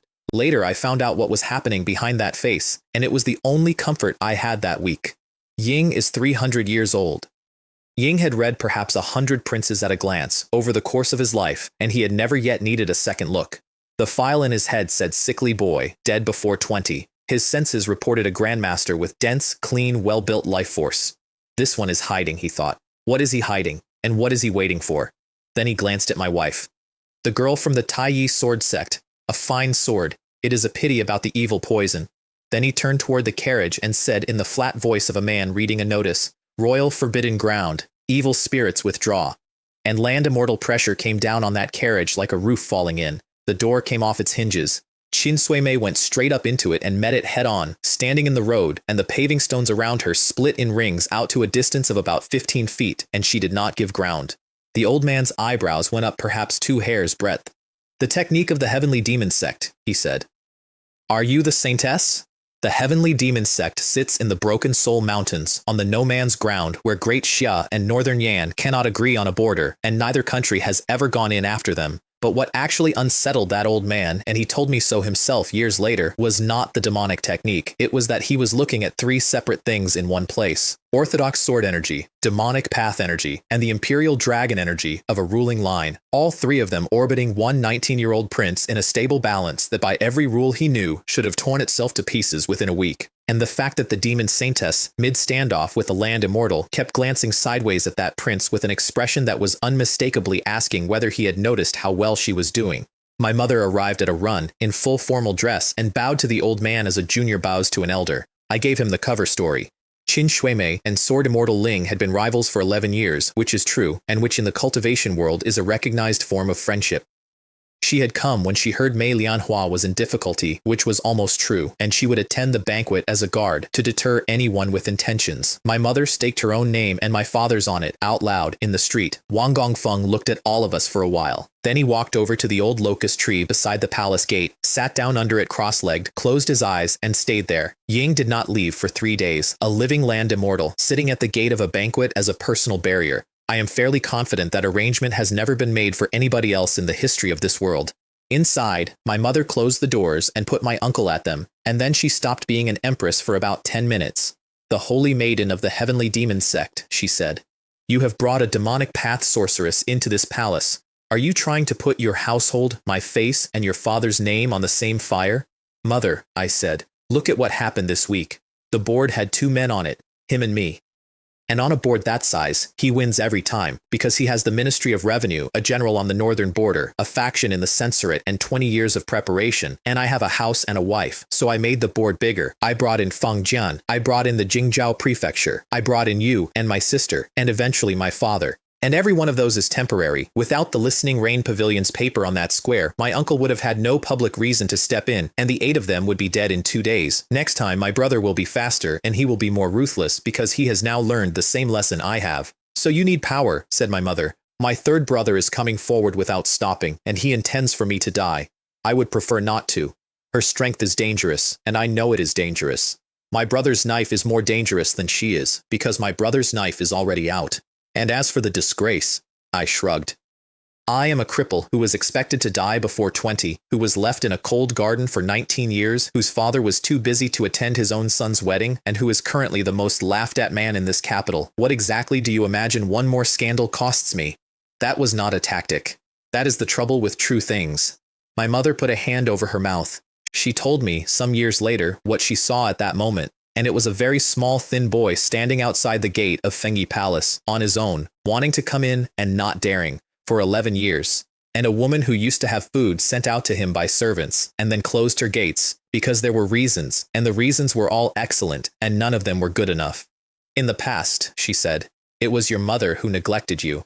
Affection, +5 to 80, which the system labeled trust, and a milestone reward, and this one I felt physically.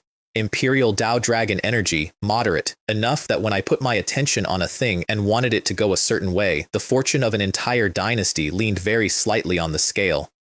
Then she told me about my brother's mother, and the cold palace, and the pair of embroidered shoes, and the piece of osmanthus cake she had once given a 6-year-old, and then she asked me for one thing. I built you that stage. I will not take it back. If you win, I ask only this. Leave him a way out. This family cannot survive another brother killing a brother in public. If I am fortunate enough to win, I said, I will spare his life. Then she turned around and started on my wife. Yanman Pass was not your fault, she said. You were a soldier under orders and you did it cleanly, and I have read the true account and I know what your own sect did to you afterwards. You are a good girl. So I am going to ask you something, and I am not asking as the Empress. I am asking as Jingyun's mother. Will you support him wholeheartedly? Ying saved my life, said Mei Lianhua. I will protect him. Whoever is his enemy, I will kill. Protecting his life, said my mother, is what a guard does. I am asking about a wife. Will you manage this household? Will you maintain his connections? Will you bear his children? Mei Lianhua, who can comprehend a peerless sword technique by watching it once, went completely blank and then turned pink from the jaw up, so I stepped in front of her. Mother, Sword Immortal Ling is a sword immortal. She is not a housekeeper. Asking her to run a household is using a dragon-slaying blade to chop vegetables. And then, because I could feel the temperature behind me, besides, I would not be willing to part with her for it. I will bear him children, offered Qin Shuimei from the wall. 10, 20. However many are required. I am extremely healthy. Everybody ignored her. My mother did not let it go. She leaned forward and asked it again, harder, and this time there was nothing gentle in it at all. Emperor or prisoner, throne or exile, will you stay? And Mei Lianhua did not answer the Empress. She looked past the phoenix chair directly at me and said it to me. Lianhua does not know what a princess is. Lianhua does not know what a wife is. I know that a sword will only ever acknowledge one sheath, and that my heart can hold one person in this lifetime. I took half a step forward, which put me between her and the throne, and I nodded. I did not say anything. There was nothing to add, and anything I added would have made it smaller. Her shoulders came down, and by the wall, Qin Shuimei's smile stayed exactly where it was on her face while something behind it went cold, because she had just understood, watching that the thing in this room was not a game she had wandered into. It was a treasure, and she wanted it. Affection, +8 to 56. Good, said my mother, after a moment. What a singular sheath. I will remember what you have said. The banquet was set for 3 days. In the carriage going home, Qin Shuimei started needling immediately, because she cannot help herself. There has been no ceremony, though, has there? No rites, no ancestral hall, no consummation. So what kind of wife is that exactly? I took Mei Lianhua's hand. Shuimei, I said. Did you think you were getting my wife's help for free? In status, she is a princess. My father decreed the marriage. It has been announced in the ancestral temple and to the world. That is what legitimate means, and it does not require your approval. And you, put politely, are an honored guest whom I invited. Put plainly, you are a guard with a discipline problem. In my house, you follow my rules.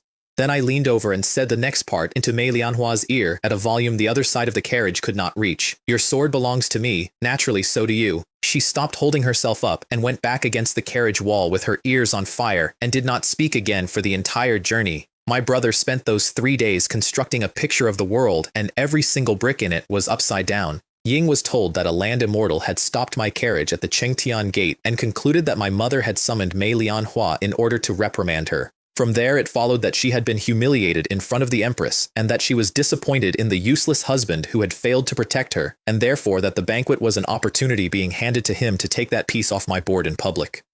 Then the messenger came back and reported that the letter had been destroyed with a flick of swordlight and dropped into a fish pond.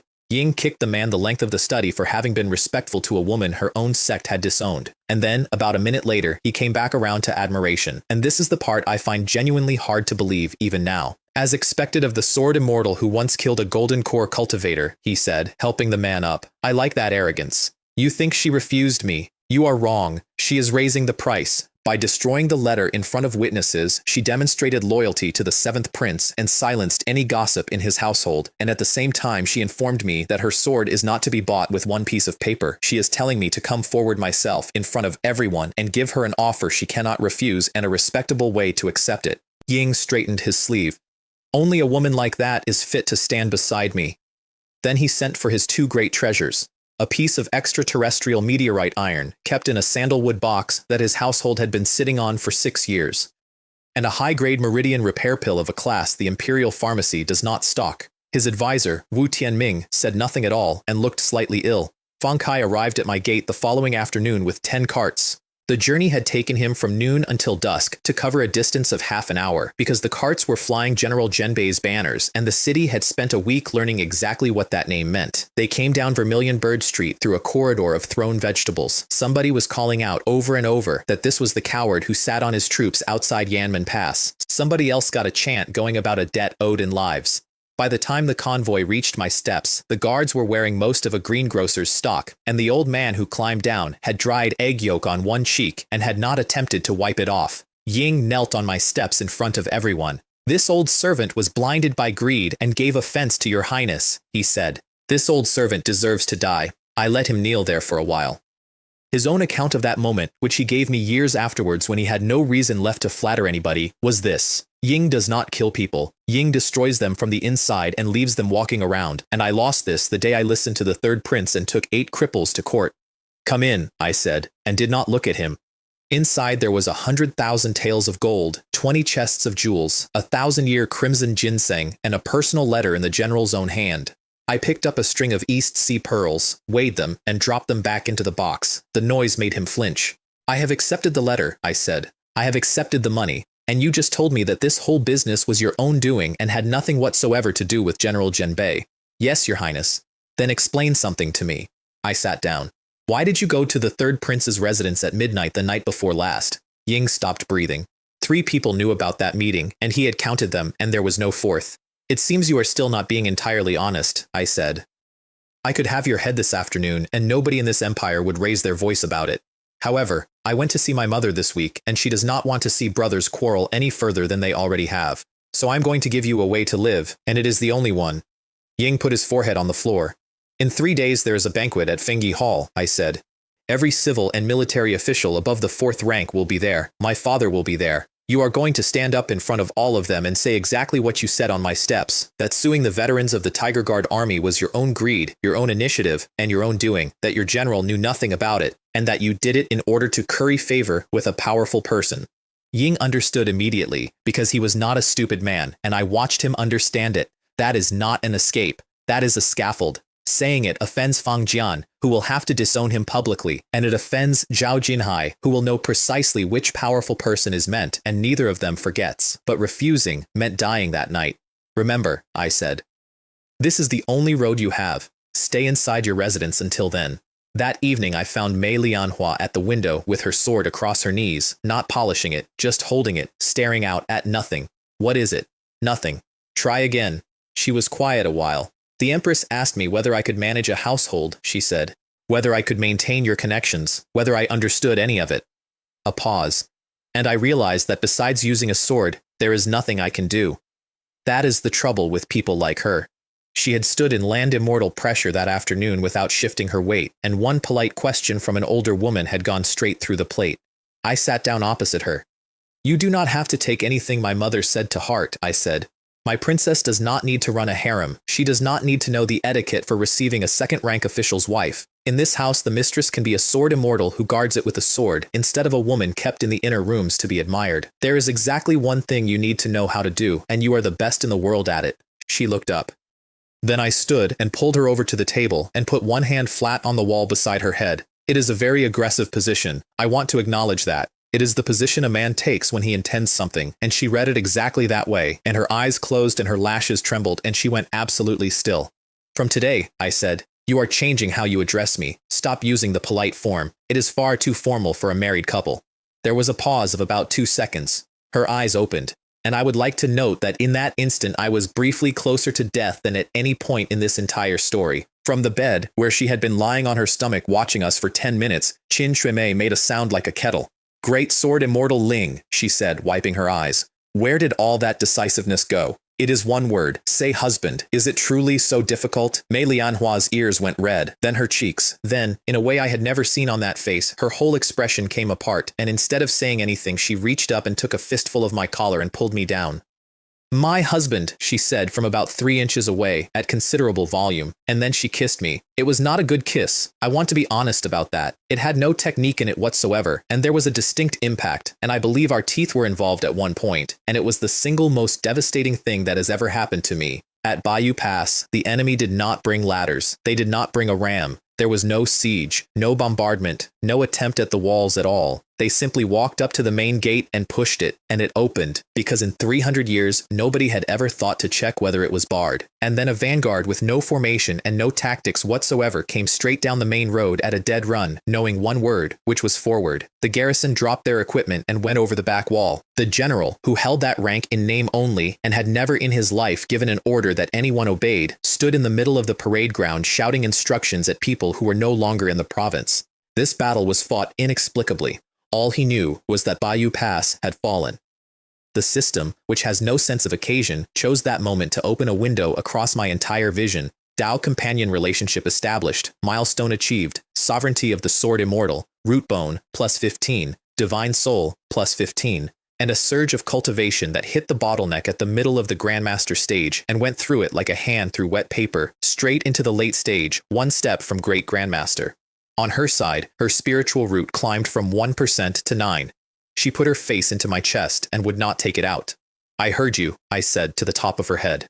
They were still arguing about the seating arrangement on my arm 2 hours later when it happened. Qin Shuimei had claimed the left elbow on the grounds of seniority as a guest, and Mei Lianhua had claimed the whole man on the grounds of paperwork, and I was in the middle of proposing a rota when something enormous woke up under my skin. There is no better way to describe it. Something turned over, in a part of me that does not have a name, and then the air in that courtyard began to move. I saw it before I understood it. The lamp flames pulled sideways. Dust lifted off the flagstones and did not come down, and the spiritual energy of the world, which is supposed to be a faint, thin haze that cultivators spend decades learning to coax, came in toward me in a visible spiral, the way rivers run to the sea. Rootbone had reached 83, and a line came up in front of my eyes in characters I could feel in my teeth. Chaos, spiritual root. Low grade. Mei Lianhua, who does not lose composure, lost composure. That is not real, she said.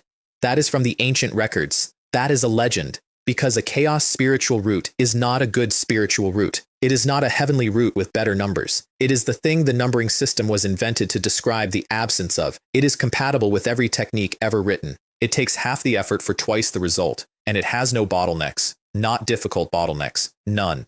A cultivator with one of those does not fail to ascend. Ying simply keeps going until he arrives. And Qin Shuimei's face was not delighted at all. She had gone the color of paper, and she got hold of my shoulders with both hands and shook me. If I can recognize what that is, she said, how do you imagine an old monster who has been alive for 1,000 years is going to fail to recognize it? And she laid it out, fast, in the flat voice of somebody who has thought about this kind of thing her entire life. Best case. A top sect or an ancient family takes me and does not kill me and raises me the way you raise breeding stock in a very comfortable room for the next several hundred years as a seed to be harvested. Worst case. Somebody at nascent soul with a lifespan problem opens me up to see how it works. And in every single one of those cases, the 2 women closest to me get their souls searched first, because that is simply what is done. From this second, said Qin Shuimei, you do not circulate one thread of spiritual energy. Not once. Not for anything. You go back to being the useless prince and you stay there, or the three of us die somewhere with no graves." There was a long silence in that courtyard. "There is a way," she said. She said it reluctantly, which should have told me something. An ordinary seal was useless. She explained why, and it was the first genuinely frightening thing I learned about my own body. You cannot seal a chaos root because the moment a seal comes near it, the root simply absorbs the seal. It does not fight, it eats. Anything you put on it becomes part of it. So the answer was not a seal, the answer was a graft. "It is called the nether soul grafting," she said. "The holy maidens of my sect pass it down by mouth. It has been performed 4 times in 300 years because almost nobody is willing to pay for it. You take most of the caster's cultivation and half of her life essence, and you transplant it into the subject as a seed. It grows in his sea of energy like a vine, and it wraps the root and it steeps it in demonic energy day and night, permanently. From outside there is no root to see, there is no species, no grade, no chaos. There is only a naturally born talent of the demonic path, which is unusual but not interesting. And the side effect for me? You will read, to any cultivator who checks, as a man who has been thoroughly used up by a witch." There was a pause.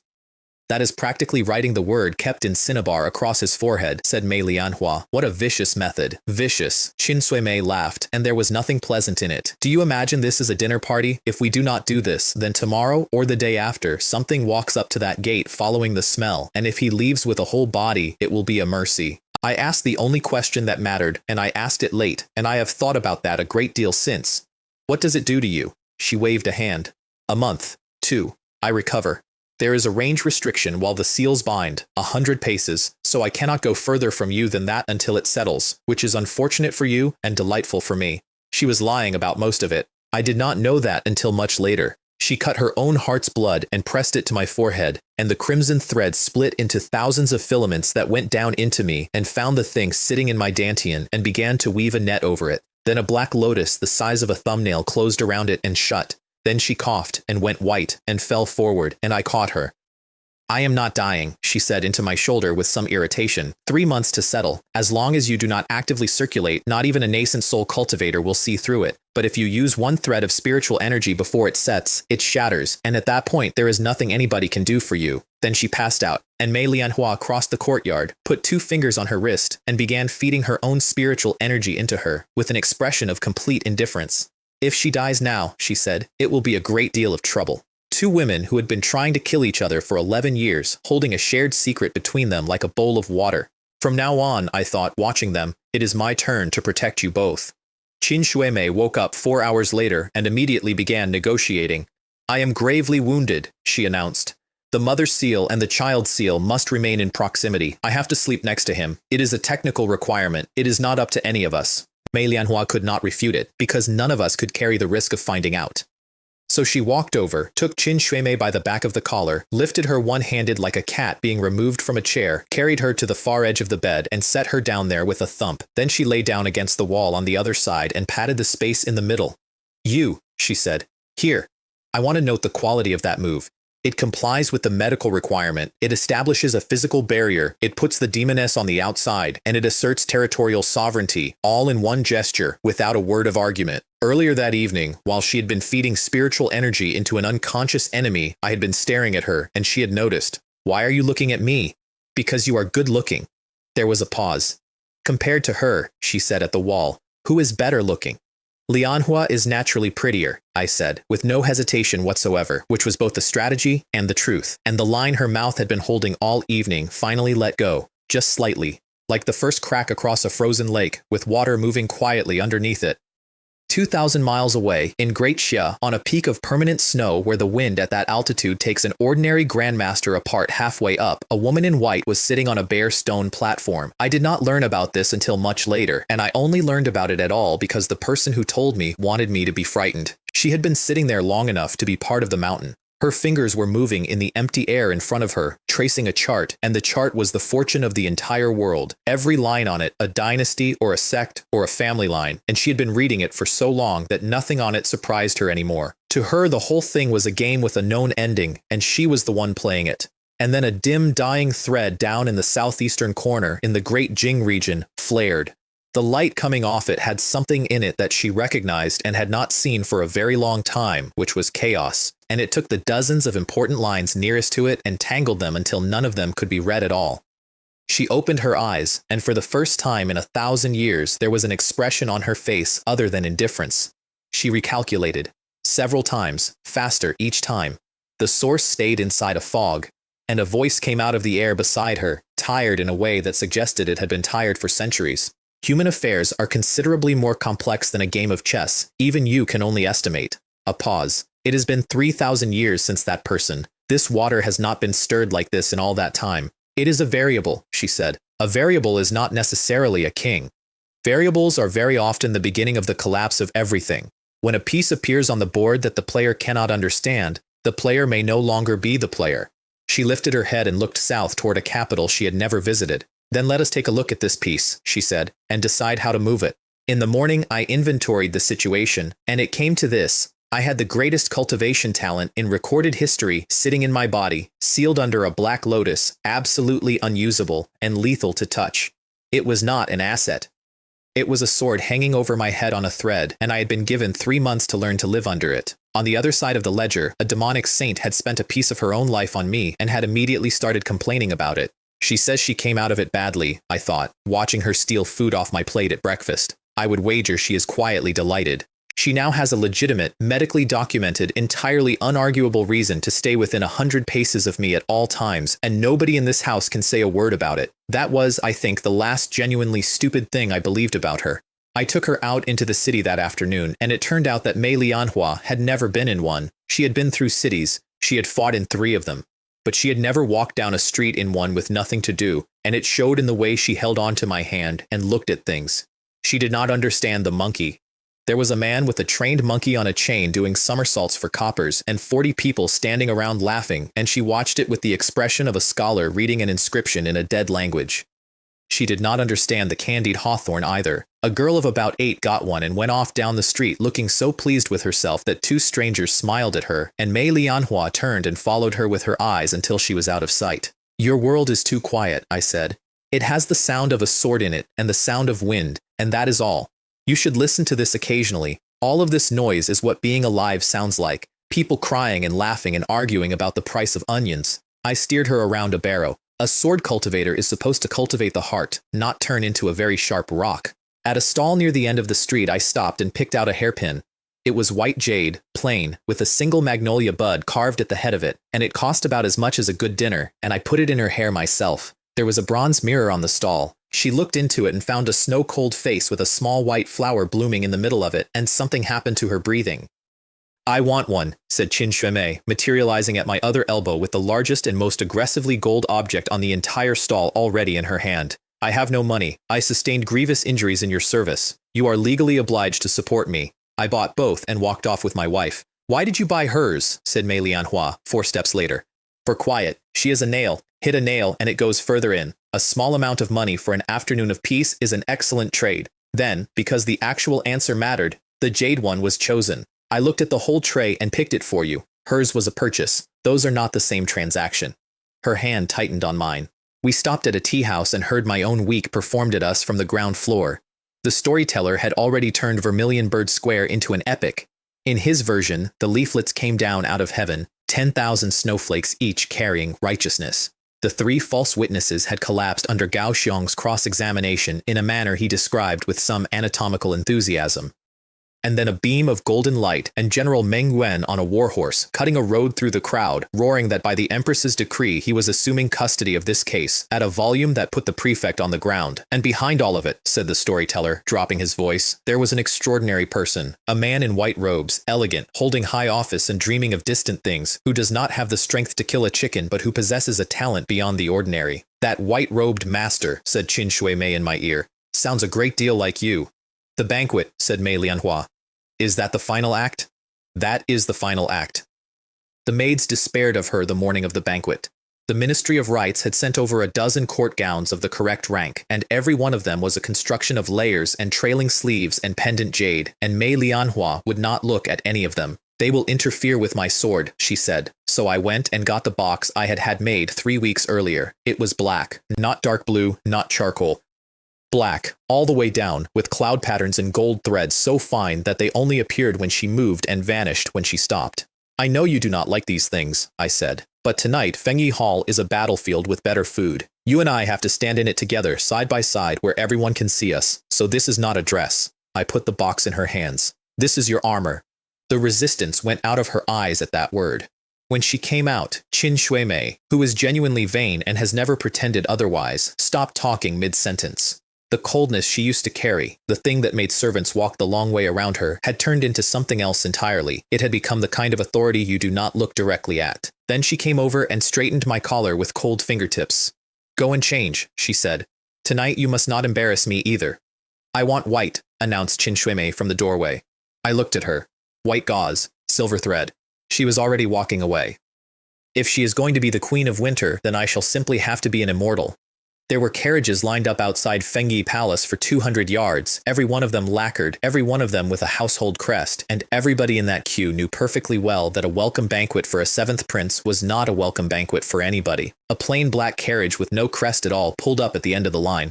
I got out first, which nobody noticed. Then a pale hand came out and took mine, and Mei Lianhua stepped down in black and gold with a white magnolia in her hair, and the courtyard stopped making noise, and then a third person got out. White gauze, silver stars, bare feet, and a thin chain of silver bells around one ankle that did not ring, a face of complete childlike innocence, and eyes that were openly enjoying every single thing about the situation. And she took my other arm like a cat that has located its owner in a crowd. Somebody near the steps said, out loud, 2 of them. Somebody else said 1 in black and 1 in white, 1 cold and 1 warm, and observed that Prince Ankong was a very fortunate man. My third brother came down the steps to greet us personally, radiating brotherly warmth. Sister-in-law is magnificent, he said, although if I may, with a sword intent like yours, I have always thought fiery red would suit you far better than black. Black conceals a person. It is a shame. Which is, in that language, an observation that her husband has no taste and does not understand her. Mei Lianhua did not raise her eyelids. Ying turned to the other one. And this is? My bodyguard, I said. She is afraid of the dark, and she likes to hold on to people. My mother rescued the entire courtyard from the doorway by announcing that tonight was a family banquet and there was no need for anyone to stand on ceremony. Inside, at the far end of the prince's table, Mei Lianhua picked up a shrimp with her chopsticks and held it out to me. My husband, she said, try this. The word came out clean and unremarkable, as though she had been using it for years, and 3 separate people at the next table stopped eating. Then she turned to my other side. Do not talk while you are eating or sleeping, she said to Qin Shuimei. Behave yourself and do not embarrass your husband. Qin Shuimei, who had spent the entire carriage ride preparing something devastating, was so completely bypassed that she had to put her face in my sleeve. My father arrived, and the room came to its feet. I have heard, he said when everyone was seated, that some rioters stormed a courthouse in broad daylight this week. Ying picked up his cup. Is somebody condoning this, or is somebody using it to test my limits? The temperature in that hall went down about 10 degrees, and into that silence my brother stood up with a sandalwood box. Inside it was a fist-sized piece of metal, the color of a banked fire, covered in a pattern that pulled at the eye and made it difficult to look away. There were perhaps 9 people in the room who knew what it was, and every one of them leaned forward. Extraterrestrial meteorite iron, he said, the core of a fallen star. My household has held it for 6 years, and it is not for sale at any price. Sister-in-law, I have always had the deepest admiration for genuine strength. You held Yanmen Pass with 1 sword. You are the enemy of my country, and your swordsmanship still looks down on this age, and I say that freely, and I have heard that your sword Frostfall was broken in the north. Ying held the box out with both hands. How can a swordswoman like you be without a weapon? Let the heart of a star be forged into a blade, and let it return you to your peak. It was the perfect gift. That is what nobody in the room could get past. It was the exact key to the exact door she wanted most, offered in public by the second most powerful man in the empire, in front of witnesses who would remember her refusing it. Everybody waited. Thank you for your kindness, third prince, said Mei Lianhua. A pause exactly 1 heartbeat long. However, what my sword is forged from and who forges it is my husband's business. She picked up her cup. It has nothing to do with outsiders. Outsiders. I have replayed that word a great many times. I did not write it. I did not suggest it. Nobody coached her. She said it in the flat voice she uses for reporting the weather, and it went through that hall like a dropped plate. Oh, said my father quietly into his wine. Interesting. My brother recovered inside one breath, which I will always respect. Ying laughed, closed the box, and turned to me. Then let this be a token of brotherly affection between us instead, he said, and presented it to me, and half the room quietly admired the footwork. Ying sat down convinced that she was raising her price. Then the impeachment started, and it started with an old man weeping. Censor Ye Qiang went down on both knees on the floor of a banquet hall and described, in a voice that shook, a courthouse stormed in daylight, the first such incident in 300 years. Then he traced it back to its root, which was Prince An Kong, who had taken deserters into his household and armed them with money and given them a name. Then the minister of war, then a vice minister, then 2 censors, then a provincial commissioner, each one standing up as the last one sat down, all of them well-spoken, all of them grave. 3 mountains stacked on one man, public opinion, the law, and the will of the people. And in the middle of it, I picked up the serving chopsticks, selected a shrimp, peeled the shell off carefully, and put it into the white jade bowl in front of my wife. Qin Shuimei refilled my cup. There is no defense against that. The speeches went on, and every single one of them landed in cotton, and by the 4th speaker, the room had begun to feel faintly ridiculous, and speakers can feel that happening, and it makes them louder, which makes it worse. Then a eunuch came through the doors so fast he caught his foot on the threshold. Your Majesty, the steward of General Zhenbei's residence is at the palace gate, striking his head on the ground and crying a great injustice. They carried Fang Kai in. His hair was loose, his robes were filthy from the street. There was a gash across his forehead that had opened again and was running down the side of his face, and he twisted out of the hands of the 2 guards holding him up, and he knelt. Ying did not kneel toward the throne. Ying turned 90 degrees and knelt toward me and put his forehead into the gold brick floor hard enough that the sound carried to the back of the hall. This old servant is guilty. Nobody moved. The suit against the officers of the Tiger Guard army was entirely the doing of this old servant, acting alone, blinded by greed. My general knew nothing of it. I saw those officers gaining favor with His Highness Prince An Kong, and I was jealous, and I wished to curry favor with powerful people, and so I filed a false complaint against loyal men. Then the letter, produced from his sleeve and read aloud by a court official, in which General Zhenbei called his own steward heartless, described the Tiger Guards as loyal souls of Great Jing, and pledged 100,000 taels from his family estate as compensation to the families. Then the chests, then the ginseng. A campaign to destroy loyal officials had, over the course of about 4 minutes, been converted into a story about a wicked servant deceiving his master and a general who put righteousness above his own household. The numbers moved in the corner of my eye all the way through it. Xiao Yu to 80, Yuxian to 85, my sister Zixuan to 88, my mother to 82, 2,000 bond value. I put my chopsticks down, wiped my mouth, stood up, and walked past the kneeling man without looking at him or at the gifts. General Zhao is loyal to the throne and has held the northern border for 11 years, I said. I have always admired him. There is clearly a misunderstanding here, and I would ask that it end here.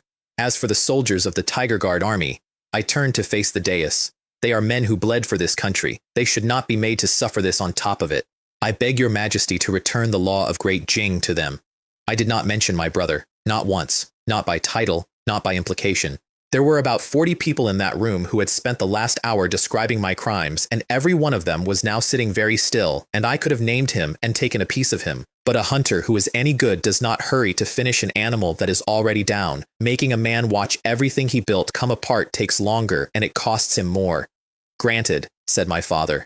The word went across that hall like a bell.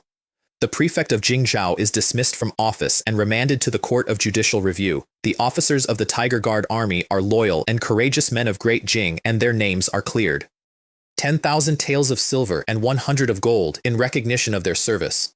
My brother set his cup down, and it made a small sound against the table that was slightly too loud. Father is wise, he said, and it came out of his throat rather than his mouth. My sister Zixuan stood up, raised her cup at me across the width of the hall, and drank the whole thing without taking her eyes off me. Then my father made 2 announcements. The first was that Mei Lianhua was confirmed as Princess An Kang with the title Protector of the Nation.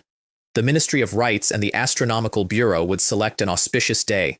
The wedding would be held at the highest honors permitted to a prince of the realm, and the whole country would celebrate it. The second one he stood up for. My son Jingyun has been frail since he was born, he said. For 20 years it has been the greatest regret of the Empress and myself. But by the blessing of the ancestors, he has undergone a complete transformation, has stepped into the innate realm, and his old ailments are gone.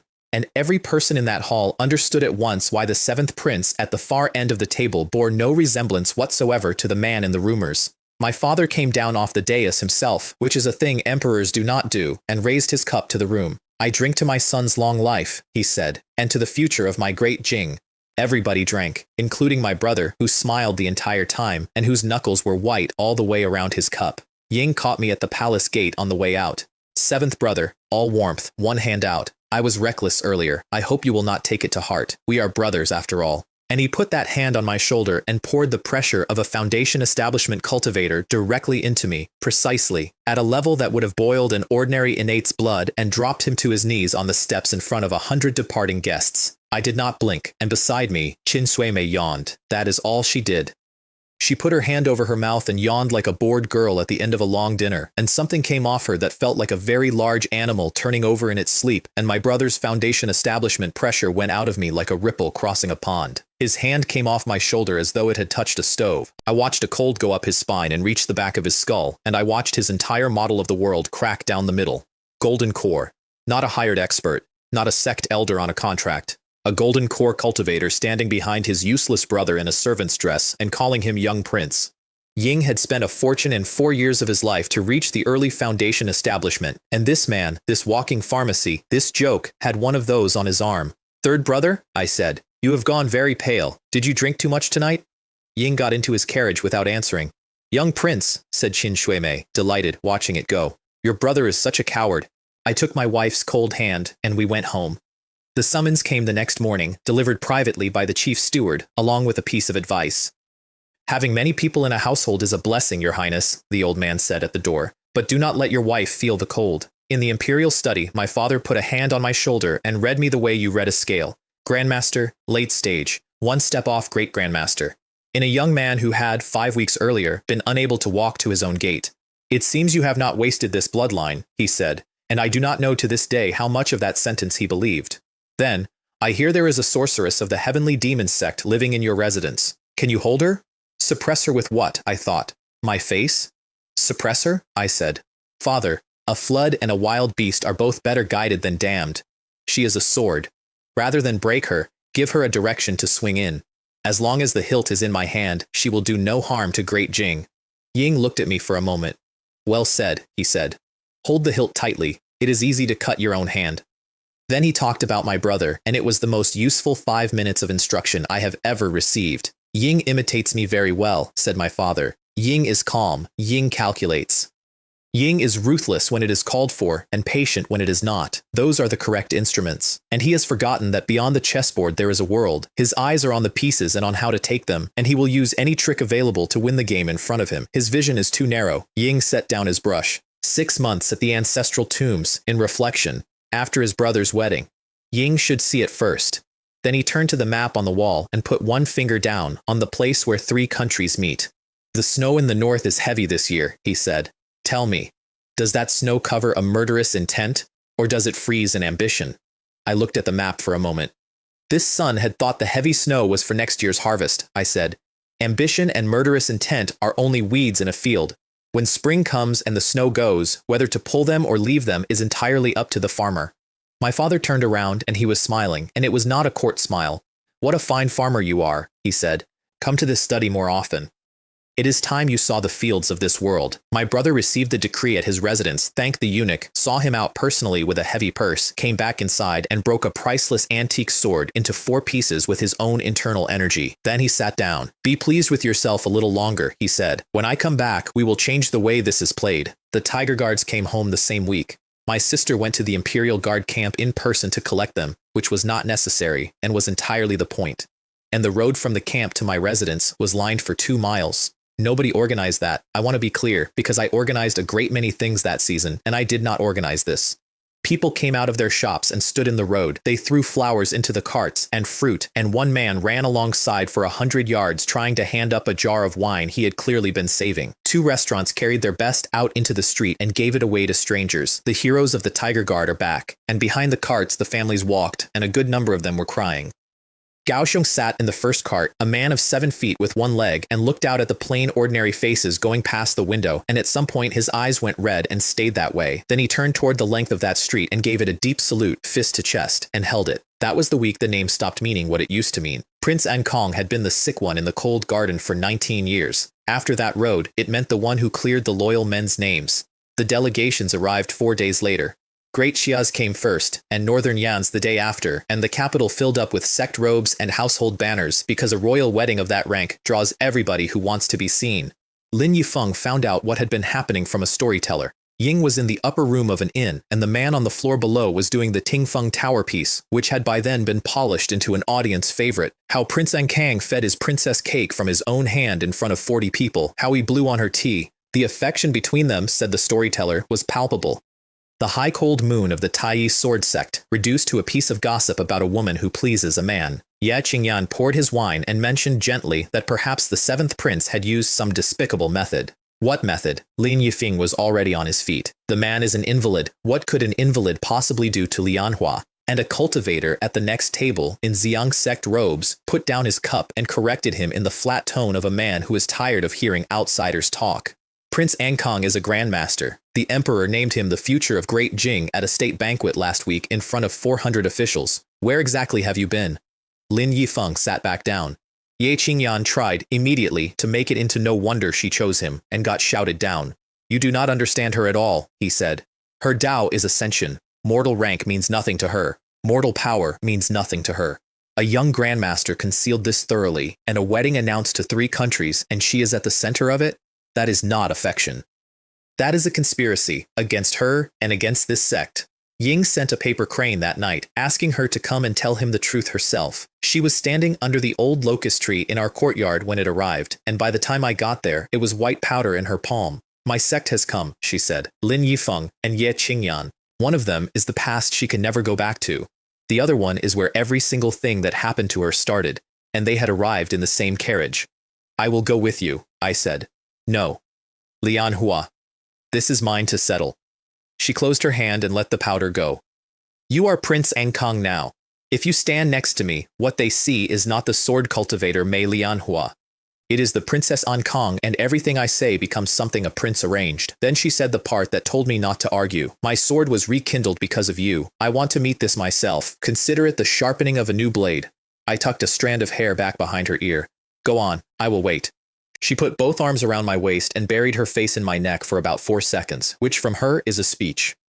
The instant she was through the gate, I went and got Qin Shuimei. Among the people meeting her today, I said, are the man who has wanted her for 10 years and the woman who poisoned her. Would you like to watch? I respect her pride, but Zhao Jingyun's woman does not eat one mouthful of grief unattended. I booked the whole upper floor of the Wanghu Tower, which overlooks the Willow Path along Qingyue Lake, and Qin Shuimei spent the weight building a small hill of melon seed shells on the windowsill. Lin Yifeng saw her coming up the path on foot and lit up because he had extended his divine sense the moment she was in range and found a foundation established where there had been nothing at all.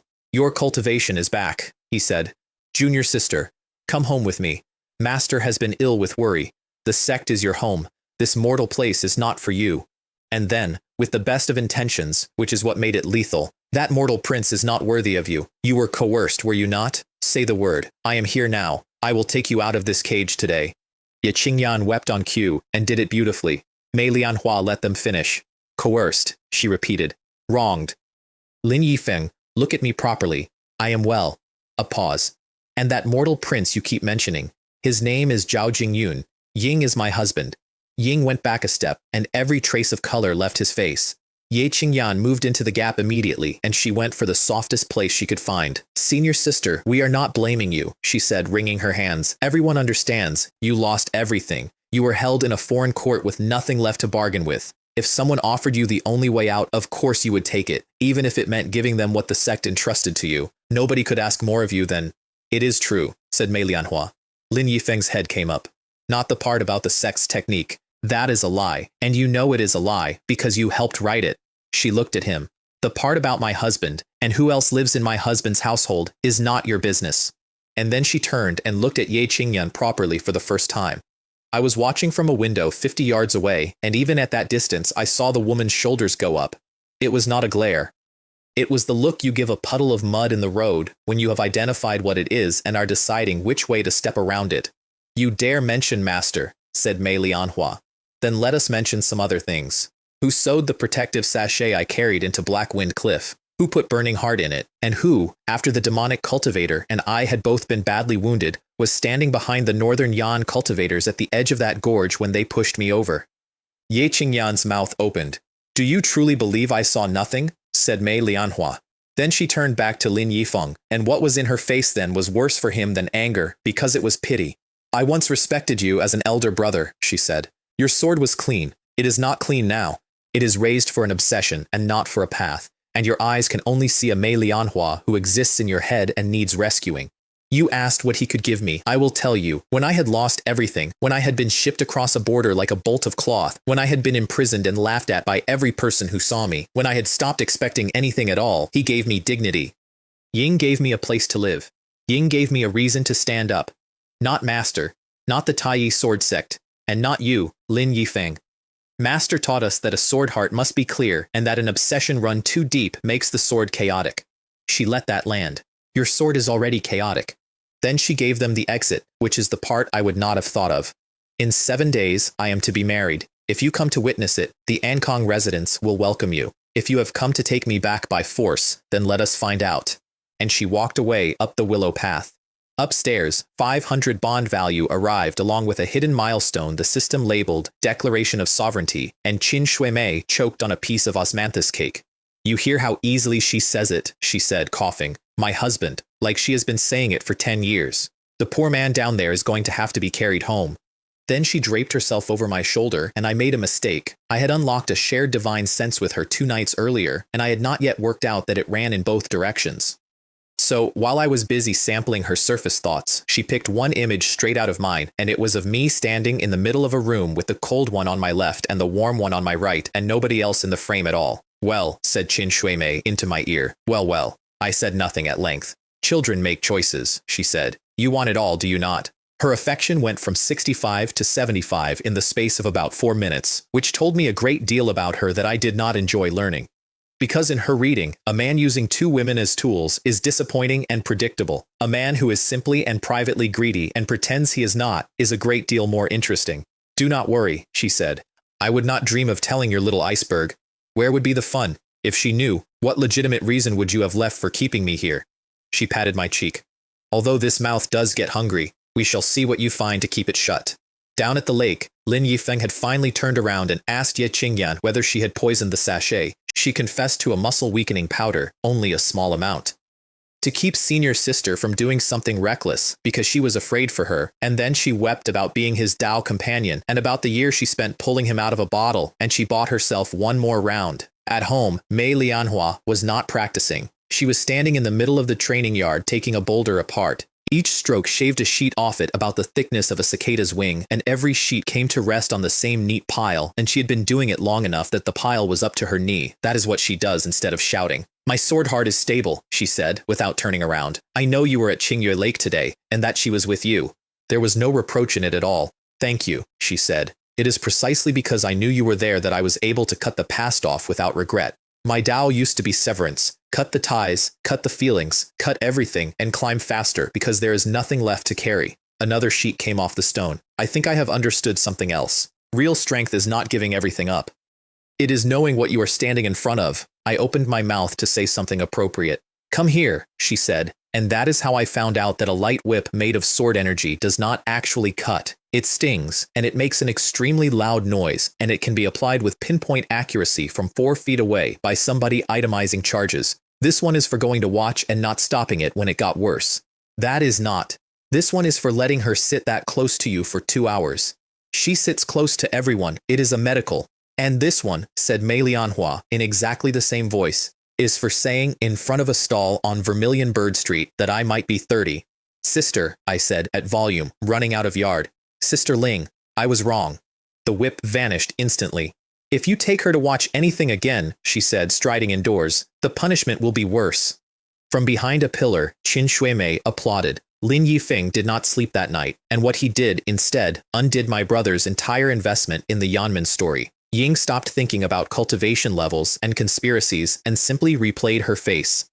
And what was in it was not resentment and not fear, it was composure, and under the composure, something he had never once seen there in 10 years, which was trust. And then he thought about Tingfeng Tower. A prince of the realm, in front of the great Xia delegation, in the most public room in the capital, with a woman on each arm, announcing loudly that he had married the finest princess in the world and buying tea for the house. Ying had assumed that was depravity. It was a man taking every last ounce of the ridicule onto himself. Because if the story leaving that building is that the great Xia sword Immortal has consorted with a demonic saint and bewitched a prince, she hangs.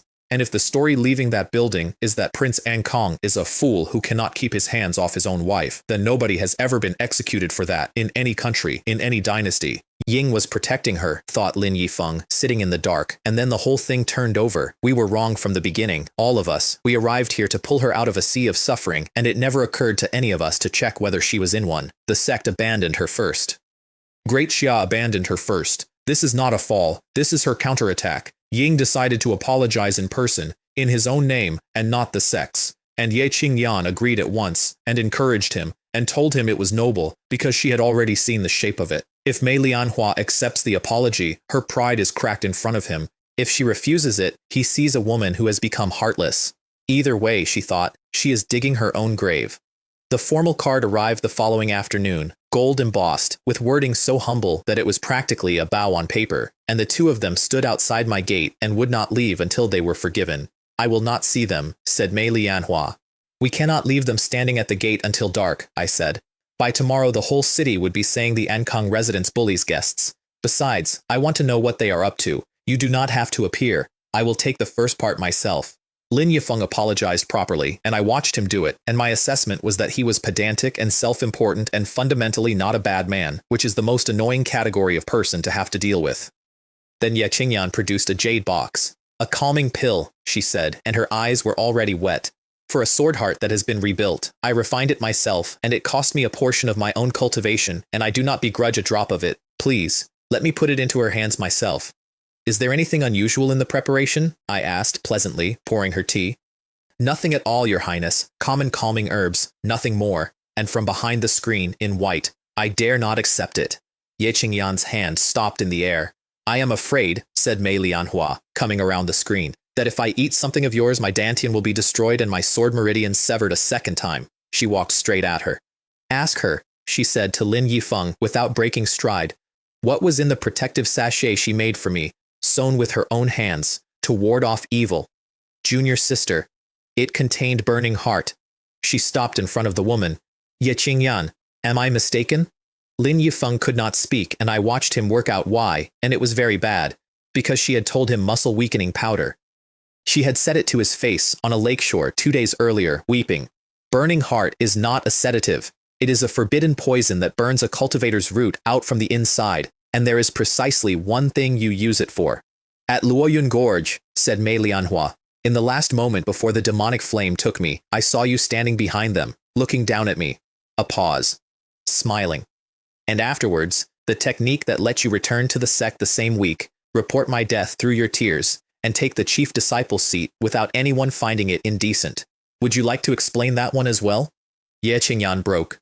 She threw the jade box across the room and screamed that Mei Lianhua was jealous of her, that it was all lies, that everyone had always taken her side.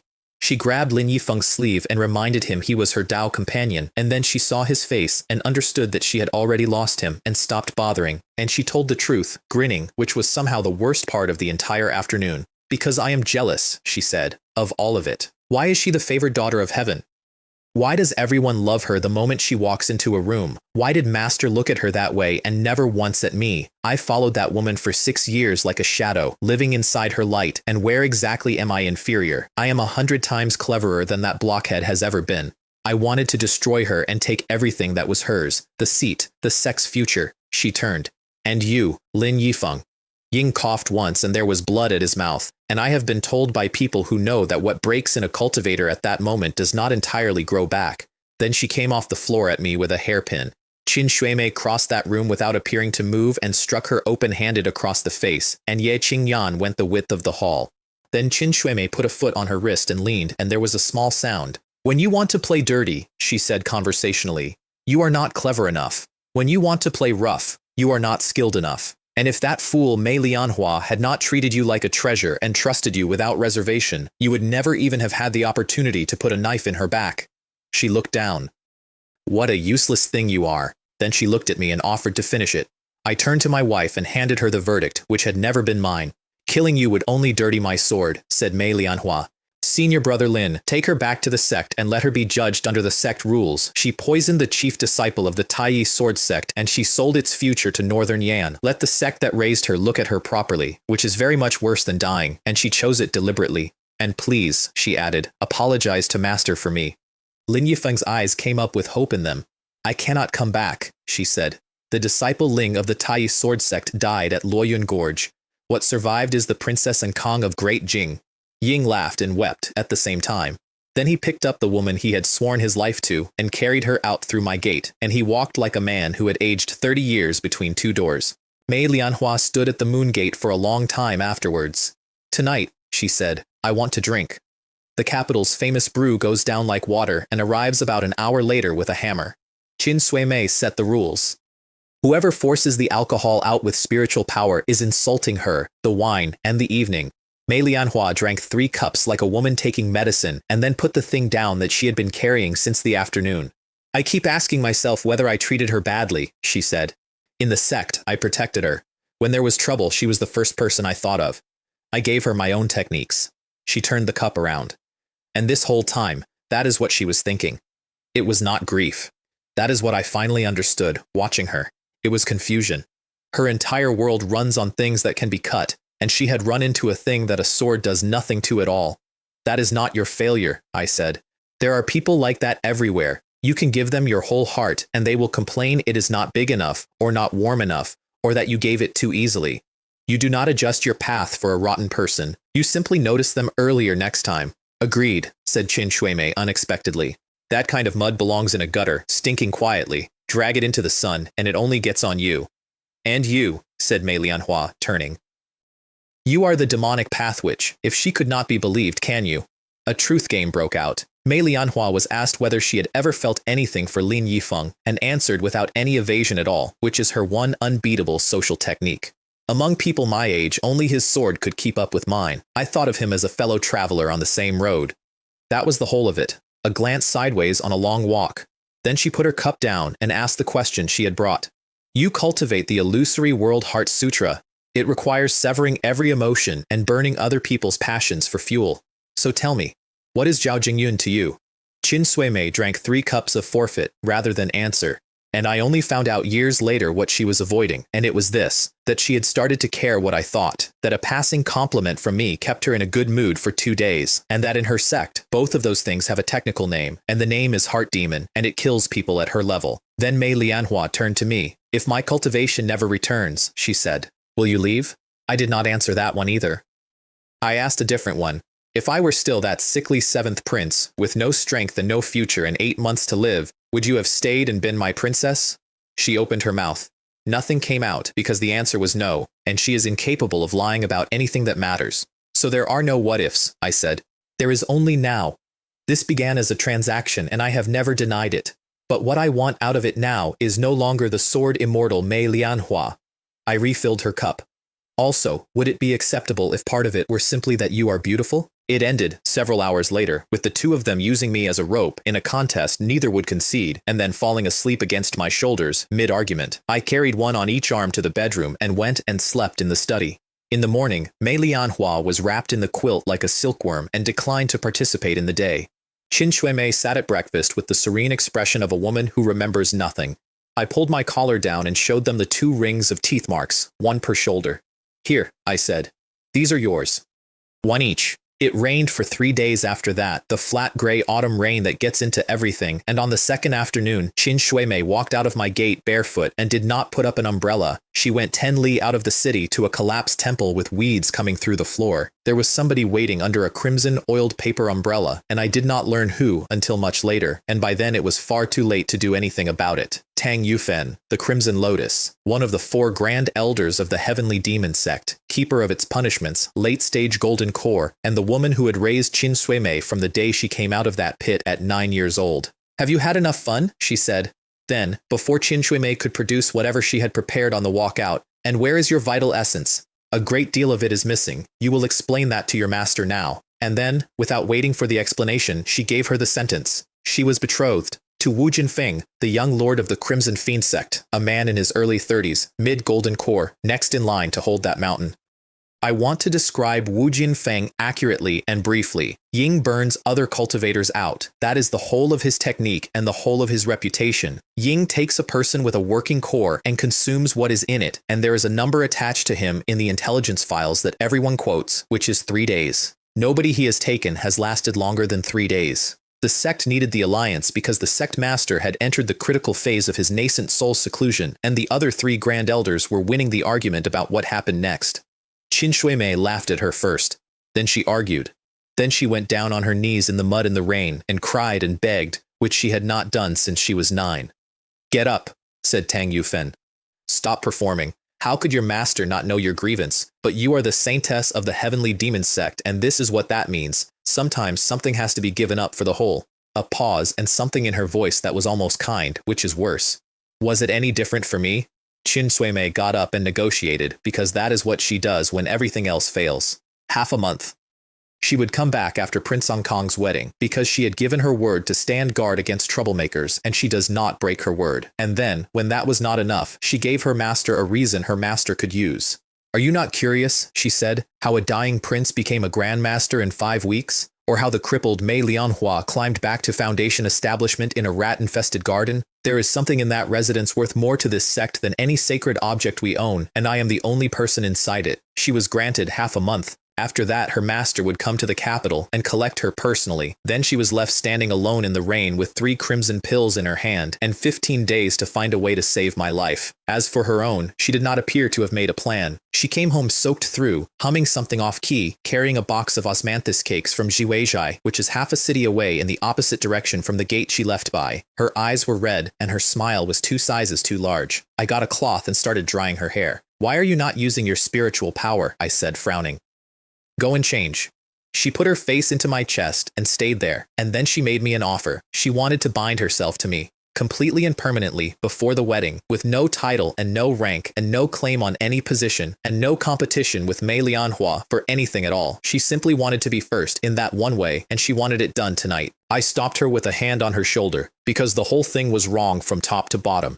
This is a woman who has spent 11 years fighting to win, who wants to stand on the mountain and be seen standing on it, and she had just voluntarily surrendered the status, the position, the future, and the argument, and asked for a single transaction with a deadline attached to it. That is not a bid, that is a person settling their accounts. You are leaving, I said. Her aura went out like a lamp. Who is making you do it? She tried the flippant one. If I leave, what happens to that thing in your dantian? Do you even want to live? And she smiled at me with the corner of her eye doing something self-destructive, and I reached up and wiped it away with my thumb. Shuimei, stop fooling around, and that broke her. She told me long afterwards what went through her head at that moment, and it was a kind of fury. She wanted me to be the lecherous idiot she had been calling me for a month. She wanted me to take what was offered without asking a single question, because then at least the thing she was giving away would have been hers to give. Instead, somebody had looked at her and asked who was making her do it. She cried into my chest without making any sound at all, biting her lip, shoulders going, because saying it out loud would have been losing. I did look. I want that on the record too, because it is the only part of this I can defend. I opened the shared sense, and what came back was not a picture. It was an emotion with an edge on it, restlessness with disgust running all the way through it, a wildcat working the bars of a cage, and one blurred male face that she could not stop seeing and could not stand. Zhao Jingyun, she came off my chest as though I had burned her. How dare you look inside me? And it was not anger. I knew it was not anger, even then. It was a plea for help delivered in the only grammar she has. I let it go. If you do not want to talk about it, I will not ask, I said. Go and change your clothes. Do not catch a chill. Affection, +4, 79. I have looked at that number many times since. Mei Lianhua did not interrogate me about the embrace, which I had braced for. She analyzed it instead, which was worse. Her information is chaotic, she said that night. Like a sword swung without control. In the end, it only injures the person holding it. She was quiet a moment. I have seen that look before. In a mirror, actually. That is despair. Then, practically, because she is who she is. And she is the seal on your spiritual route. If the shield breaks, the sword is pointed at you. I know. Then what will you do? Wait, I said. That woman looks unhinged, and she is actually the most stubborn person I have ever met. Push her, and she goes the other way out of spite, and she would rather break her own head than bow. She will tell me when she has run out of other options. Meanwhile, I will have Bai Hua find out what the heavenly demon sect has been doing this month. Wait and see. I want you to sit with that sentence for a moment, because I have had to. I had a woman in my house who had been ordered into something she could not survive, who had come home in the rain and offered me everything she had left in the stupidest way a person can offer it, and I identified the problem correctly and analyzed her psychology correctly and concluded that the sensible move was to give her room. She was not a piece on my board. I had simply gotten so used to reading people that I had stopped being able to see one, and Mei Lianhua, looking off across the courtyard, said, Qin Shuimei is my rival. I will not have her broken by somebody else before I have surpassed her. Then she put her arms around my waist from behind. There are more and more secrets in this house, she said. I do not mind, only do not disappoint me. The residence filled up with wedding gifts over the following 10 days. My sixth sister brought a pair of fire jade scepters she had extracted from my father's private treasury by a method she declined to describe, with instructions to keep them in the bedroom because they nourish the vital force.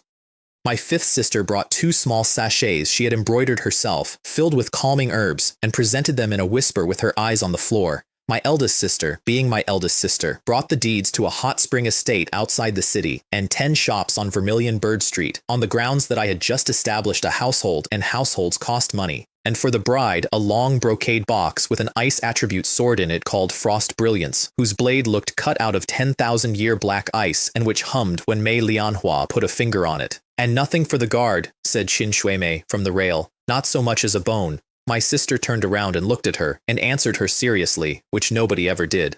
The Ankong residence, she said, does not shortchange its own people.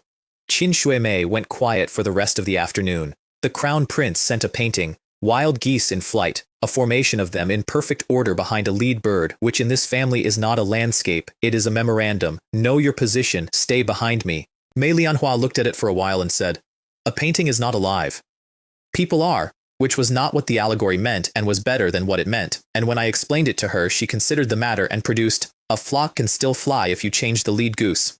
Why be a goose at all, said Qin Shuimei. Be a phoenix and make the sparrows kneel. The phoenix is too gaudy, I said, and the flock is too noisy. My residence is not large, but it is enough to hold all of you. The word was all.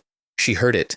She went to the far end of the couch and put her face behind a piece of black gauze and said something about how I had no ambition, in a voice that was not steady.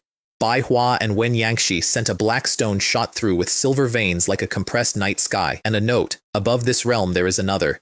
Beyond the endless sea and the floating continent there is a corner of an immortal domain, and this stone was offered as a step toward a higher vantage point.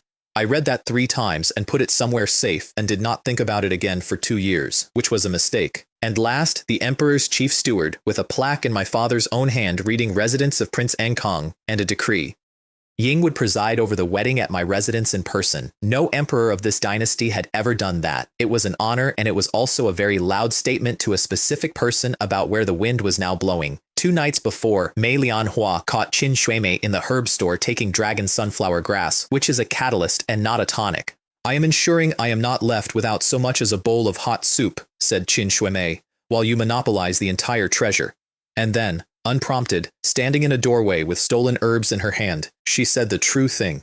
Do you know, Mei Lianhua, I envy you enormously. I envy how simple your life is. In your world there is a sword and a belt. Anything you want, you draw. Anything you do not want, you cut off in one stroke. How clean that must be, she pushed past. I cannot do that. My world is filthy. Everything I have ever wanted I have had to scheme for or steal. At the door she stopped. So watch your man, sister. Do not imagine everything is settled once the ceremony is done. While I am in this house, you will not have one peaceful day. A pause. And learn to be a woman instead of a sword. Otherwise you will lose. I caught the tail of that from the corridor. Mei Lianhua said we had been sparring. I let it go, and I had a bad feeling for about 40 seconds, and then somebody arrived with a question about seating. The 9th day of the 9th month. The capital was awake before dawn. The 10 li of street from the Vermilion Bird Gate to my residence was solid with people, and the whole city had gone red, silk on every rail, lanterns on every eave, and none of it ordered by the Ministry of Rights. I rode out in the dark gold 9-dragon robes, and the sound that went up off that street was not court flattery, because court flattery does not come from men in laborers' shorts standing on walls. In Fengyi Hall, my mother lowered the red veil over Mei Lianhua herself and held both her hands. From today, you are Jing Yun's wife, she said. If he ever mistreats you in the smallest thing, come and tell me, and I will take your side. I walked in and put out my hand, and she put hers in it, and the whole court watched two people who had met on a wedding night as a murder attempt walk the length of a hall. They read the certificate aloud. There was a prince, Jing Yun, living secluded in a quiet garden, whose life was as fleeting as duckweed on water. And there was a sword immortal, Manhwa, banished into the mortal world, whose sword had cleft the northern frontier. A decree, a marriage across 1,000 li, begun in a court and not in romance, and yet together they weathered storm and endured snow. You raised your sword as a shield and protected me in danger. I gave you a home and quiet in mine. From this day forward, royal power and sword are bound together, in life and in death. 3 bows, heaven and earth. Our parents, my father composed and my mother not, and then each other. On the third one, the system spoke, milestone, royalty, and sword. My cultivation went to great grandmaster, early stage. A technique arrived that it called the Emperor's Vision, and on her side, one line, which she felt before I read it, because she told me afterwards that it happened while her forehead was still down. Her innate sword body evolved into an immaculate sword body. She said it was like shackles she had never known were on her, breaking off an inch at a time, all the way down. In a corner of the guest seats, a woman who had worn nothing but black for 11 years was sitting in fiery red. She drained her cup on the third bow and said it to nobody at all. You little rascal, congratulations on your wedding. The bridal chamber, red candles, dragon and phoenix, wax pooling on the stands. I lifted the veil with the jade ruyi and found a face I had not seen before, lightly powdered, eyes going anywhere except at me, ears scarlet, and 2 hands that have held nothing but swords twisting the hem of a wedding dress into a rope. We linked arms and drank. I took 1 step closer, and the door opened. Qin Suimei came in wearing an elaborate red palace gown, which I had never seen her in, carrying a tray with 3 cups on it. Such a beautiful occasion, she said. How could it possibly be complete without my contribution? Mei Lianhua stood up. Get out. On such a joyous night, said Qin Suimei, shouting is unlucky. She set the tray down. I have come to offer congratulations. Mei Lianhua is your lawfully wedded princess, and I do not dispute 1 word of it, but I am also one of yours. And who was it exactly who spent her own life essence sealing what is in his dantian? Nobody answered that. It is the wine of unity, she said, a secret brew of my sect. Drink it, and there will be no barriers left between the 2 of you. I did not believe 1 syllable of it. I drank it anyway, because it was my wedding night and because throwing a golden core cultivator out of a bridal chamber by force costs more than 1 cup of anything, and because I had spent 5 weeks learning to manage this woman, and I was extremely confident. Mei Lianhua drank because I nodded. It went down smooth. Then it arrived, and it was not a poison. It was a fire, straight up the spine and into the back of the skull, and the life force I had spent a month settling caught like a dry field. You, I went down across the table. Mei Lianhua got 2 steps and 1 sentence. Which? I knew you could not be, and she went down beside me. I know what happened next because the system recorded all of it and played it back to me in the morning in that flat, helpful voice, item by item, the way a clerk reads out an inventory. She lifted us both onto the wedding bed and laid us side by side. She touched my cheek and said, in a voice that was not steady, "Young prince, please do not blame me." Then she sat down cross-legged on the floor and refined the stolen herbs over a ghost blue demonic flame until they went down to a dark green liquid and bit through her own tongue and spat into it. With my holy blood as the catalyst, she said. With my true essence as the price, nether soul grafting, seal. A crimson rune went into my brow, and the thing under the black lotus woke up and fought it, exactly as it was always going to, because you cannot seal a chaos root, and she had told me so herself, so she did not seal it. She grafted most of her cultivation and half of her life essence, cut out of herself and transplanted into me as a seed, to grow around that root like a vine and wrap it permanently so that anything that ever looked at me would see a demonic path talent and nothing else at all. Her realm fell in front of her own eyes while she held the technique. Golden core, early, perfection. Golden core, early, foundation establishment, peak. Foundation establishment, late. Silver came into her hair in threads. Her lips lost their color. The crimson lotus mark on her forehead dimmed until it was barely there. She did not make a sound the entire time. She bit through her lip instead, and what went through her head while she did it, she told me afterwards, was a list, and the list was very short. A sickly man at a stone table on the far side of a courtyard, pouring her a cup of tea from 30 feet away because she was standing in the sun, coming in furious to complain about being shouted at by mortals, and having every layer of the performance peeled off her until the fake crying turned into real crying, and she had no idea when it had happened. A pavilion, and a plate of cakes, and her own voice saying that of course the best is saved for last. And a wet night, and a hand on her shoulder, and a man asking who was making her do it. My fate, she thought. I choose it myself. The rune stabilized into a black lotus the size of a fingernail with its roots wrapped around the thing underneath. Then she fell over. When she could move again, her cultivation had settled at foundation establishment, early stage, which is to say weaker than the woman lying unconscious 4 feet from her, whom she had been fighting for 11 years. She crawled to the side of the bed and looked at us. I was frowning in my sleep. Manhwa was not. She was asleep with a faint smile on her face and one hand resting on my arm. "Young prince," said Qin Shui Mei, "now my blood is in your veins and my seed is in your heart. Wherever you go from here, whether you cultivate immortality or become a demon, you will never be able to scrub my mark off you." Then, to the other one, "Mei Lianhua, you won. You got him." A pause. But I did not lose either. I made him mine. She kissed my forehead. She left a paper packet of osmanthus cakes on the bedside table, cold now, and broken from having been carried through a rainstorm 11 days earlier. She closed her hand around the jade pendant at my belt and took it. "Look after him for me," she said to a sleeping woman. "If anybody bullies him, I will come back and haunt you." Then she walked out through my gate into the dark, slowly at first, and then faster, and she did not turn around once. "From that night," she said, "there is no golden core holy maiden Qin Shui Mei anymore. There is a cripple with a ruined foundation and nothing in front of her." I woke up in red silk with a headache and my wife breathing beside me, intact, and my first reaction was fury because that woman had drugged me on my wedding night. Then I circulated my energy out of habit and stopped. There was a black lotus in bloom around the thing in my dantian, and the system put the lines up one after another in the order I could least bear. Pseudo-demon seed implanted. Chaos spiritual root perfectly concealed. Method nether soul grafting. Cost to the caster 1/2 of her cultivation and 1/2 of her remaining life essence. Irreversible. And then, in the same flat voice, the rewards that had been queued up behind it. Affection 80, trust. Affection 90, falling in love. Affection 94, entrusted with life and death. And the milestone at the end, cultivation initiation. I was a martial great-grandmaster and a foundation establishment cultivator at the same time, a dual path, and an aura on top of it called the heavenly demonic path, marked pseudo, matched exactly to the seed she had put in me. I sat on the edge of that bed and read the word pseudo about 6 times, because none of it was earned and none of it was given by a system. Every point of it had been cut out of a living person in the next room while I was unconscious 4 feet away. And then the anger turned around, the way it does, and came for me. She came home in the rain with her breathing wrong. I saw that. She offered me everything she had left in the stupidest possible way and said things that did not sound like her at all. I heard that. I even reached into her mind, without permission, and felt the fear and the revulsion and the caged animal in it. I did that. And what did I do about it?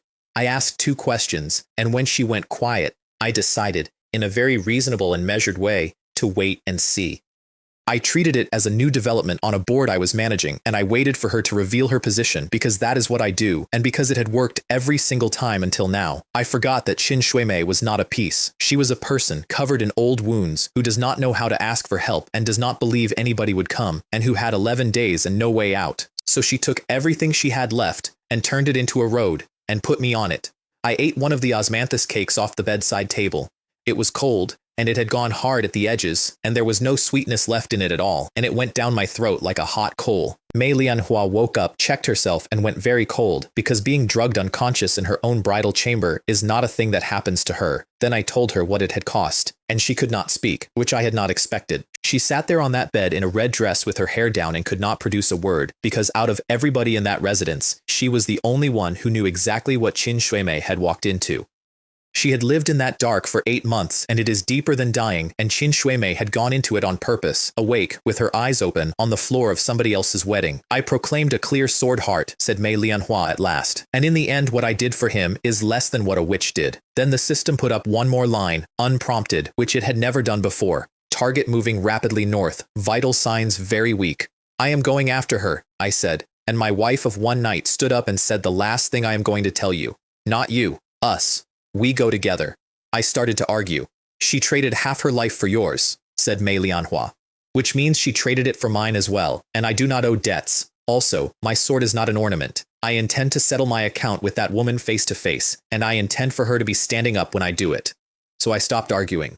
6 weeks earlier, I had sat in a rotting garden at the wrong end of a palace, in a body with 8 months left in it. and conned a woman who wanted me dead into touching my hand for 3 seconds so that I would live until morning. That was the whole of my ambition.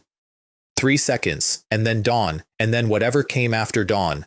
Last night, a woman burned half of what she had left so that I could keep all of mine, and walked out of my gate without leaving an address. I am sorry, I said. Our wedding night was a complete disaster. Mei Lianhua turned her face away with her ears going red. Why are you bringing that up now? So I lifted her chin and kissed her, and it was not a declaration this time. It was a promise, and both of us knew what it was about. Somewhere north of that city, on a road going toward the Broken Soul Mountains, a woman with silver coming into her hair was walking with a jade pendant closed in her fist on her way to a man who burns people out and has never had one last 3 days. She had 11 days left of the 15 she bought, and she had done the arithmetic on all of it except the one line that mattered, which is that she had never in her life had anybody come after her, so it had not occurred to her to include it. She was about to find out that the sums had changed.